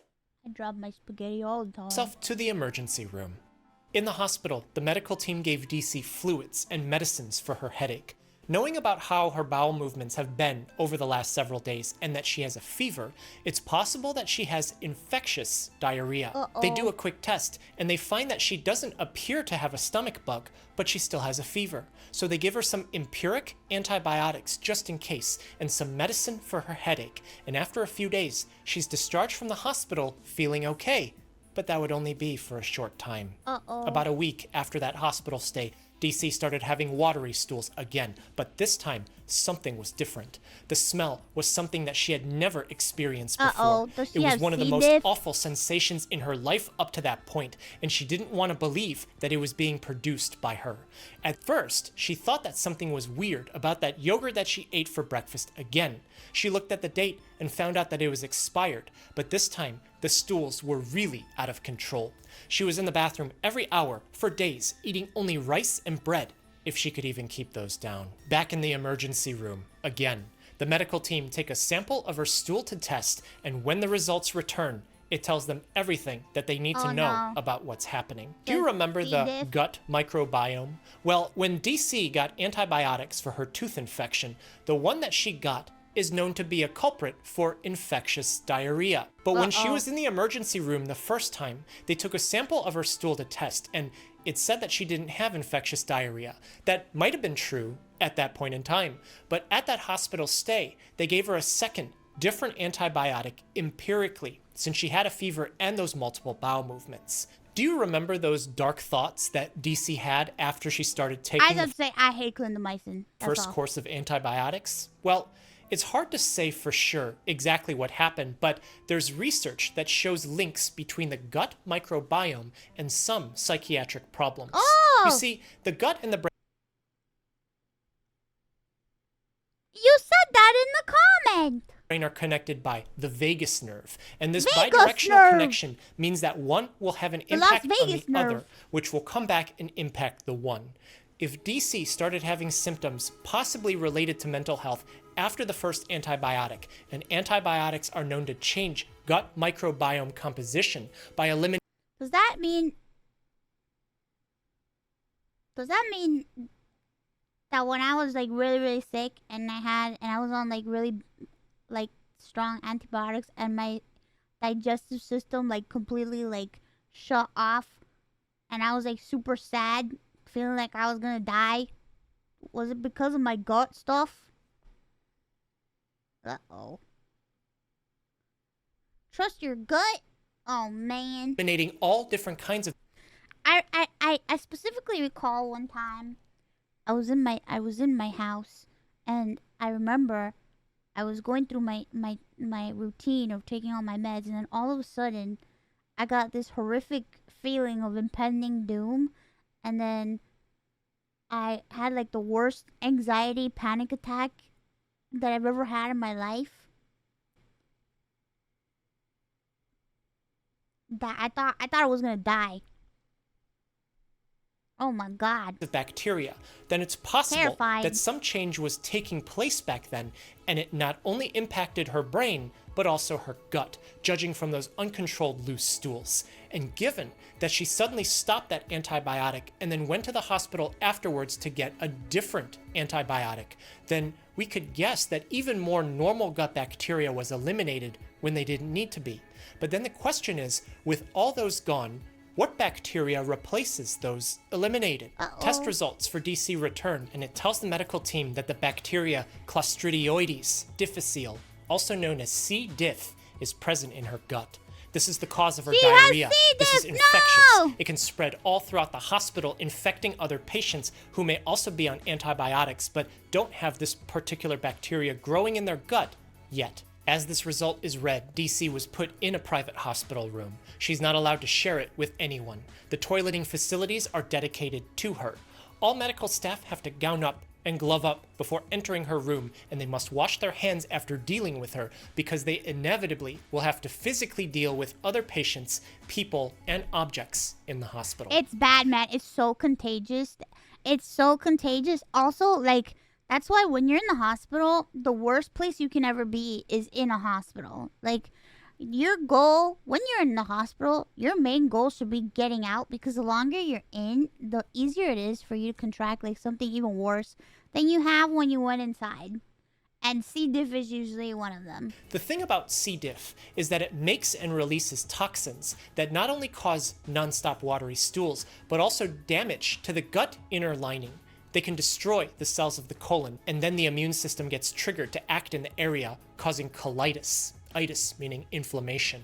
As the days pass, DC sits in her hospital room, suffering with sporadic bowel movements every day. Her problem was first caused by her chipped tooth not getting taken care of early.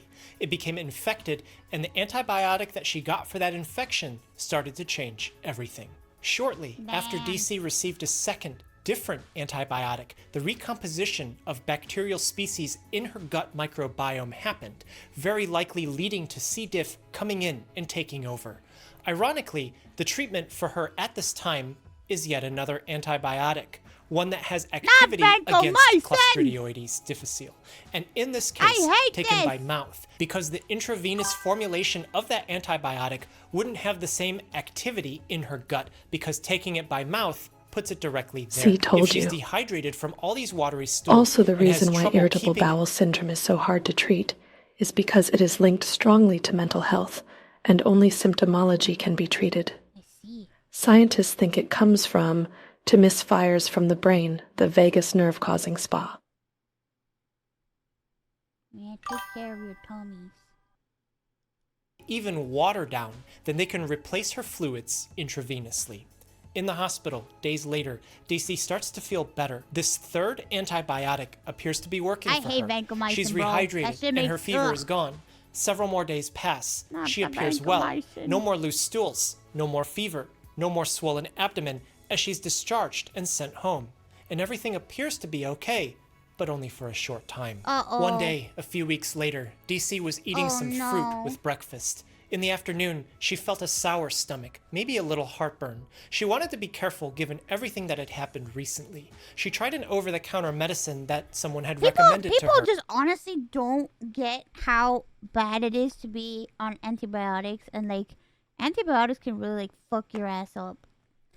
Especially when you're on so many, and because of the fact that I have this immune problem, like I've been on antibiotics all my life, and it's like I've been on multiple antibiotics all my life, and when you're on antibiotics for a long extended period, you start developing not only resistance and you need stronger things to combat stuff that you have, but it also fucks up the rest of your organs, and it just really messes with everything. It's really bad. Try not to get sick if you can. If you can help it, take care of yourself. One that would help limit stomach acid. They told her that it might take a couple Meprazole! of days to start working, but that in the end, she would be all good. But a couple days went by, and DC started feeling kind of weird again. One afternoon, she could feel her guts quake and shake. In the bathroom, again, she had a watery stool, and she started to panic here because that smell was so familiar to her.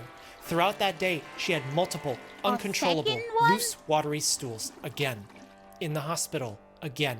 DC was found to be experiencing a recurring episode of C. diff. Oh my god! Do you remember that concept of antibiotics producing resistant strains of Oh bacteria? no! Well, it doesn't appear to happen often, but data says maybe 20% of patients with C. diff will get a recurrence. And even worse, sometimes it could be associated with that stomach acid medicine that she took. The thing about antibiotic treatment of Clostridioides difficile infection is that misuse of antibiotics were the cause in the first place, and the ones that are used to target C. diff can sometimes cause C. diff. This isn't meant to scare you about antibiotics, but rather demonstrate to you that antibiotics aren't to be taken lightly, because DC can be treated again, and weeks later, the C. diff can come back. And some patients will go through this with no good solutions, suffering every time with bouts of uncontrollably watery stools nonstop that can come and go for years. Yeah, isn't that fucked up that the same treatment that you can get to treat C. diff can give you C. diff? Take care of yourself! In fact, much of our current system of medication and prescriptions in the United States was created in part because of antibiotics. In 1928, penicillin was discovered, and its production was scaled up greatly for the world events of the 1940s.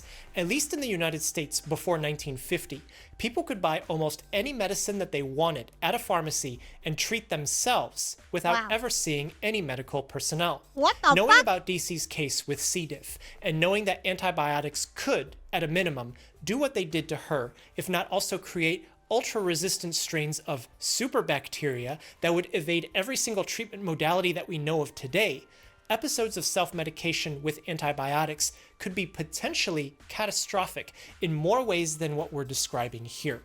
And so in 1951, the Durham-Humphrey Amendment was enacted by the United States Congress to require there be a class of prescription-only medicines that must be prescribed by a professional who has prescriptive authority. And then the medication on that prescription can be verified, vetted, and dispensed by a professional who has dispensing authority, serving as a check to ensure that the right patient is receiving the right medicine at the right time. It gives authority, produces accountability, and defines liability in the case that something goes wrong. Antibiotics are prescription only. The acid suppression medicine from this latest episode of hers is both over-the-counter and prescription. You can get in it DC's prescribed. case, something did go wrong despite this system. One thing that could have helped is if she wasn't in a position where she was in such a rush to eat her lunch, which led to her cracking her tooth on a suspicious burrito. And one thing that absolutely saves time on food is Factor, who reached out to me and they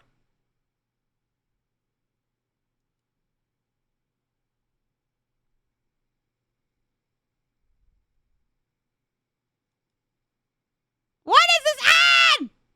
that I prefer to eat. Pay your bills, King.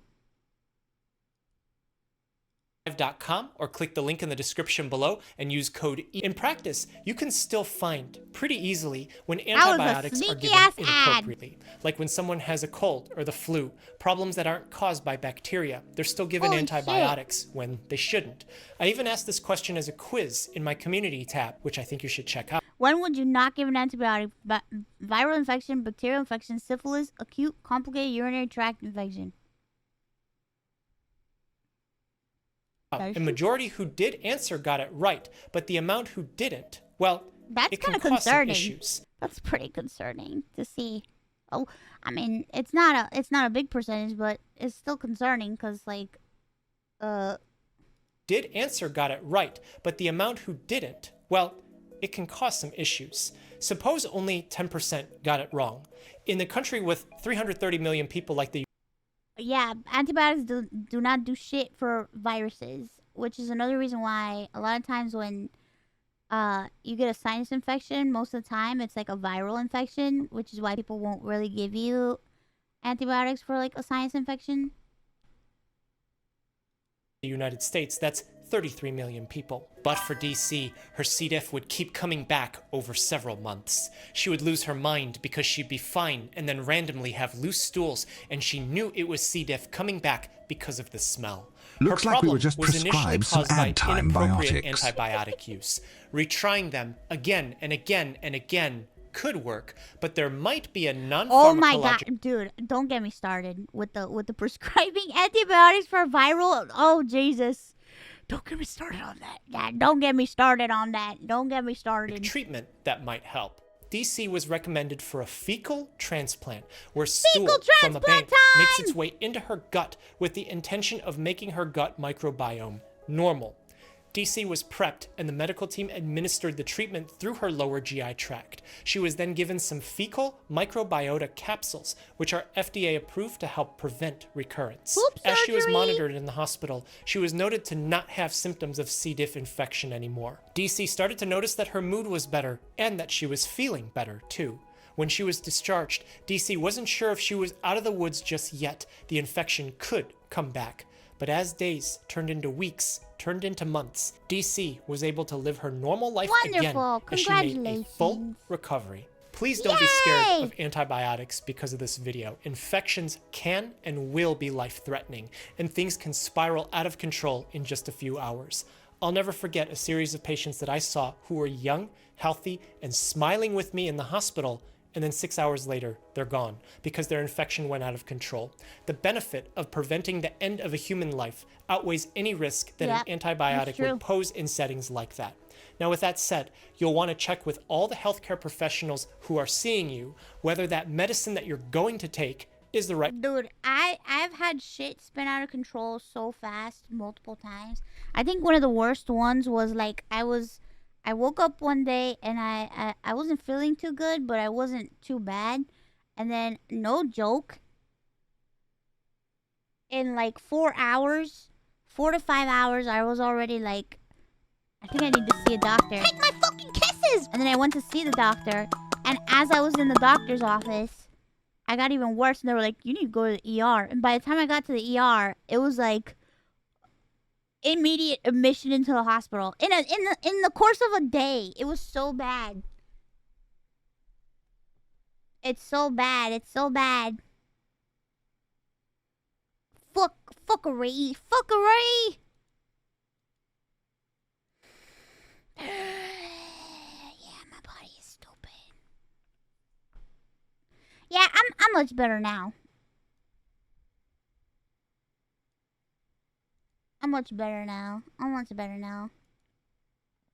But shit goes really bad for me really fast. Like, I'm sure there have been times I've been on stream where it's like, we start the stream and it's fine. Then in like a few hours, like the other day where I started streaming, I thought it was okay. But then like by 1 or 2 hours, I was like dying.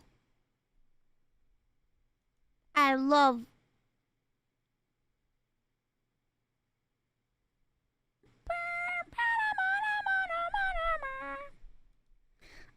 Kakurenja. Da-na-na. Dun dun dun dun dun dun dun. What? Is this car racing? Kane as well, and Ollie Plam might have bagged a position on Davide Regon. We'll check them through the split at the end of the Mulsanne. No.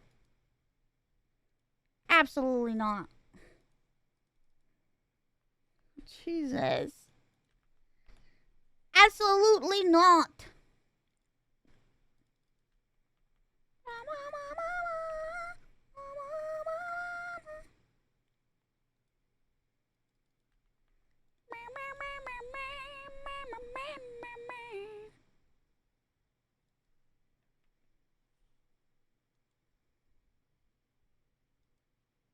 Their giraffe just had a baby, and it looks so cool how small it is. But this video may fool you, because even though it looks like the size of a household pet, these markers on the wall will show you that this giraffe is— What the fuck is 5 feet tall? A newborn giraffe is taller than me!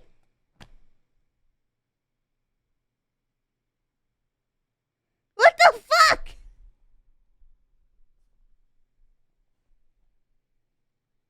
I love you so much, you have to. God damn it! actually over 5 feet tall, the size of a human, which can technically still fit in your house.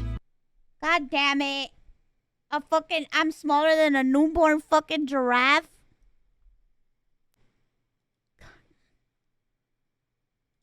God damn it. What the fuck?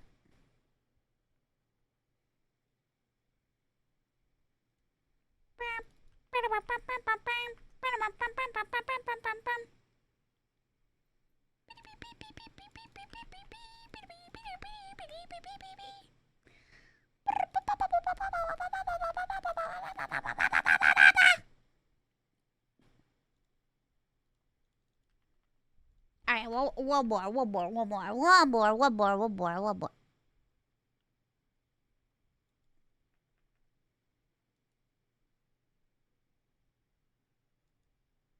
From a crazy rainbow cloud Whoa! over Haikou City, China that had the internet buzzing, and a man who braved a frozen tundra to snowboard during a solar eclipse, to a stunning cloud waterfall in the mountains of southern China, and a wall of molten lava in Hawaii that slowly consumed one person's car. Here are some of the craziest 1 in a billion moments in nature. 1 in a billion? Haikou City is the capital and most populated city in Hainan Province, China. Just over 2 million people live within the built-up area, and all 2 million saw something incredible on August 21st of 2022. The internet could only describe it as a rainbow cloud over the city. How does that happen? Some were— Whoa! How does that even happen? How does that happen? Whoa! quick to call it fake. Others blamed aliens. Was it some sort of extraterrestrial phenomenon, or was there an earthly explanation? What you're looking at is called a pileus or scarf cloud. They're smooth clouds that form on top of dense, puffy white clouds. They occur thanks to updrafts from passing thunderstorms. Simply put, it's when one cloud wears another like a crown or a scarf. The colors are an atmospheric optical phenomenon called cloud iridescence. It's when ice crystals and water droplets in the cloud diffract sunlight instead of bending the light through them. The colors aren't as neat and orderly as a typical rainbow. Weather Channel meteorologist Jen Carfagno thinks cloud iridescence looks more like pixie dust or unicorn sprinkles. It just looks like when you rub your hand on an LED on the LCD or whatever on a screen. Like you rub your finger on a screen and it makes like a rainbow smear. Like pixie dust or unicorn sprinkles.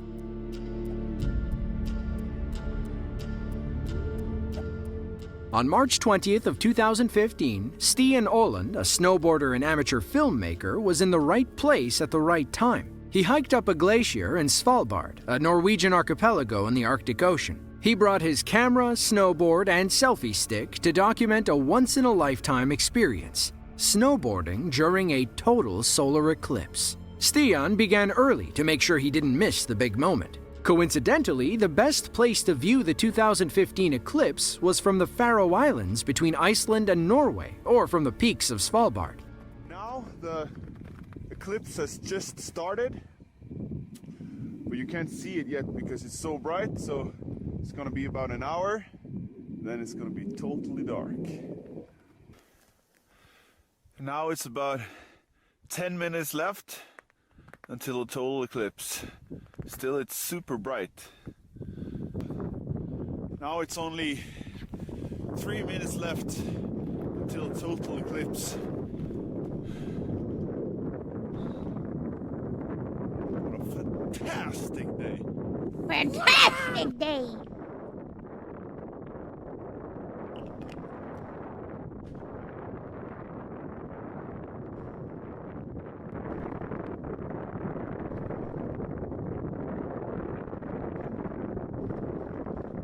Oh my! Pardon my French. That is nuts. Ladies and gentlemen. What the fuck? Holy sh**. That doesn't even look real. This is the craziest thing I have absolutely ever seen. Oh man, thank you so much for the raid. I hope you had a great stream. Thank you. Hello.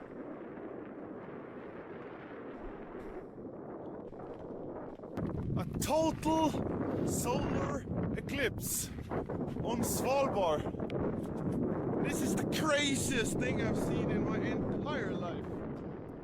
A solar eclipse is when the moon passes between the Earth and the sun, temporarily blocking the sun from a small portion of Earth. Depending on where you are, it can be a total eclipse, like what Stian saw, or a partial eclipse. While a total eclipse occurs somewhere on Earth every 18 months, it takes between 360 to 410 years to happen in the same spot twice. The sun and moon appear to be the same size, despite the fact that the sun's diameter is about 400 times bigger than the moon's. It's also 400 times farther away from Earth. Those ratios offset to make them appear to be the same size.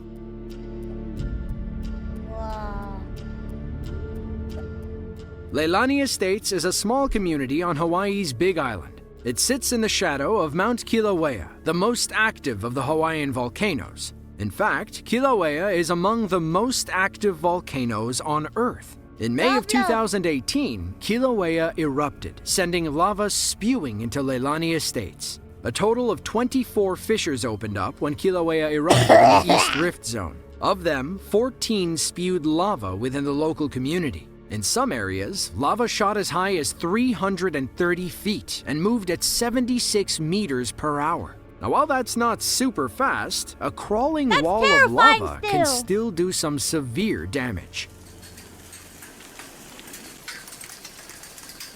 Oh no, the fence! No!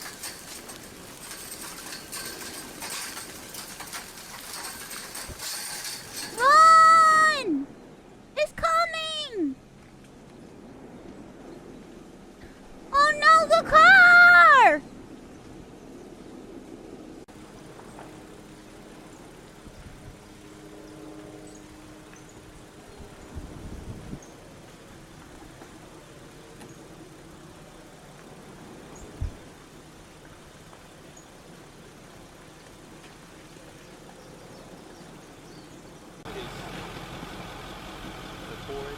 I know it's gonna pop. That's why I came to this next pole. That's why I came to this next pole.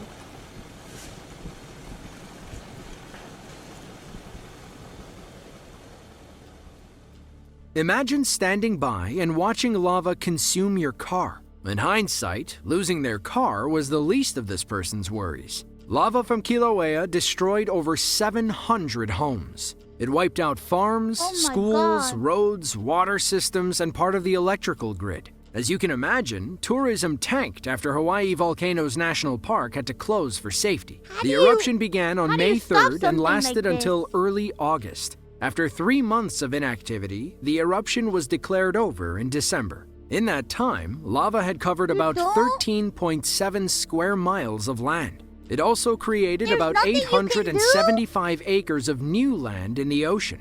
Early recovery estimates were around $800 million. Oh, no. Can't stop nature.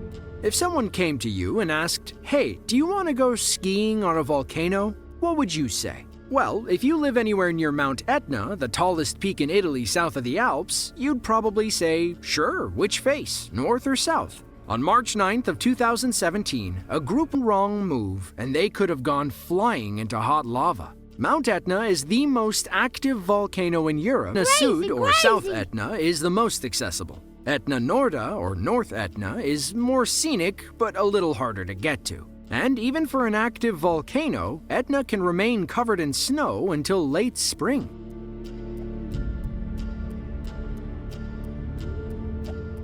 As the old saying goes, there's always a pot of gold at the end of the rainbow. Sometimes that pot of gold can take different shapes, like a red sedan stuck on the grass median.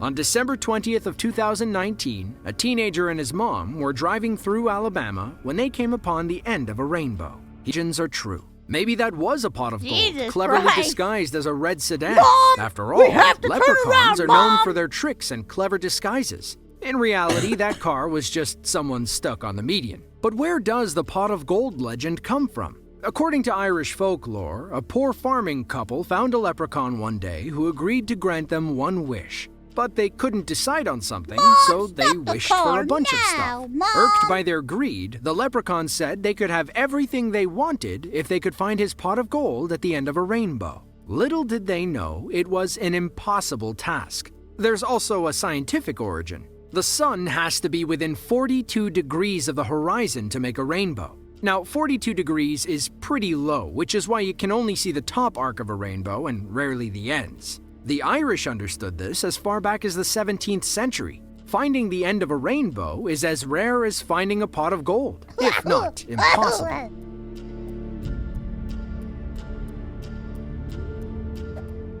Water can do amazing things. Just ask these people filming on a lake in Quebec, Canada. Needle ice can also come from groundwater. You'll see these sticking out of the ground when the soil temperature is above freezing, but the air is below freezing. So, as tiny droplets of groundwater rise, they instantly freeze. You'll usually wake up to find them in your yard since the air temperature is much cooler at night.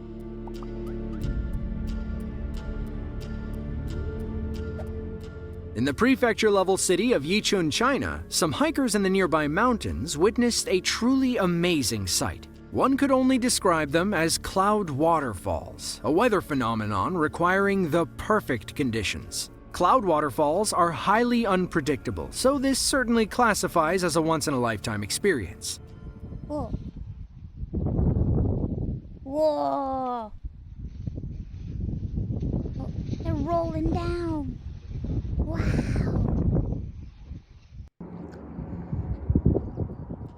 Whoa. That final shot looks like a massive avalanche spilling over the mountain. But what are cloud waterfalls and why do they happen? Kyle Britton, a reporter for the Weather Network, says cloud waterfalls can happen during clear weather in the moments following heavy rain or snow. The conditions moisten the lower atmosphere, which causes a sea of clouds to form. You'll usually see them over mountain slopes surrounding an elevated plateau. The cooler, dense air on the plateau builds to a point where it can spill over the side. Then it flows downhill due to gravity.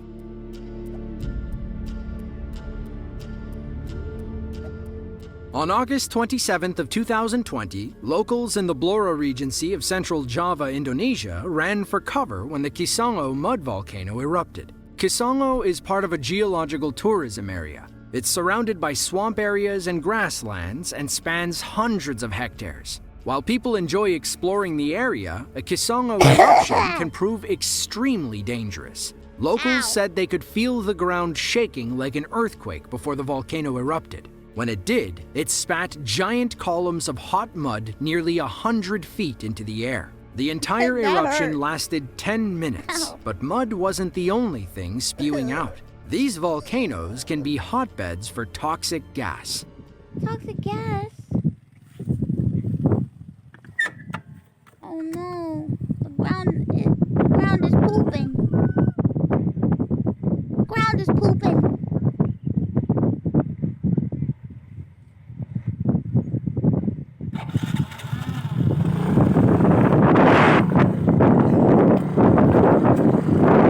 Run, the ground is pooping.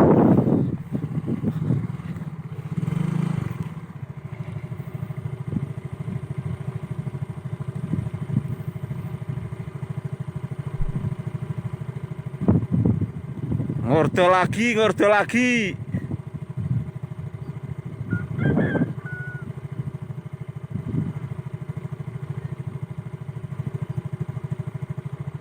Oh God.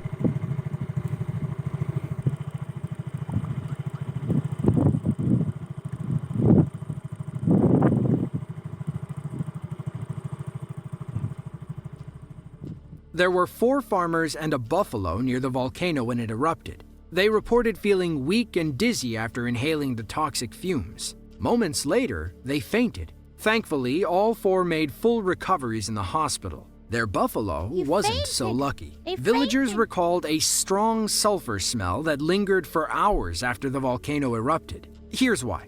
The gases are a mix of mostly methane and carbon dioxide. Ew. Mud volcanoes and mud pots also have limited water supplies. The microorganisms inside thrive on hydrogen sulfide. That turns into sulfuric acid and breaks down the rocks to form wet clay mud. It also explains the pungent rotten egg smell. Ew. Malta is a small European island nation in the Mediterranean Sea. They're 50 miles off the coast of Sicily and home to just over 500,000 people. In late February of 2019, some were willing to battle gale force winds for a couple of free fish. A violent storm passed over the island. Winds blew over 62 miles per hour, or about as fast as a strong tropical storm. The resulting waves were so big that they lifted fish from the water and threw them into the coastal towns. It was literally raining fish. So this is what you're seeing in front of me right now. One of the fish farms must have broke open, and there's hundreds and hundreds of fish. What the being heck? washed ashore. Free fish coming down the And road. these people are here You picking can up take the them fish home with you. from the middle of the street. Look at this. Unbelievable. Free. Free fishing. As you can see, the sea is coming up all the way into the street, and these men are just totally soaking wet, trying to pick up fish from the street. Whoa. Our cameraman thinks one of the fish farms must have been broken, releasing hundreds, if not thousands of fish into the shallow water. We can't confirm any fish farm damage, but this theory does make sense. Local authorities warned that the fish washing ashore might be unsafe to eat, but that didn't stop these guys from grabbing a few free flounders while they could. The 2019 storm wasn't all fun and games. Infrastructure across the island suffered millions of dollars worth of damage. There were over 450 emergency calls for help, but nobody was seriously injured. If you enjoyed this video and want to see another one of ours just like it, then be sure to click the link on screen now.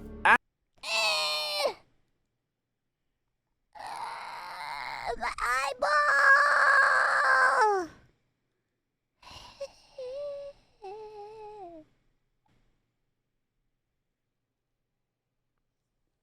I think I got an eyelash.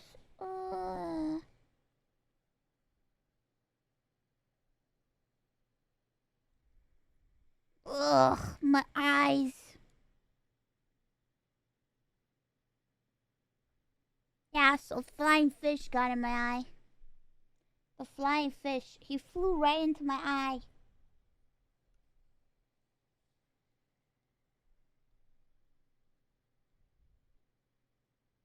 Bro, having double eyelashes is great, but also it's annoying because your eyelashes always fall into your eyes and you're like, ugh.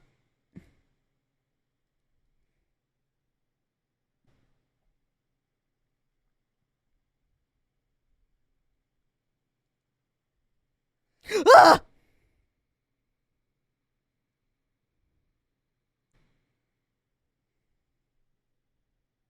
Shave them? What? Are you crazy?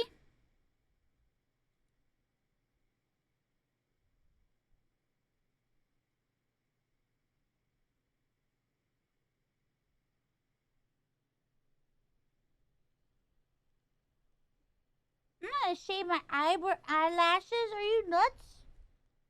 Are you nuts? Are you N-U-T-Z? Nuts? Okay, I'm done watching videos now. We've watched. We watched enough videos. Hold on, let me look into my eye.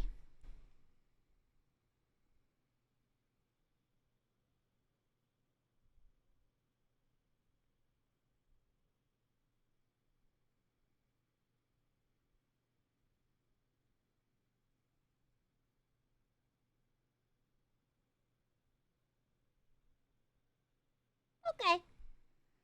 I pulled it out. I pulled it out.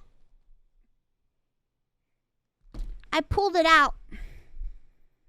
It was just one eyelash. It wasn't two. It was just one.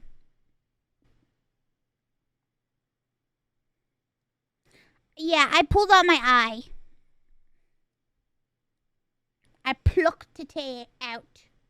I plucked my eye out.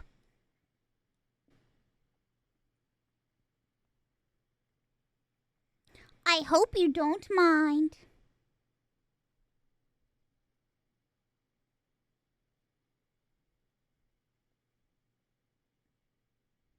As in Naruto be like,